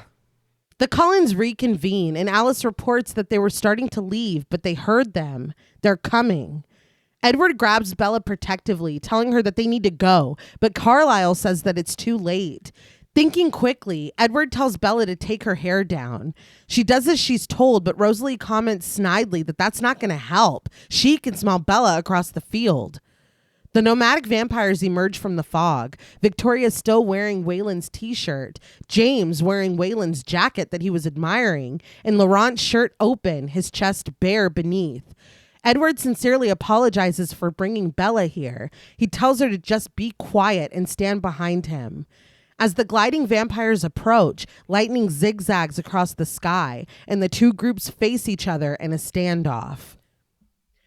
Hardwicke had originally wanted to do this scene at night, the baseball scene, like the storm's happening at night. Mm-hmm. But she said that when they calculated the cost to light the field, they were like, no, this is going to have to happen during the day. Right. That's kind of wild to me. Yeah. I'm just thinking of how cool it would look, this kind of standoff at night with the lightning in the sky and stuff. I mean, it's still pretty dark because it's storming or whatever, but I can see the vision. Mm-hmm.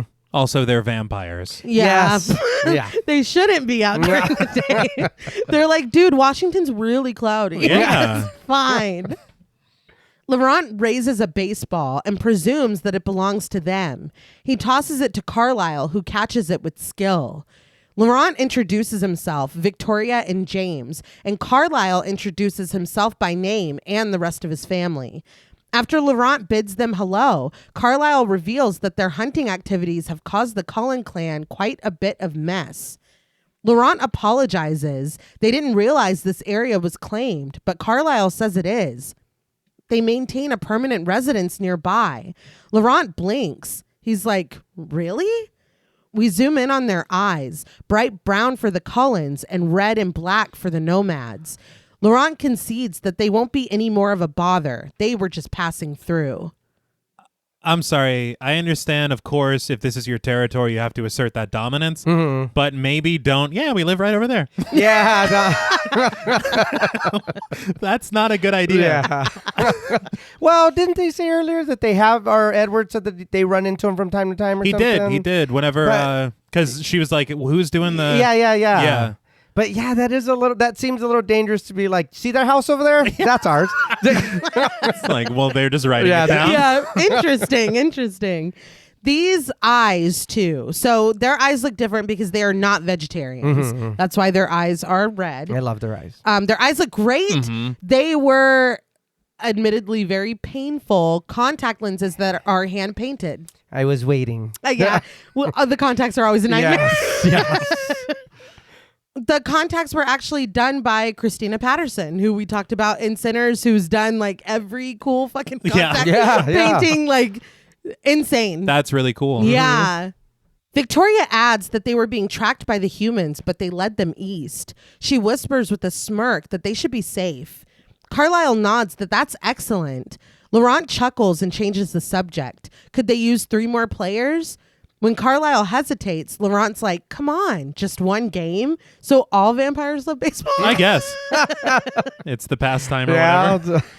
Carlisle relents and says that they can play. A few of them were actually leaving and they can take their place. I was like, that's quick thinking. Yeah. He tosses the ball to Laurent, but Victoria catches it swiftly, grinning that she's the one with the wicked curveball. Jasper smiles that he thinks they can handle that. And Laurent is like, oh. Yeah.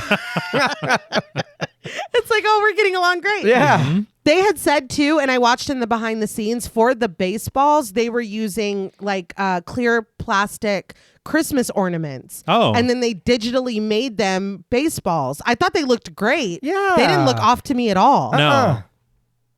Laurent and Victoria start off ready to play, but James stays put. He cocks his head to the side, looking at Edward. Bella stares up at Edward too, worried, but Edward has locked eyes with James, who finally turns to join Victoria and Laurent. But just as he relents, a stiff wind blows, whipping through Bella's hair and bringing her scent right to James. He sniffs deeply, realizing, you brought a snack. You couldn't put your hair up for baseball? He told her to take it down. Yeah, I was going to say, Edward told her to put it down. He's like, show him how beautiful you are.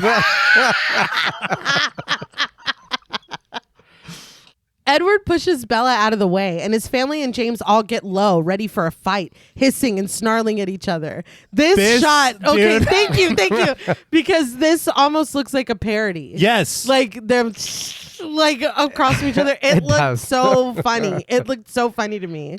It cracked me up. Yeah. This vampire fight stance. Right. It almost made me think of like West Side Story. Yeah. They Yeah. do bend down like that in front of each other. Yeah. It is very... They just missed the snaps. Yeah. Edward's family rushes to his side, with Esme stepping protectively in front of Bella. Victoria and Laurent come back, flanking James on either side, ready for the fight. Carlisle reveals, the girl's with us, and he thinks it's best that they leave. After a long pause, Laurent says that he sees the game is over. They'll be leaving now. He starts away and has to call James to go with them. James finally does, throwing his arm over Victoria's shoulder and pulling her close to bury his face in her red hair. Snapping into action, Carlisle tells Edward to get Bella out of here. Edward whisks Bella away, hurrying her to the vehicle. He tries to strap her into her seat, but she yells at him that she's got it. She's all right. I was like, oh, hell no. Go back out there. Yes, you can go with them. Yeah.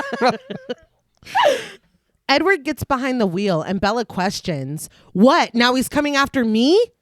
Edward just steps on the gas. It's nighttime now as he speeds them through the forest. He tells her that he read James's mind. He's a tracker. The hunt is his obsession. He can read vampires' minds I guess. too? It's true. Yeah, that's what I'm Dude, saying. I did don't- not even think of that. No, yeah. That's a big deal. Yeah. Yeah, it is. Yeah. Edward admits that it was his own reaction at the field that set James off and made this his most exciting game. So you put me in danger. Yeah. Oh, man. I have to be honest, when you are naming the stakes like that in your screenplay, this is actually the most ferocious that James has ever been. Like, Okay. oh. This character we barely know. Yes. Yeah. I will say that this, the first half of this film is a lot more successful for me than the second half. Fair. Like, I think that the baseball game on, it feels like we are being pulled on a wire through the forest as we pump our arms and legs. It's very fast, and I feel like that speed, it loses some of the impact and some of the stakes, no pun intended, because it's like, okay, like, who the fuck is James even? Like, we know that he likes to crack jokes and steal clothes. Like, that's it. No, I agree, because I think it is.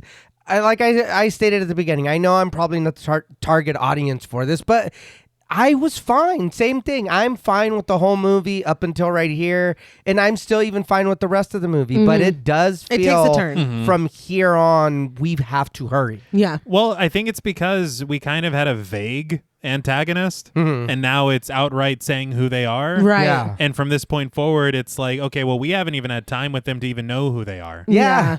And suddenly they're this massive threat. And this is the most exciting game ever. Turning to Bella, Edward says that James is never going to stop. Bella asks what they're supposed to do, and Edward reveals that they have to rip him apart and burn the pieces, and he says it as though this is common knowledge. Yes. Well, Bella's seen it in the book earlier. Oh. Yeah, that's true. All That's right. true. Yeah.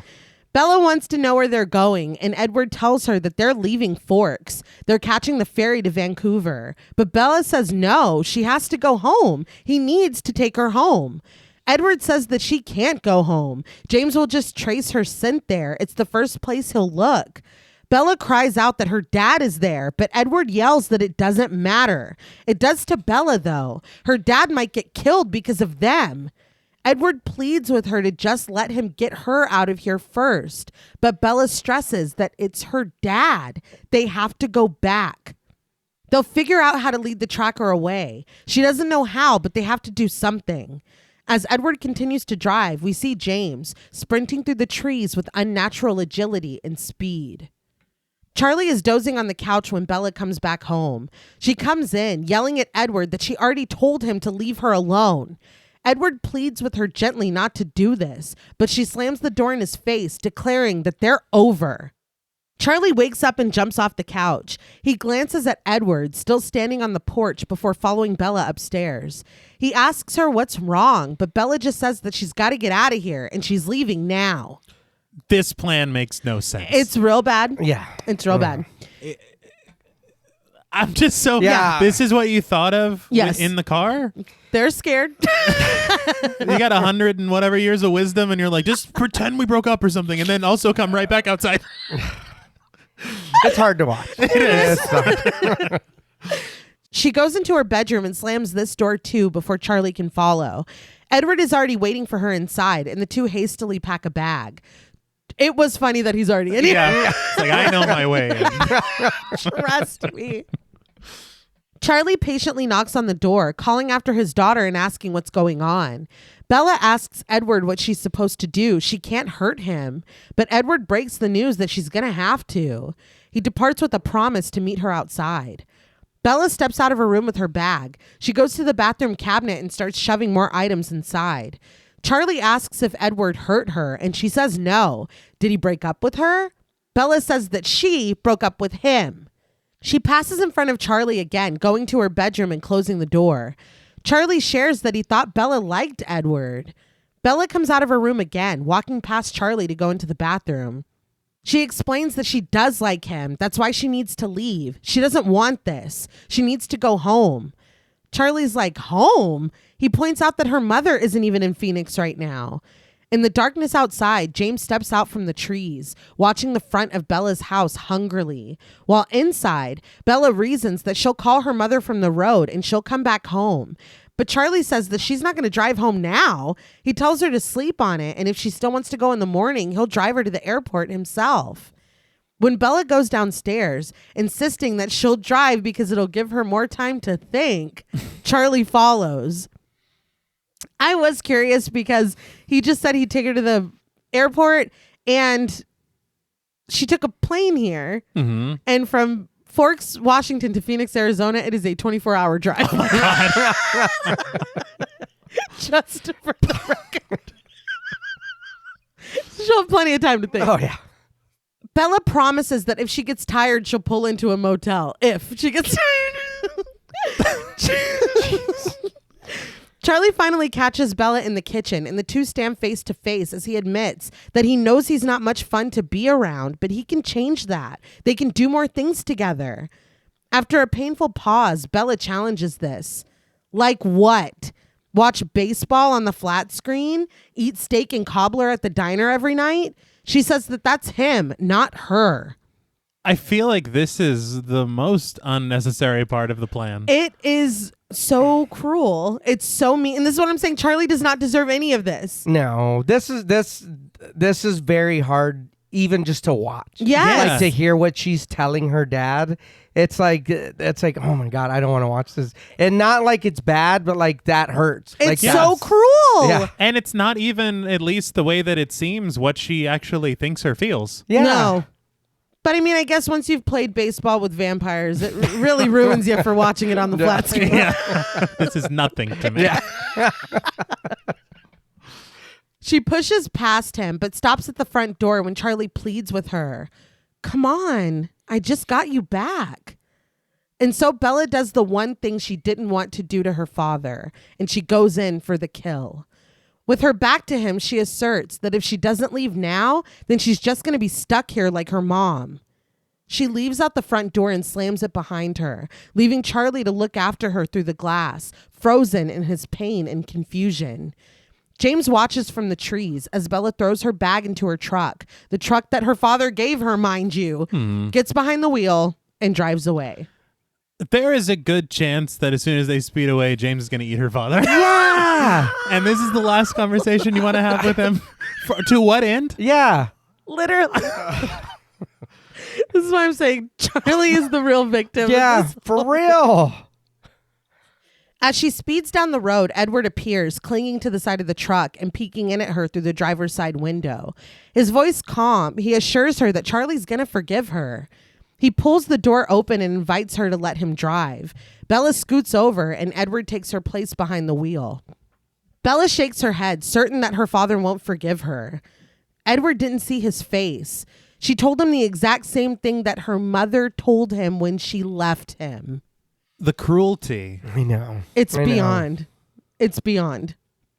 Edward says that it's the only way he would have let her go. She doesn't need to worry about him now. He's safe because the tracker is following them. When something comes crashing down hard on the hood of the truck, Bella gasps and looks around, afraid. But Edward assures her that it's only Emmett and that Alice is in the car behind them.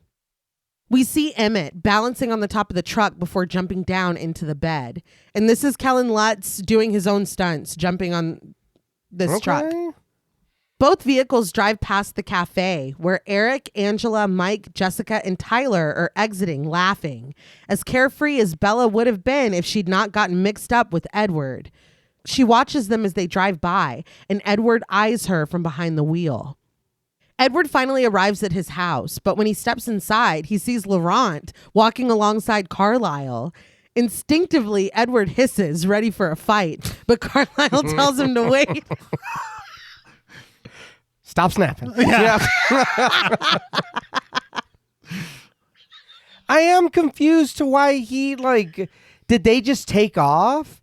Because I was talking with a friend of the show, Topher, and he was like, why did he just turn on him? And it did make me think, because we don't see what happens after they leave. Yeah. And now he's just shown up here and he's like, hey, look, I don't want to fight you guys. Why did Laurent turn Yeah, on him? yeah. I mean, that's an excellent question. But when you look back at that baseball scene, it seems like he really did want to play baseball with them. Like, he really did. He was there for the vibes. But and we so maybe came he's like, together. Yeah, you've been rolling with James for how long? We don't know. 2 people. Yeah, dude, you've murdered 2 innocent people. Yeah. What the fuck is the difference? just in the span of this. Yeah. I don't know. But maybe it's like Edward said, they're like, I've never seen James like this. Yeah, he's Yeah, like, this is too far. Yeah, this is the worst he's ever been. I can't follow you here. But Laurent came to warn them about James. Laurent admits that this isn't his fight and he's grown tired of James's games, but he has unparalleled senses and they are absolutely lethal. He's never seen anything like James in 300 years, and he warns them not to underestimate Victoria either. His message delivered, Laurent abruptly leaves, which was very funny to me. Well, he's not trying to fight him. He said, I don't want to know. It is kind of funny that he doesn't lend his help. No. This was his help. All right. This is the test. In their blue-tinged garage, Emmett says that he's had to fight their kind before. They're not easy to kill, but not impossible either. They have to tear them apart and burn the pieces. We got it. Yeah, we know. Carlisle laments having to kill another creature, even one like James. It's like, dude, come off the high horse. Right? He's going to kill us. Yeah. I know. But I know I mustn't. Yeah. I made a promise. But still in her baseball uniform, Rosalie sits on the counter questioning, what if he kills one of us first? Baseball was like 8 hours ago. She's like, I look good in this. Edward tells Carlisle that he's going to take Bella south. He asks if he can lead James away, but Carlisle says no. James knows that Edward would never leave Bella, which is funny. He does. Can you smell that? Heightened senses. Yeah, man. Perception is one of the senses. No, Alice is like, I've seen the future. He's there. He's still with her. He'll follow him. Alice volunteers to take Bella. She and Jasper can take her south. She vows to Edward that they will keep Bella safe. His face contorted in worry, Edward asks if she can keep her thoughts to herself. Alice says that she can as she leads Bella away to her car. Edward unzips Bella's packed bag and pulls out her jackets. He asks if Rosalie and Esme can put them on so James can track Bella's scent on them. This was funny to me. But it's a better idea than like fucking break your dad's heart and meet me outside. It is. Yeah, It is. I think he just doesn't like Charlie. Yeah. He throws one of the coats at Rosalie, who grips it with annoyance. She wonders, why? What's she to me? But Carlisle steps forward, reminding her that if Bella is with Edward, that means she's part of the family now. But Rosalie still has her eyes fixed on Edward. When Carlisle takes Bella's coat and hands it to Rosalie with another reminder that they protect their family, she takes it without another word. Rosalie is frustrating. Mm-hmm. She is, but let's for But a she's not second. wrong. Yeah, because Bella throws a spider monkey wrench into all their plans, like straight up. We're just trying to play baseball. Yeah, how like again, dude was just constipated. We were coming to school fine. We were going on hiking trips. You came and shit went bad. Yeah, I mean, I guess. I just feel like I would feel bad as Bella. It's like, I got to deal with this every time I come over here. Like, does she have to be so outwardly, like, obviously she's a little hating me? Your sister's mean as hell. It's crazy. You know, something I was thinking the more this continues and goes on, because I really just do not like James's motivation, quote unquote, for this entire thing. Yeah. I think if Edward had history with James, That would be much Okay. better. Yeah. because then it's like it is a personal thing. It is him trying to steal your happiness by taking her. Yeah. Rather than it just being like, oh, for some odd reason, because I don't know, I feel like this is the most dangerous I've ever been. Like, wow, this is weird. Yeah, I don't know what's going on with me today. He's the most dangerous game. He is. He is. It's James, the most dangerous James. There it is. Edward goes to Alice's car where Bella sits in the back seat. He leans in through the open window. Bella is stressed. She starts that if anything happens, but Edward is positive that nothing is going to happen. There are 7 of them against only 2, James and Victoria. He swears that when everything is done, he's going to come back and get her. His voice sincere, he tells Bella that she is his life now. When Bella struggles to find the words, Edward cups her face in his hands. The garage door rattles as it raises. The engines rev, and once Edward stands back up, both cars take off on either side of him. As day dawns, Bella calls her mother from the back seat of Alice's car, and when she doesn't answer, Bella leaves a message. She tells her that she's not in Forks anymore, but everything's okay. What? I'm going to need a little more. Well, yeah, I need some more than that. Meanwhile, Edward, Emmett, and Rosalie sprint through the forest. When they pass a tree, Rosalie is told to mark it. Wearing Bella's coat, she does this by rubbing her back against the tree until she's told that that's good enough. In the car, Bella watches as Jasper and Alice hold hands. James sprints through the trees we just saw, but he pauses at the one Rosalie marked, taking a long sniff of the air. Jasper drives them to a hotel, and inside the room, he sits next to Alice on the couch, and when she takes in a loud gasp, he asks her, "What is it? What does she see?" We press in on Alice's worried face and see James taking in that big sniff, focusing on the bark of the tree. He suddenly becomes furious, growling and taking off in the other direction. Edward, Emmett, and Rosalie all stop running, and Edward somehow realizes James figured it out. I don't know. I don't know either. So there's not like a radius? A range. Yeah, I was thinking the exact same thing. Yeah, I don't know. They're connected. Somehow. Alice answers that the tracker just changed course. Confused, Bella comes over to listen. Jasper grabs a notepad and asks where they'll take him. Alice sees it in flashes as she reports it. A room full of mirrors. As Jasper sketches this out from her vague report, Bella points out that Edward told her the visions aren't always certain. Jasper explains that Alice sees the course people are on while they're on it. If they change their mind, the vision changes. This did remind me of Insidious. Anybody else? Yeah, that's fair. And she's like, black glass. Yeah. And then it's the scariest sketch you've ever seen in your life. Oh my God. Why, Specs? Why? But how? Hold on, though. I'm trying to think, and maybe you guys, because maybe I'm missing something. So she draws something that you're currently, that's in front of you. I think. But if you change your mind, then it's not the future anymore. So Right. is it that guessing? So if, yeah. Yeah, that's what I'm saying. Like, Right? It's, yeah. I think I got some of this too. Seriously. It's not that great. No, because the more I'm thinking about it right now, it's like, well, I'm going to go to the dollar store. I'm going to draw the dollar store. Oh my God. That's where you're headed. Uh-huh.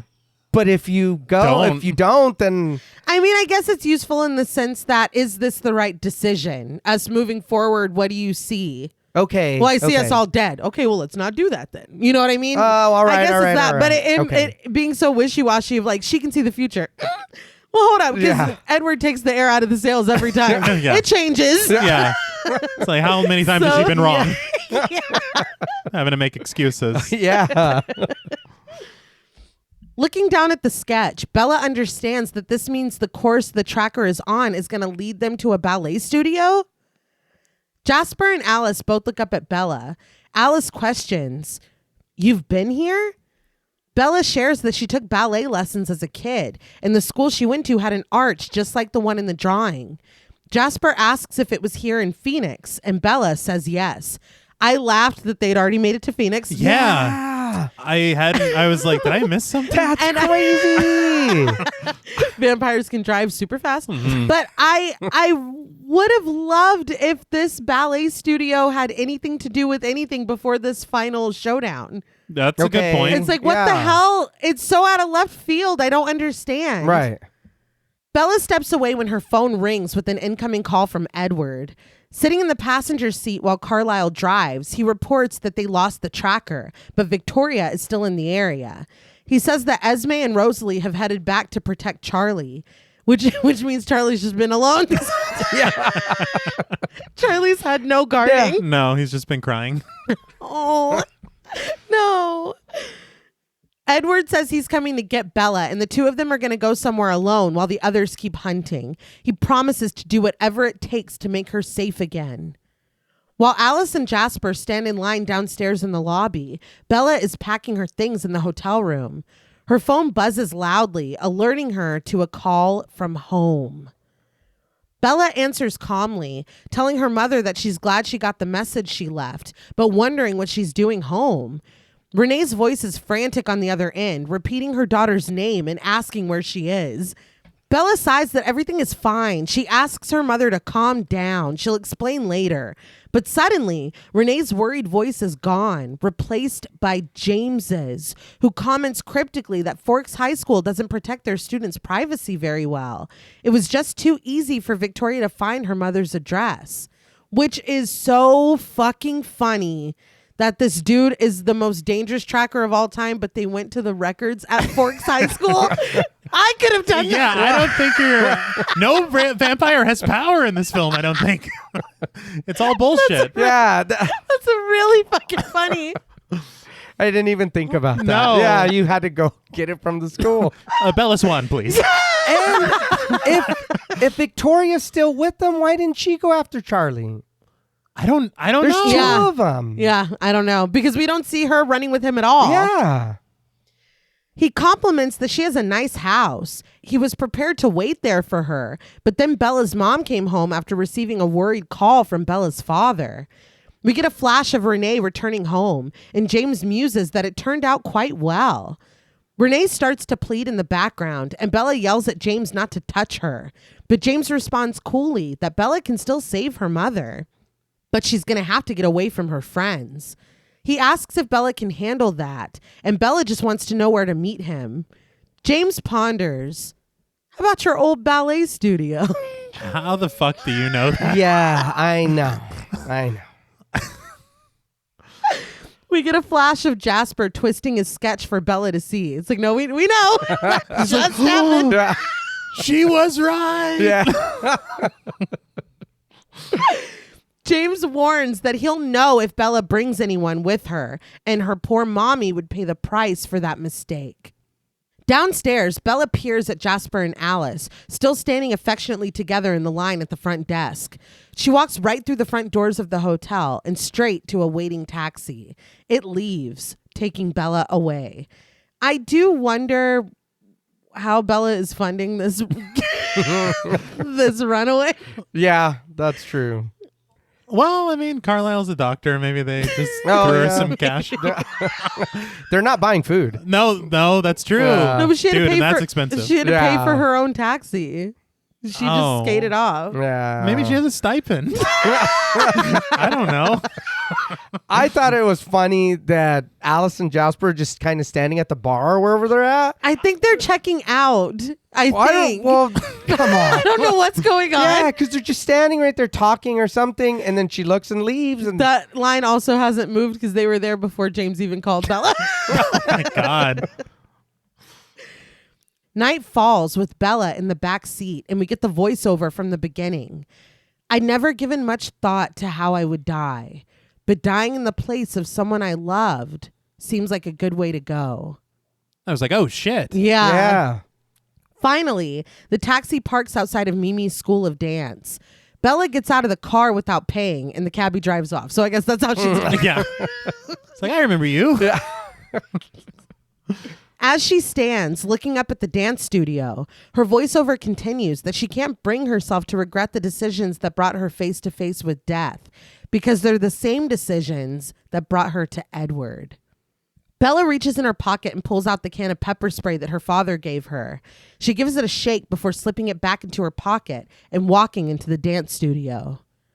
Moonlight streams in through the high windows, illuminating the foreseen mirrored walls. Bella pauses before she hears her mother's voice. Bella, where are you? Bella rushes, following the voice as it softens. There you are. What are you doing in here? Bella rips open double doors to find a TV inside, playing a home movie from July 12th, 1998. This is too much. Yeah. It's pretty silly. It's very silly. I'm I gonna was be like, come the Yeah. fuck on. I've had all afternoon. I found your home movies or whatever. It's like, what? This is fucking ridiculous. Yeah. On screen, Reneé comforts young Bella, played by Catherine Grimm, who sits in her ballet uniform, lamenting that everyone makes fun of her because she sucks. As Reneé assures her on the screen that that's not true, a deep laugh rumbles behind her. It's like, you did suck, you know? And now I'm gonna end it. Yeah. I don't know. And now it's my turn to suck. Like, oh no! No. My blood! Yeah. My blood. Well, we had to confirm. Yes, Yeah, yes, yes. my blood! Bella turns in horror to find James. What? Yeah. James grins and shares that that's his favorite part. He knows.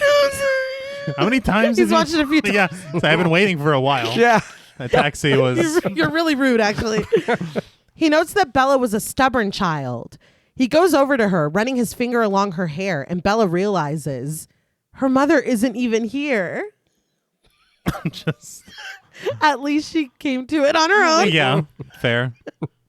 Maybe a little late, but And it is odd that he did kill her mother. no. Yeah. Where is she? No, she's in Jacksonville, man. She's not here. Yeah, but I thought Yeah, I thought she was at the house. Oh, so he just fucking lied. He was playing the home video of her going, Oh my Bella, where God. are you? That's crazy. Dude, I don't like that at all. That wasn't the same. No, it's not. So he it wasn't the same at all. So he No. went in there, he found the home video, doctored it. Yeah. Yes. Yeah. He edited all that shit. Yeah.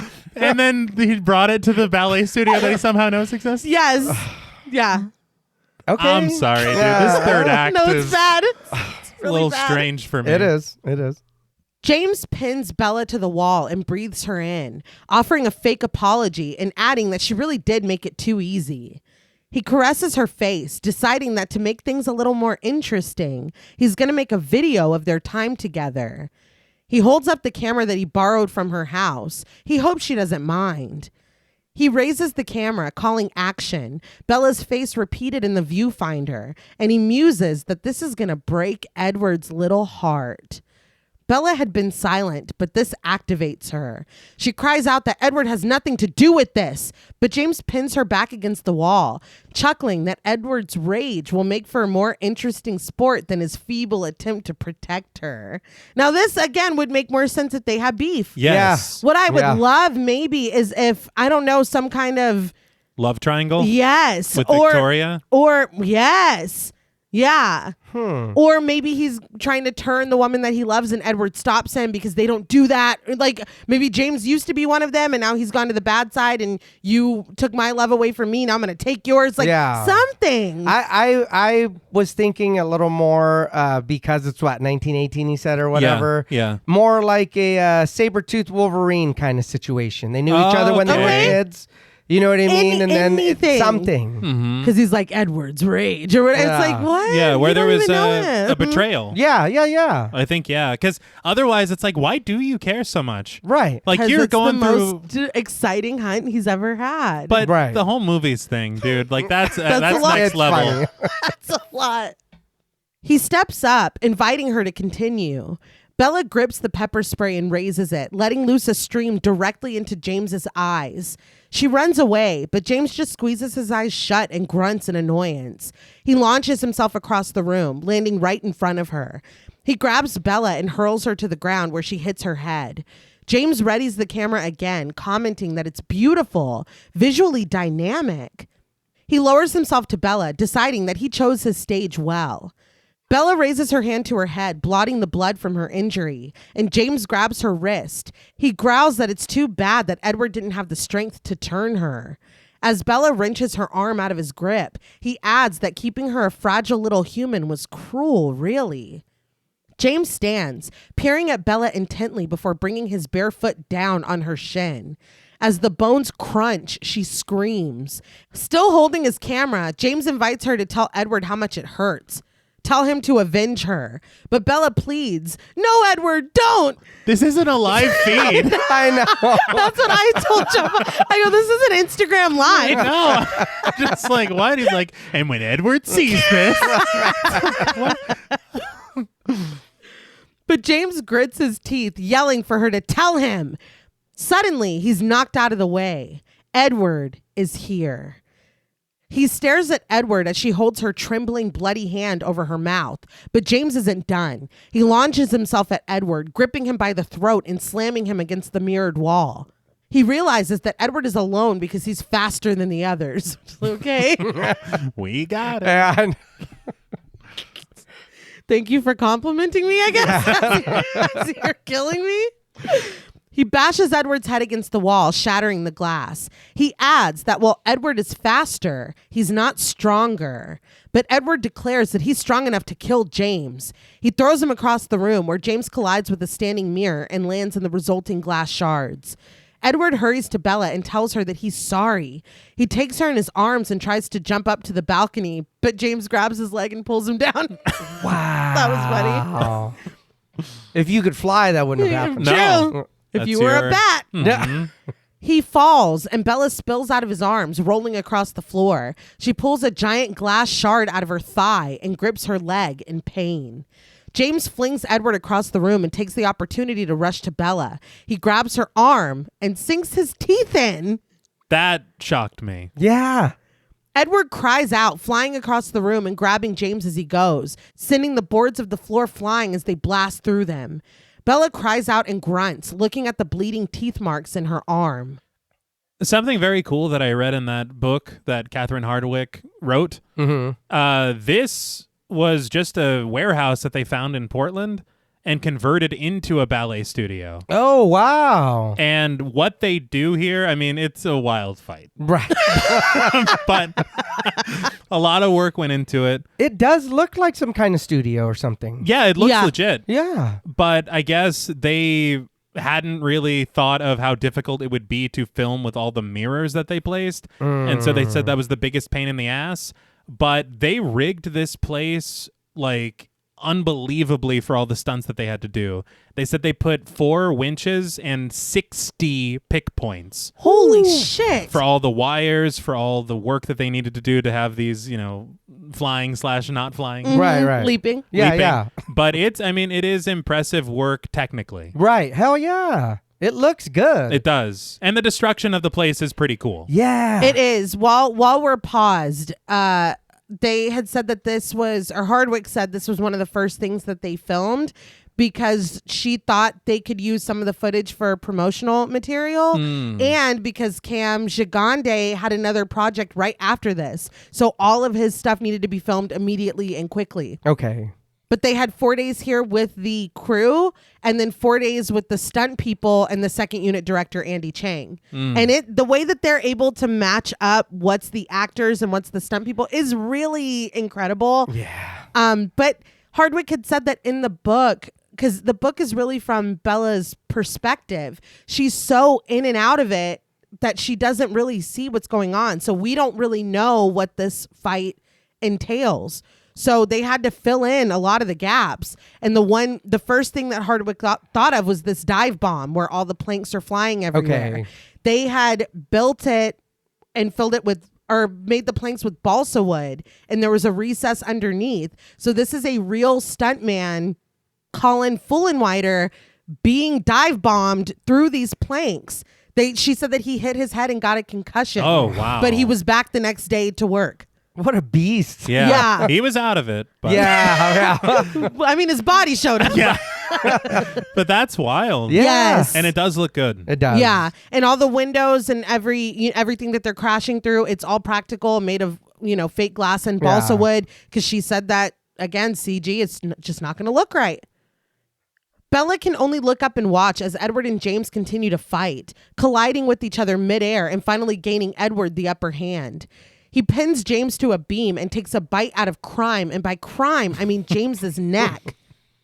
As Bella convulses on the floor, he spits the piece away, and the two continue snarling in each other's faces. For this neck bite, they were filming this super late and they had run out of fake skin for him to kind of bite away. So the makeup artist, Rolf Kepler, went to craft services and took cheese. Oh my God. He microwaved it to soften it. Then he let it cool, molded it, and added it to James's neck to be bitten off and then spit out. And it worked. Hey. Yeah. Cheese. You would never. Cheese. Yeah. But the reinforcements have finally arrived in the form of Carlisle, Alice, Emmett, and Jasper. Alice rushes to Bella's side while the other two go to Edward. Carlisle places a fatherly hand on Edward's shoulder. He tells him that that's enough, imploring him to remember who he is. Although I thought we were all in agreement that we needed to kill James. Yeah. I thought we were all on the same page with that, but go off. Edward struggles with this, emotion etched into his face. Carlisle tells him that Bella needs him. His eyes are a honey brown, which is funny because he did stop to eat. But Bella is still thrashing on the ground. When Alice inspects her wound, blood gets on her hand and she raises it, taking a long trembling sniff. She calls out to Carlisle, making him aware of Bella's blood. Carlisle assures Edward that his brothers will take care of James. They snap into action. Emmett leads James away and Jasper begins ripping up the floorboards for a fire. Carlisle hurries to Bella's side, taking Alice's place. She runs to join Emmett and Jasper. The two men hold James on either side, and with a running start, Alice jumps onto James, twists off his head, and tosses it into the fire. They killed the shit out of this dude. Yeah, they for real tore him apart. They did. That's what we planned. That's what they've kept saying. They made a full body dummy for this. Okay. With all the limbs were fully detachable and the head obviously she could pull right up. Right. But they said that they had built a propane fueled fire for the fire that they're tossing his body parts into, and that it burned so hot that they can only have it lit for 45 seconds at a time. Oh my God. Damn. They should have got Hank Hill on there. I was going to Should've. say. They would have made it to where it was safe. Yep. Low burning, low. Taste the the meat, meat. not the heat. Bella stares at this in horror, still racked with her own pain. Carlisle reports to Edward that her femoral artery was severed and she's losing too much blood. Bella screams that her hand is burning, and we see James's red bite standing stark against her pale skin. Carlisle says that it's the venom. As Alice returns to them, Carlisle tells Edward that he needs to make a choice. They could let the change happen, but Edward replies firmly, no. Alice says that it's going to happen. She's already seen it. But Edward reminds her that it doesn't have to be that way. He's like, your powers don't really fucking mean anything. I feel like you're talking a lot. Yeah. Carlisle warns that Bella is still hemorrhaging, and he instructs Alice to make a tourniquet out of her belt. Alice does as she's told, and as Carlisle ties it, Edward demands to know what his other option is. Carlisle tells Alice to go, and she does. As Bella stares up at the raging fire where they are ripping James apart and throwing in his pieces, Carlisle finally tells Edward that he could suck the venom out. I thought that James's death was anticlimactic. Oh, hell yeah. Yeah. Okay. As long as we're all in I mean, agreement. we do see it in the background, but I would have liked for us to experience. We're not that. in it. We're not in him like screaming or fighting them or anything. Yeah. And it's Edward has him pinned to the thing. They show up and then they just like lead him away. Like, Yeah. he doesn't even try to fight them. No. I don't. Whatever. They just rip his head off. That's not anticlimactic. Yeah. That's pretty cool. But it's like, come on, like it's death itself. Right. I also kind of don't like this situation with Bella because I don't like there being no consequences to what has happened. Yeah. Yeah, Well, that's- we don't know the next movie. Maybe she starts biting deers and stuff. Deers. I'm tired. Yeah, I know. Edward knows that if he sucks the venom out, he won't be able to stop. And Carlisle says that he'll have to find the will to stop. But he needs to choose now because she's only got minutes left. Bella is still groaning and spasming on the floor when Edward looks down on her. He promises that he'll make the pain go away. Edward brings Bella's wrist to his mouth and sucks on the bite James left. In the background, Alice, Jasper, and Emmett huddle around the fire, feeding it the remains of James and more planks from the broken floor. It's all out of focus for Bella as Edward continues to suck. Carlisle tells him to stop. Bella's blood is clean. He's killing her. But Edward continues to suck greedily, grunting as he stares down at Bella. Carlisle tells him again to stop, to find the will to stop. Just as Bella's eyes begin to cross and she starts to go slack, we lose her to a bright white, and Let Me Sign by Rob Pattinson begins to swell. So there was a couple things there. It's a very bold choice to have a song from one of your actors in the film. All I keep thinking, like, it takes me back to the end of Gran Torino where Clint Eastwood And it's just clearly- fucking, it's like, is this the ghost of this dude fucking singing this song? Like, what am I supposed to take away from this? But here it's like that is Robert Pattinson. Yes. Putting on an accent. Yeah. It's not necessarily his, but I was like, that's him? I was a little surprised. But from what I read in that book, Okay. they had said that Catherine Hardwicke had been hearing from Kristen Stewart and Nikki Reed all about Robert Pattinson's music. Okay. And that he had his own music and it was fantastic and all this stuff. And she kept asking him about it. And he's like, yeah, I'll bring a CD tomorrow. And tomorrow turned into months later. Yeah. And so finally she's just like, you know what? Fuck it. I'm renting a studio, giving you some studio time. You go in there, lay down some tracks. And I was like, why are you so cool? Yeah. I know. Like, good Lord.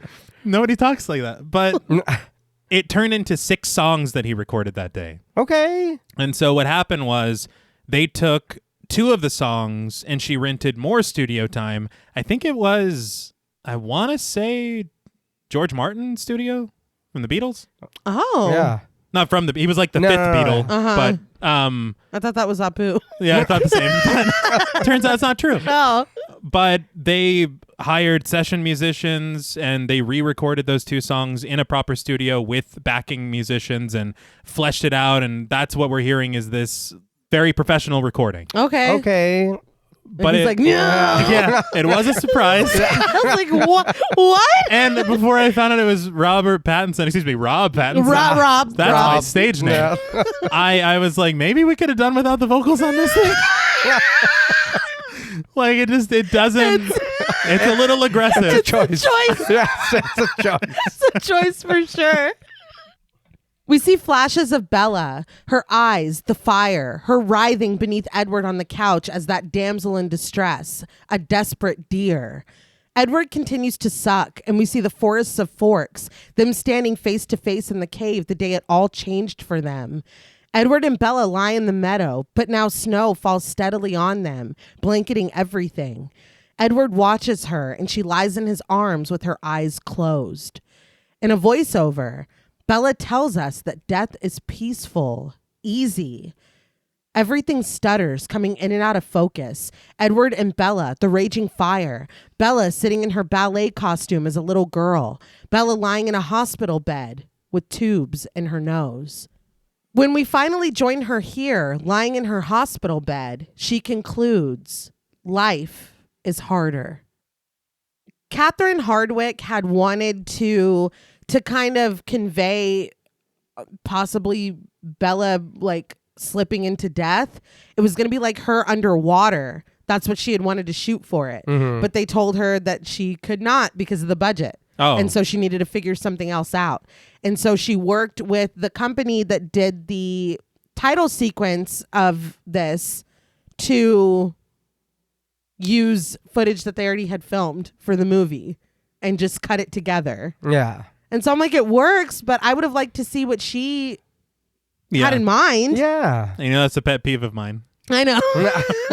Because it's from our point of view. Yes. Yeah. Reneé sits on the bed next to her, whispering her name as Bella's eyelids flutter and she finally opens them. The continuity with the tube in her nose is fucking wild. But the first thing Bella does is ask, where is he? Where's Edward? Reneé says that he's asleep. Bella follows her gaze when she looks over at him, seemingly asleep, sitting up on the couch across the room. Reneé reveals that he never leaves and that Bella's dad is downstairs in the cafeteria. Bella asks what happened, and Reneé explains that Bella fell and broke her leg. She lost a lot of blood.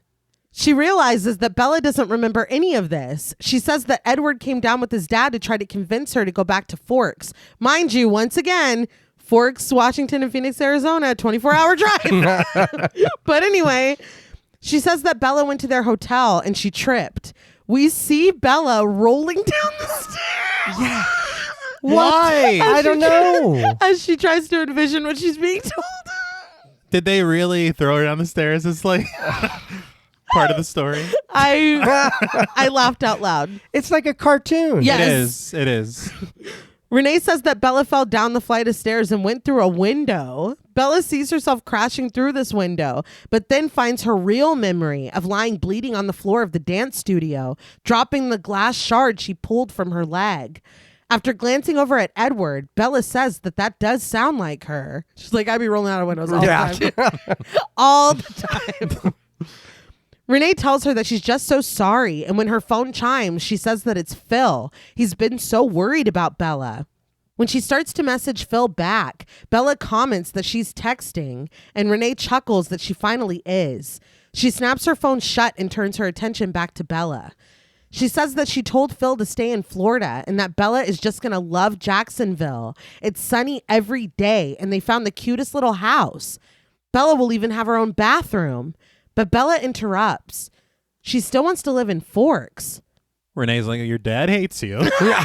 So You've burned that bridge. yeah. Renee's like, what? So Bella repeats herself. Reneé reasons that they'll talk about it. And Bella asks if she can go get her father. She has to talk to him and apologize. Reneé kisses her forehead and says that she will. She'll also get a nurse. As soon as Reneé leaves and closes the door, Edward opens his eyes and looks at Bella. As he walks over to the bed, Bella demands to know what happened. Where's James? Edward reports gravely that they took care of it. He sits down and adds that Victoria ran off, which it's so weird that we never see Victoria in any of this. Yeah. It's like, does she have scheduling conflicts? Bella realizes that she's alive because of Edward, but Edward corrects her. She's in here because of him. He says that the worst part about this is that he didn't think he'd be able to stop, but Bella counters that he did stop. Edward declares that Bella needs to move to Jacksonville so he can't hurt her anymore. This infuriates Bella, who yells, no. She stammers, questioning what he's even talking about. He wants her to go away? She can't leave him. Edward says that he knows, but Bella doubles down that they cannot be apart. He can't leave her. Edward tells her simply that he's here, and Bella shakes her head. He can't say stuff like that to her, ever. Edward leans in, asking where else he's going to go. He plants a lingering kiss on Bella's forehead and rests his own head against hers. I thought for a second when he was asleep on the couch that he was going to be like, this has never happened to me before. I don't know what's happening to me. I've never slept before. Do you think they forgot? They're like, oh, you were faking it. You were faking it. Back in Forks, Charlie and Edward sit across the kitchen table from each other. Charlie sips his beer, but otherwise is completely silent and very awkward. This is almost like The Sixth Sense, where like it's a ghost sitting across the table. And we never see that. No. They're not interacting at all. And Edward's like white as fuck. It looked really funny. When they hear movement on the stairs, they both get up wordlessly and head toward them. Bella lumbers down in a blue dress, her right foot thudding heavily with the weight of her black cast, juxtaposing the Converse on her other foot. Who says she can't wear Converse with her dress? You know what I mean? Yeah. I thought we were going to get New Perspective by Panic at the Disco. That's just ingrained because of Jennifer's Body. These early 2000s prom scenes. She shrugs that Alice let her borrow the dress and the cast, but Edward interrupts. You're perfect. Charlie eyes him and Edward promises to take care of her. But Charlie's like, I've heard that before. Which is like, dude, fair. Yeah. We are going to prom, though, so maybe don't put us in a bad mood. Yeah, Put us in a bad mood. The last time she went out with you, she drove 24 hours to Phoenix, Arizona and almost died. Yeah. Yeah. But what does that have to do with me? But it's prom. Edward steps outside, but Bella lingers in front of Charlie, who reports that he put another can of pepper spray in her bag. Bella scoffs at this, and Charlie adds that she looks beautiful. Bella smiles and thanks him before leaving after Edward. Outside the prom, Edward opens the door for Bella next to a bench. She sits down and he says he'll be right back. As he drives off to go park, Jacob steps out of the trees and calls out to Bella. I just wanted to say how freezing and rainy and just cold this shoot was. They said the day of this prom scene that they shot while they're outside and everything, what we see at the very, very end, it is 22 degrees outside. Good Lord. Yeah. I'm freezing. Yeah. What's wild is they weren't even going to shoot the prom outside initially. They're like, great, thanks. Yeah. Awesome. I guess they wanted to use the gym initially, which would have been much better for everyone. Yeah. But Catherine Hardwicke from the inn that they were staying in saw this view of the fog rolling in, and she's like, She's not wrong. Yeah. No, She's it's not wrong. great. It looks so beautiful. Yeah. Bella's surprised to see Jacob, but he points to her dress and compliments. Nice. She returns the sentiment, looking at his white button-down and tie. She questions if he's crashing the prom. Did he bring a date? Jacob comes over and sits next to her, confessing that his dad paid him $20 to come and talk to her. Bella invites him to tell her, and Jacob's smile drops. He asks her not to get mad. This is fucking insane. I feel like as obviously the audience and the viewer, we have a different perspective of this, but from the information that Bella has being told, this is fucking insane. Yeah. What are you talking about? Okay. And why'd you have to be paid $20 to do this? Jacob reveals his dad wants her to break up with her boyfriend. He quotes Billy, "We'll be watching you." I feel like, though, I'm Bella. I know what this means, and you know what this means. You already know this, what I know, but nobody else is supposed to know. That's true. Other than that, why the fuck is your grandpa or your dad telling you to come and tell me this? And she's just like running her hands through her hair. Like, That's been the whole film. Yeah.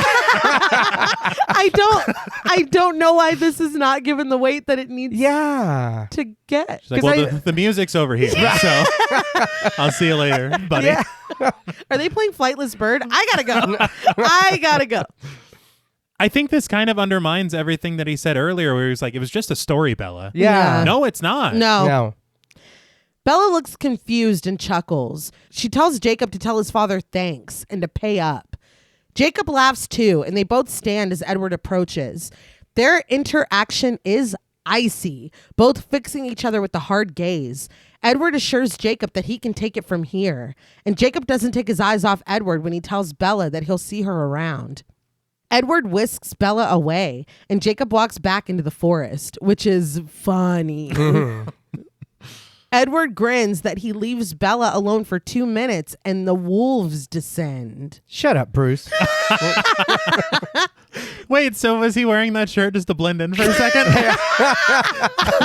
He didn't want to look out of place. That's really funny. You know, like in Hitman when you got to take somebody's He did kill another kid. Right. There is a body in the bushes. But Bella just chuckles. Bella and Edward get their picture taken beneath the arches of their Casino Monte Carlo prom. Bella sighs that she can't believe Edward is making her do this, but he just tells her to smile. Inside, everyone is dancing to Go All the Way, in parentheses, Into the Twilight, by Perry Farrell. And after looking around, Bella decides that Edward really is trying to kill her. But he explains that prom is an important rite of passage. He doesn't want her to miss anything. She's like, oh. She spots Jessica and Mike across the room. Jessica's wearing the pink dress that she liked her boobs in. Bella points to her own chest and gives Jessica a thumbs up, complimenting them. And Jessica mouths with a smile, I know, right? Mike returns the thumbs up. Tyler goes over to them, shimmying and dancing in front of Bella before returning to his date. Eric is DJing with Angela beside him, and they both offer Bella a wave. After having said hello to all of her friends, Edward asks if she wants to go. Bella says yes. They literally just want. But it's nighttime when they step outside and over to the gazebo where other couples dance.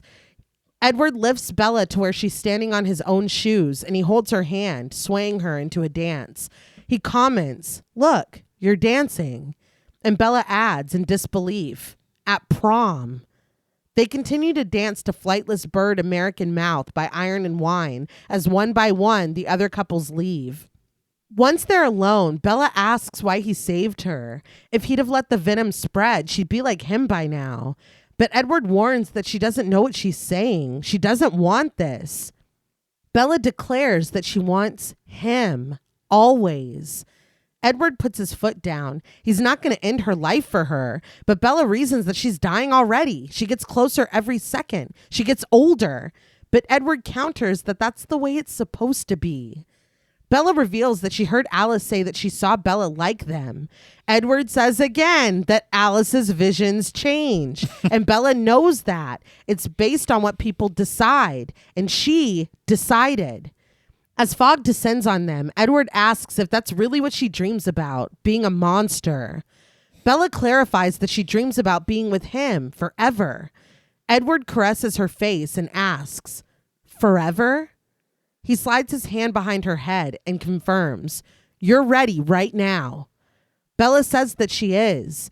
Edward dips her and lowers his mouth to her exposed throat, only to plant a soft kiss on her neck. Aren't there other kids around? They all walked they off. left, Okay. yeah. They all conveniently walked off. Is that kid a fucking vampire?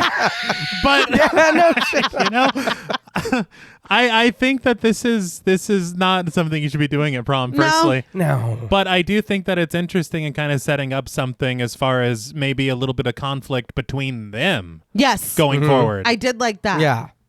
Edward looks up at her with a grin and asks, "Is it not enough just to have a long and happy life with me?" Bella stands up and finally relents that it is. For now. Edward smiles and shakes his head at her. They stand at the center of the gazebo, soft light shining down on them as they share a long, romantic kiss. They start to dance again as Bella's voiceover returns. "No one will surrender tonight, but I won't give in. I know what I want." We pan down to the fountain where their reflection continues to sway in their dance. But above, a woman is watching from a window inside, a white fur draped over her dress and her hair swept up, which is funny because we're also dressed for prom. yes.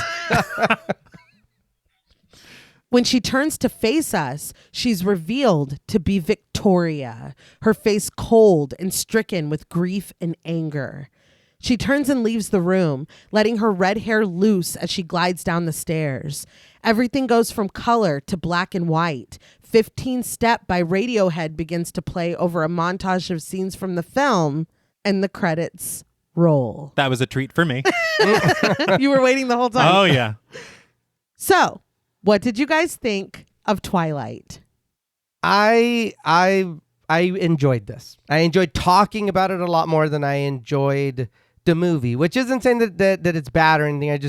This was a lot of fun to kind of get into. Mm-hmm. I will admit, as we go on, that third act, that was it's not as strong. Talking about it, it's kind of worse than I remember. It's that, yeah. I think when we are discussing it, it's like, ooh, Yeah. maybe that didn't work as good. But this is a teen drama. This is for teens. This is fine, though. The vampires, the light wolves, somehow. I mean, we got very little. Mm-hmm. This was fine. This was fine. Again, I know I'm not the target audience, but it's still fun to watch. Yeah. Even if you're sitting there just saying crazy shit to the TV or like, what are you doing? What the fuck? You know what I mean? This, for me, is kind of one of those movies. Yeah, I think that's very fair. This is not the worst film ever made. No. As I was led to believe basically the entire lifetime of this film. Right. I do think that there are a lot of shortcomings. Yes. Yeah. But it's in such a way that it's not impossible to have fun with it still. Yeah. It's not one of those films where you're just like, Jesus Christ, like everything, Mm-hmm.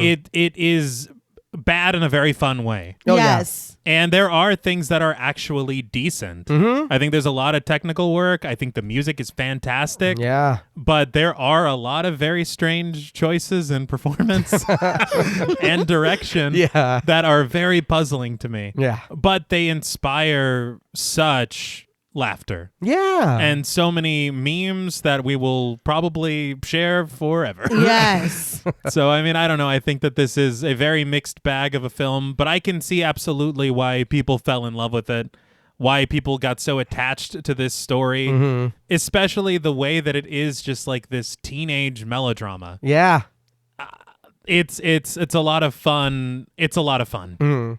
And something else is that I am intrigued to see where the story goes. Yes. Yeah. I am.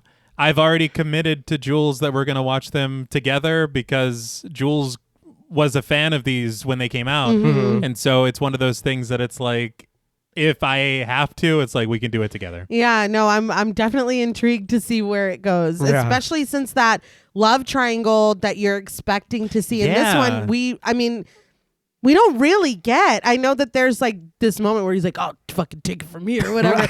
But it's like to the extent where it's like, "Are you Team Edward or Team Jacob?" Like we don't get that here. Yeah, not yet. So I am intrigued to see where it goes from there. I've heard many things. I've heard many things, and I know about Baby. Like I know that there are lots of things that I know just from existing at the same time as Twilight. That I'm like, how are we like Loch Ness Monster? There's so many things that I kind of can't wait to get to, if I'm being honest. But this one, it is a mixed bag. There are those feelings. I think that Catherine Hardwicke, because she really wanted to kind of explore that like feeling of teenage love, you know, that it's like, oh my God, are they going to be in class today? Like that, like, you know, and I think there are successful moments of that. Yeah. Is it all successful? No.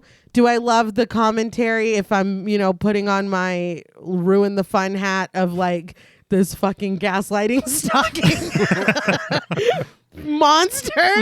And she's like, I don't care. And he's like, I want to kill you. And she's like, I don't care. All right, kill me, baby. Yeah. The kill me at the prom. You know what I mean? That is not cool. No. But it's like, for the sake of the story, if we're going to play with these stakes,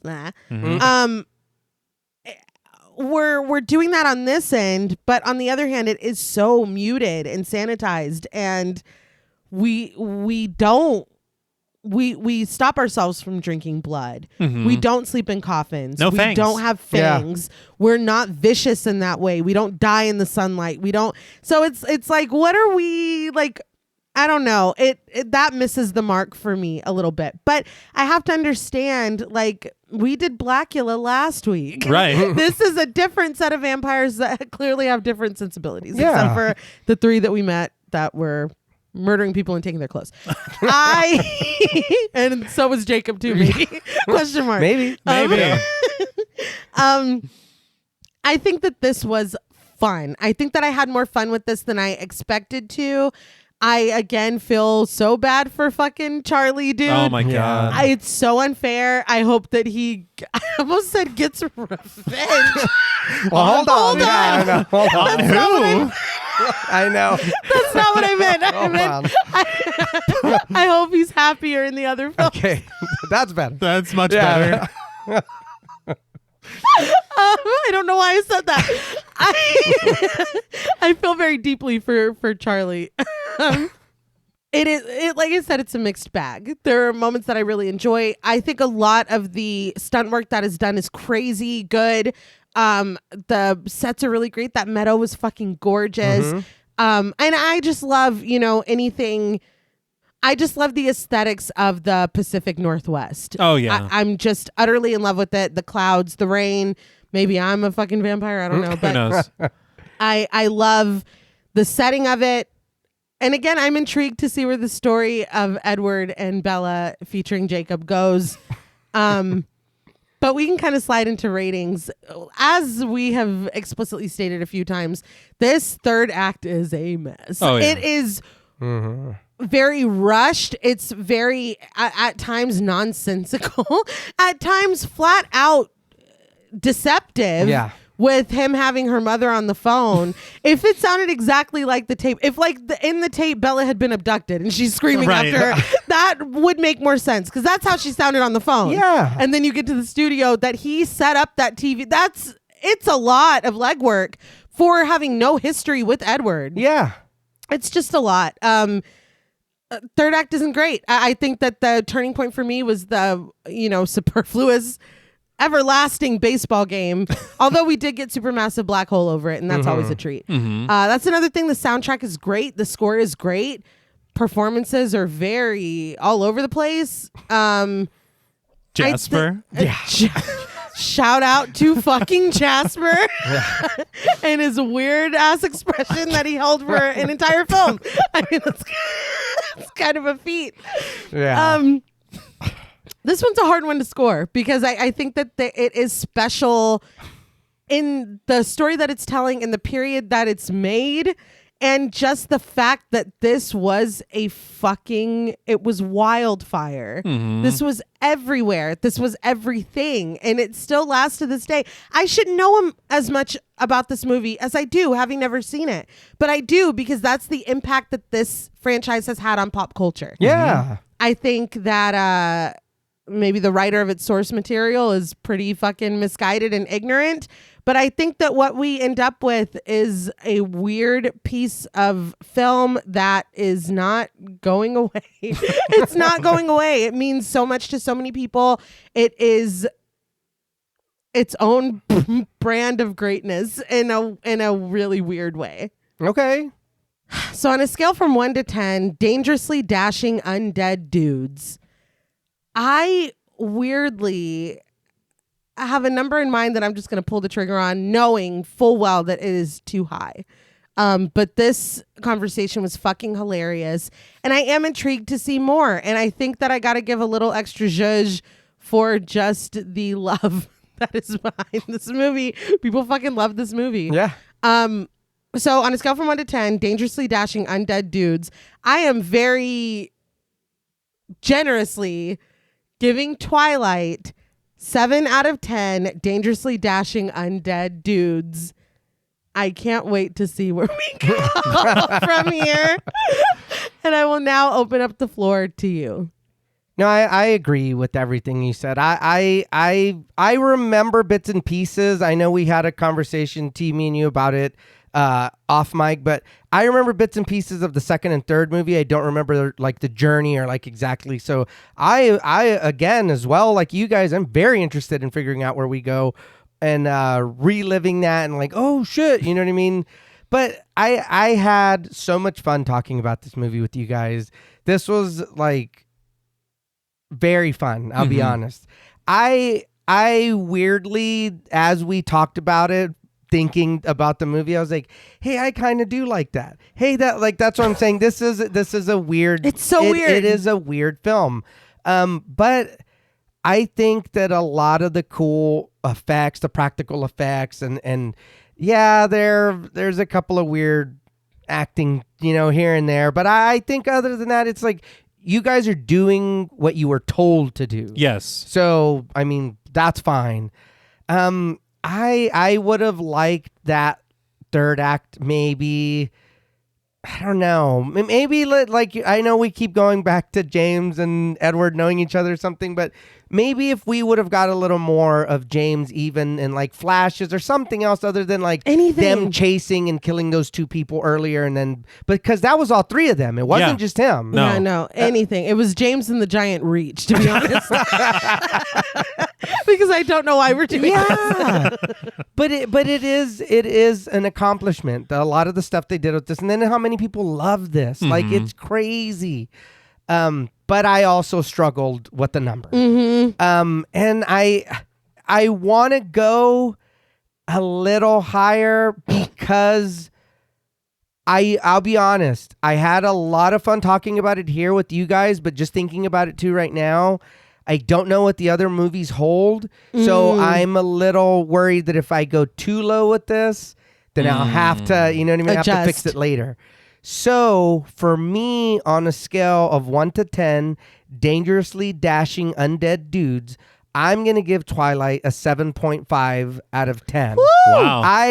Look, the 0.5 is for us having fun here.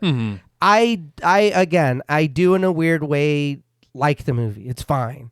Not saying that the movie's weird, but like I said, The movie's and kinda weird. it is, but like I said a few times, I'm not the target audience for this shit, but I don't mind it. You still it's had fine. fun. Yeah. And I think that's the thing, is that I don't know how much fun I'm having that is intentional. Yeah. Right. Yes. You know, but I am having fun. Yeah. And there's a lot to point to joke about, to turn this into like a party movie. Mm-hmm. And so, I mean, I don't know. It's just such an odd film. It really is. It's such a relic of its time, too. Yes. Yeah. It's I don't know. There are tons of positives, like we had mentioned before. Really appreciate the practical effects and the reliance on them. I will say there's a lot of vampire movement that leaves a lot to be desired. At the same time. Yeah, and who has what power? Yeah. Movement and lore. Yeah. Yeah, Oh my for God. sure. Yeah, the lore kind of upsets me. Yeah. To not have one coffin in this film. Yeah. No fangs. No fangs. That's wild. Don't even show them drinking blood. You have a fucking vampire doctor, but he's like, let's kill these animals. Yeah. It's like, what? You can't just drain like some willing patient or something? No. Glamour them into, what's your power, dude? Medical school? He's a doctor. Yeah, he's a doctor. So, I mean, I don't know. But I think that one thing that really gets me is I really want to have something to point to actually feel the romance between Edward and Bella. Yeah. Yes. Because there is just a lot of things happening, and things start to happen really fast, and you're just supposed to be like, oh, well, no, they're in love. They are in love now. Yeah. But it's like, I don't have enough here to like even want them to be in love. Right. So maybe that is something that'll come later, where their relationship will be a little more fleshed out. Because that's what I thought this would be. With this is like the most romantic fucking, Yes, yeah. you know, but it Yeah, really yeah. wasn't, No. which is kind of upsetting. And waiting to see Jacob have more than like a walk-on role. Yeah. It'll be pretty nice too. Yeah. So that'll be interesting. And again, I think that's the thing, is that it does what the first film in a new franchise should do. Right. It sets up a lot of elements that will be explored later, and it intrigues you enough to want to know what the hell happens when that later arrives. Right. So that's pretty big. Yeah. But I don't know, the lack of like human behavior in this film is also really interesting to me. Like, I don't know. And that's the thing, is that Catherine Hardwicke, I feel like she did a great job directing it as far as having her creative control and her ideas fleshed out. But there is a lot to be desired as far as the performances are concerned. Yeah. But I don't know if maybe that was the point. Maybe that's exactly what she wanted. Yeah. It's just strange to me. But yeah, the music is great. The soundtrack choices are fantastic. You got Radiohead ending it. It's like, come on. Yeah. Paramore on the credits. Yeah, too. Yeah. Muse. More? There's more? Yeah. Rob Pattinson. Yes. Gran Torino, anyone? But I don't know. I think when I finished watching it, because there was so much puzzling aspects of it. Yeah. That I thought to myself, I was like, I think this is like a 5.5 to me. Yeah. But having this conversation with you guys and really like diving into it, and even if there's stuff that does not make sense, that does not work, but it is fun as hell. Yeah. Despite that fact. Yeah. So Somehow. yeah, it's honestly a weird miracle. Yeah. It really, really Yeah. is. So I think that for me, out of 10 dangerously dashing undead dudes, I am going to give Twilight 6 out of 10 Wow. dangerously dashing undead dudes. I am surprised too. Yeah. I really am. Well, this is the score of a killer, Bella. All right. Let's wrap it up. Yeah. 5.5. Well, that's all from us at Podmortem. What would you rate Twilight and which we watch next? Let us know on Instagram at the Podmortem.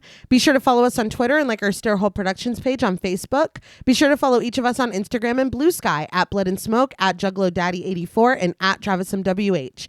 Thanks again to Original Cinematic for sponsoring this week's episode. Please consider pledging to our Patreon, where you'll get over 250 hours of bonus content, our monthly schedule, access to our Discord server, and the opportunity to help us decide which films to cover. And if you're looking for Podmortem or Stairhole Productions merch, follow the link in our episode notes. Stay tuned until after the music for a special shout out to our Wendigo Getter patrons. And remember, in life, we will always be faced with forks in the road. All that glitters is not gold, so you must learn to follow your heart. Until next time.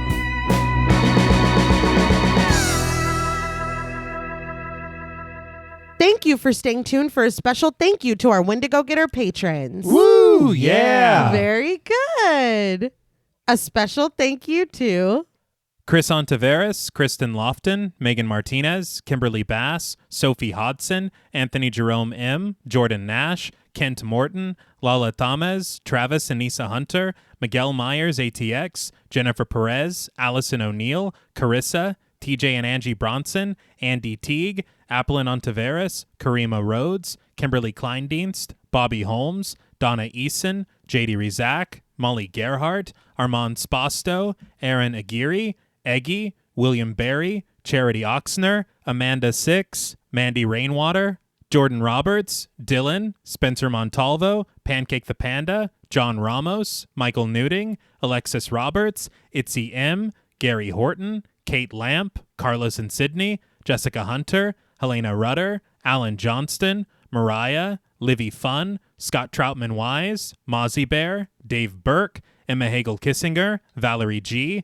Emiliana, CB, Taylor Santana, Will Lewison, Angelique, Smelly Poo Poo Head, Beth Bauer, Cookie, Esperanza J, Jason Kyle OKC, Joshua Rumley, Danielle Peralta, Sawyer Reese Farr, Sahara, Girl That's Scary, Cassandra, Andrea Simmons, Ashley Higuera, William and Xxena Rush, Ryan Brom, Megan Ochoa, Laura Lassiter, Eileen O, Marissa E, Henry F, Megan M, Strangely Sarah, Christy Beck, Nancy and Andy, Amanda Lopez, Andy Terrell, Erica Morin, Tris Wynn, K.87, Mariah Jensen, Carrie A, Lonnie Lono, Powell, Kayla E, Maggie H, Murder Stina, Kristen Marcy, Ori81 Boricua, Look Like That One Girl, Bog Boy, Felnez63, Alita Pui, Probably My Jugs, Kate Thackeray, Wade Pack, A Lizard, Bay J, Jay Rich, Topher Williams, Elena Metler, Valerie K,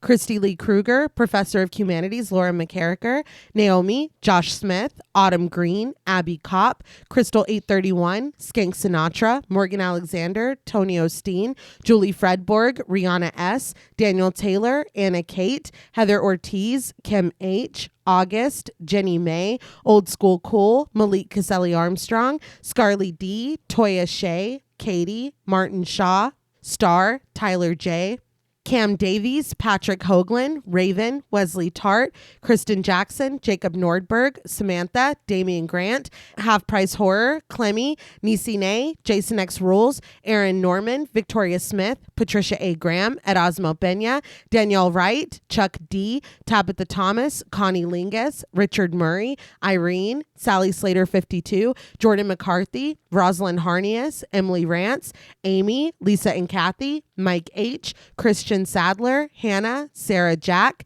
Casey L, Evelyn Knight, Paula Garcia, Nikki M, Ghastly Grandad, Megan and Alexandra Saldivar, Lisa Sykes, Kelsey Niemeyer Cook, Martina LaForce, JG, Morgan Novello, Ashley, Alex M, Brandon C, Gordon Sutherland, Georgia Renland, Ashley Poe, Diana Joe, Connor Gormley, Carrie Parker, Katie Face, Jane Pillsbury, Caitlin Asher, Mia Franz, Pooh Bear, Spicy Caldera, This is the Zodiac Speaking, Jason the Ghost, Moldy Tic Tac, Brian Ward, Tanner Rutgers, Gremlin Keeper 22, Sam Spade 666, Veronica, Kristen Rhodes, Daniel Laurent, Carmito, TVR, A Very Sweepy Baby, Nicholas Rage, A Lazy Boy, Nicola Williams, Sadison Miles, Stu Corbett, Brick O, Jaden Nicole, Lost Fan 08, George L. Robertson, Mercedes X Bleeple, Joel Miller Apologist, Jalen Perry, Cool Trainer Elijah, Mrs. Bloomingdale, Sierra Duncan, Renee Hart,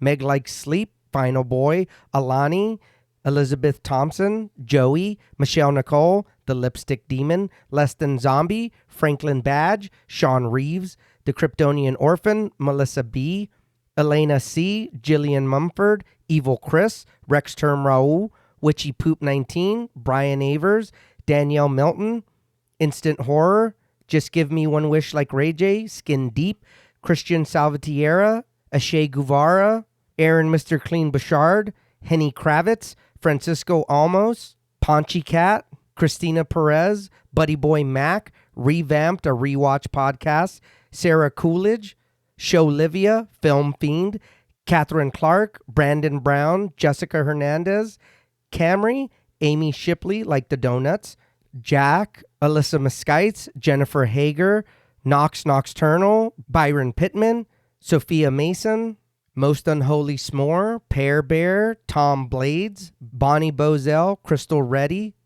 Stu Mocker Fokker, Sean Weeks, Chardonnay Carlina, Samira Samuels, The Chief King, Nicholas Doba, Philip Thomas, Ashley Gravely, It's Austin Buttercrush, Kimberly Martinez, James Floyd, Estefany, Hope Mowery, Abe the Camel, DGS, and J. Taylor Art UK. Thank you so much. Thank each and every one of you. Yes, thank you. We unconditionally and irrevocably love you all. Aww. Aww. Let's get out of here. Until next time.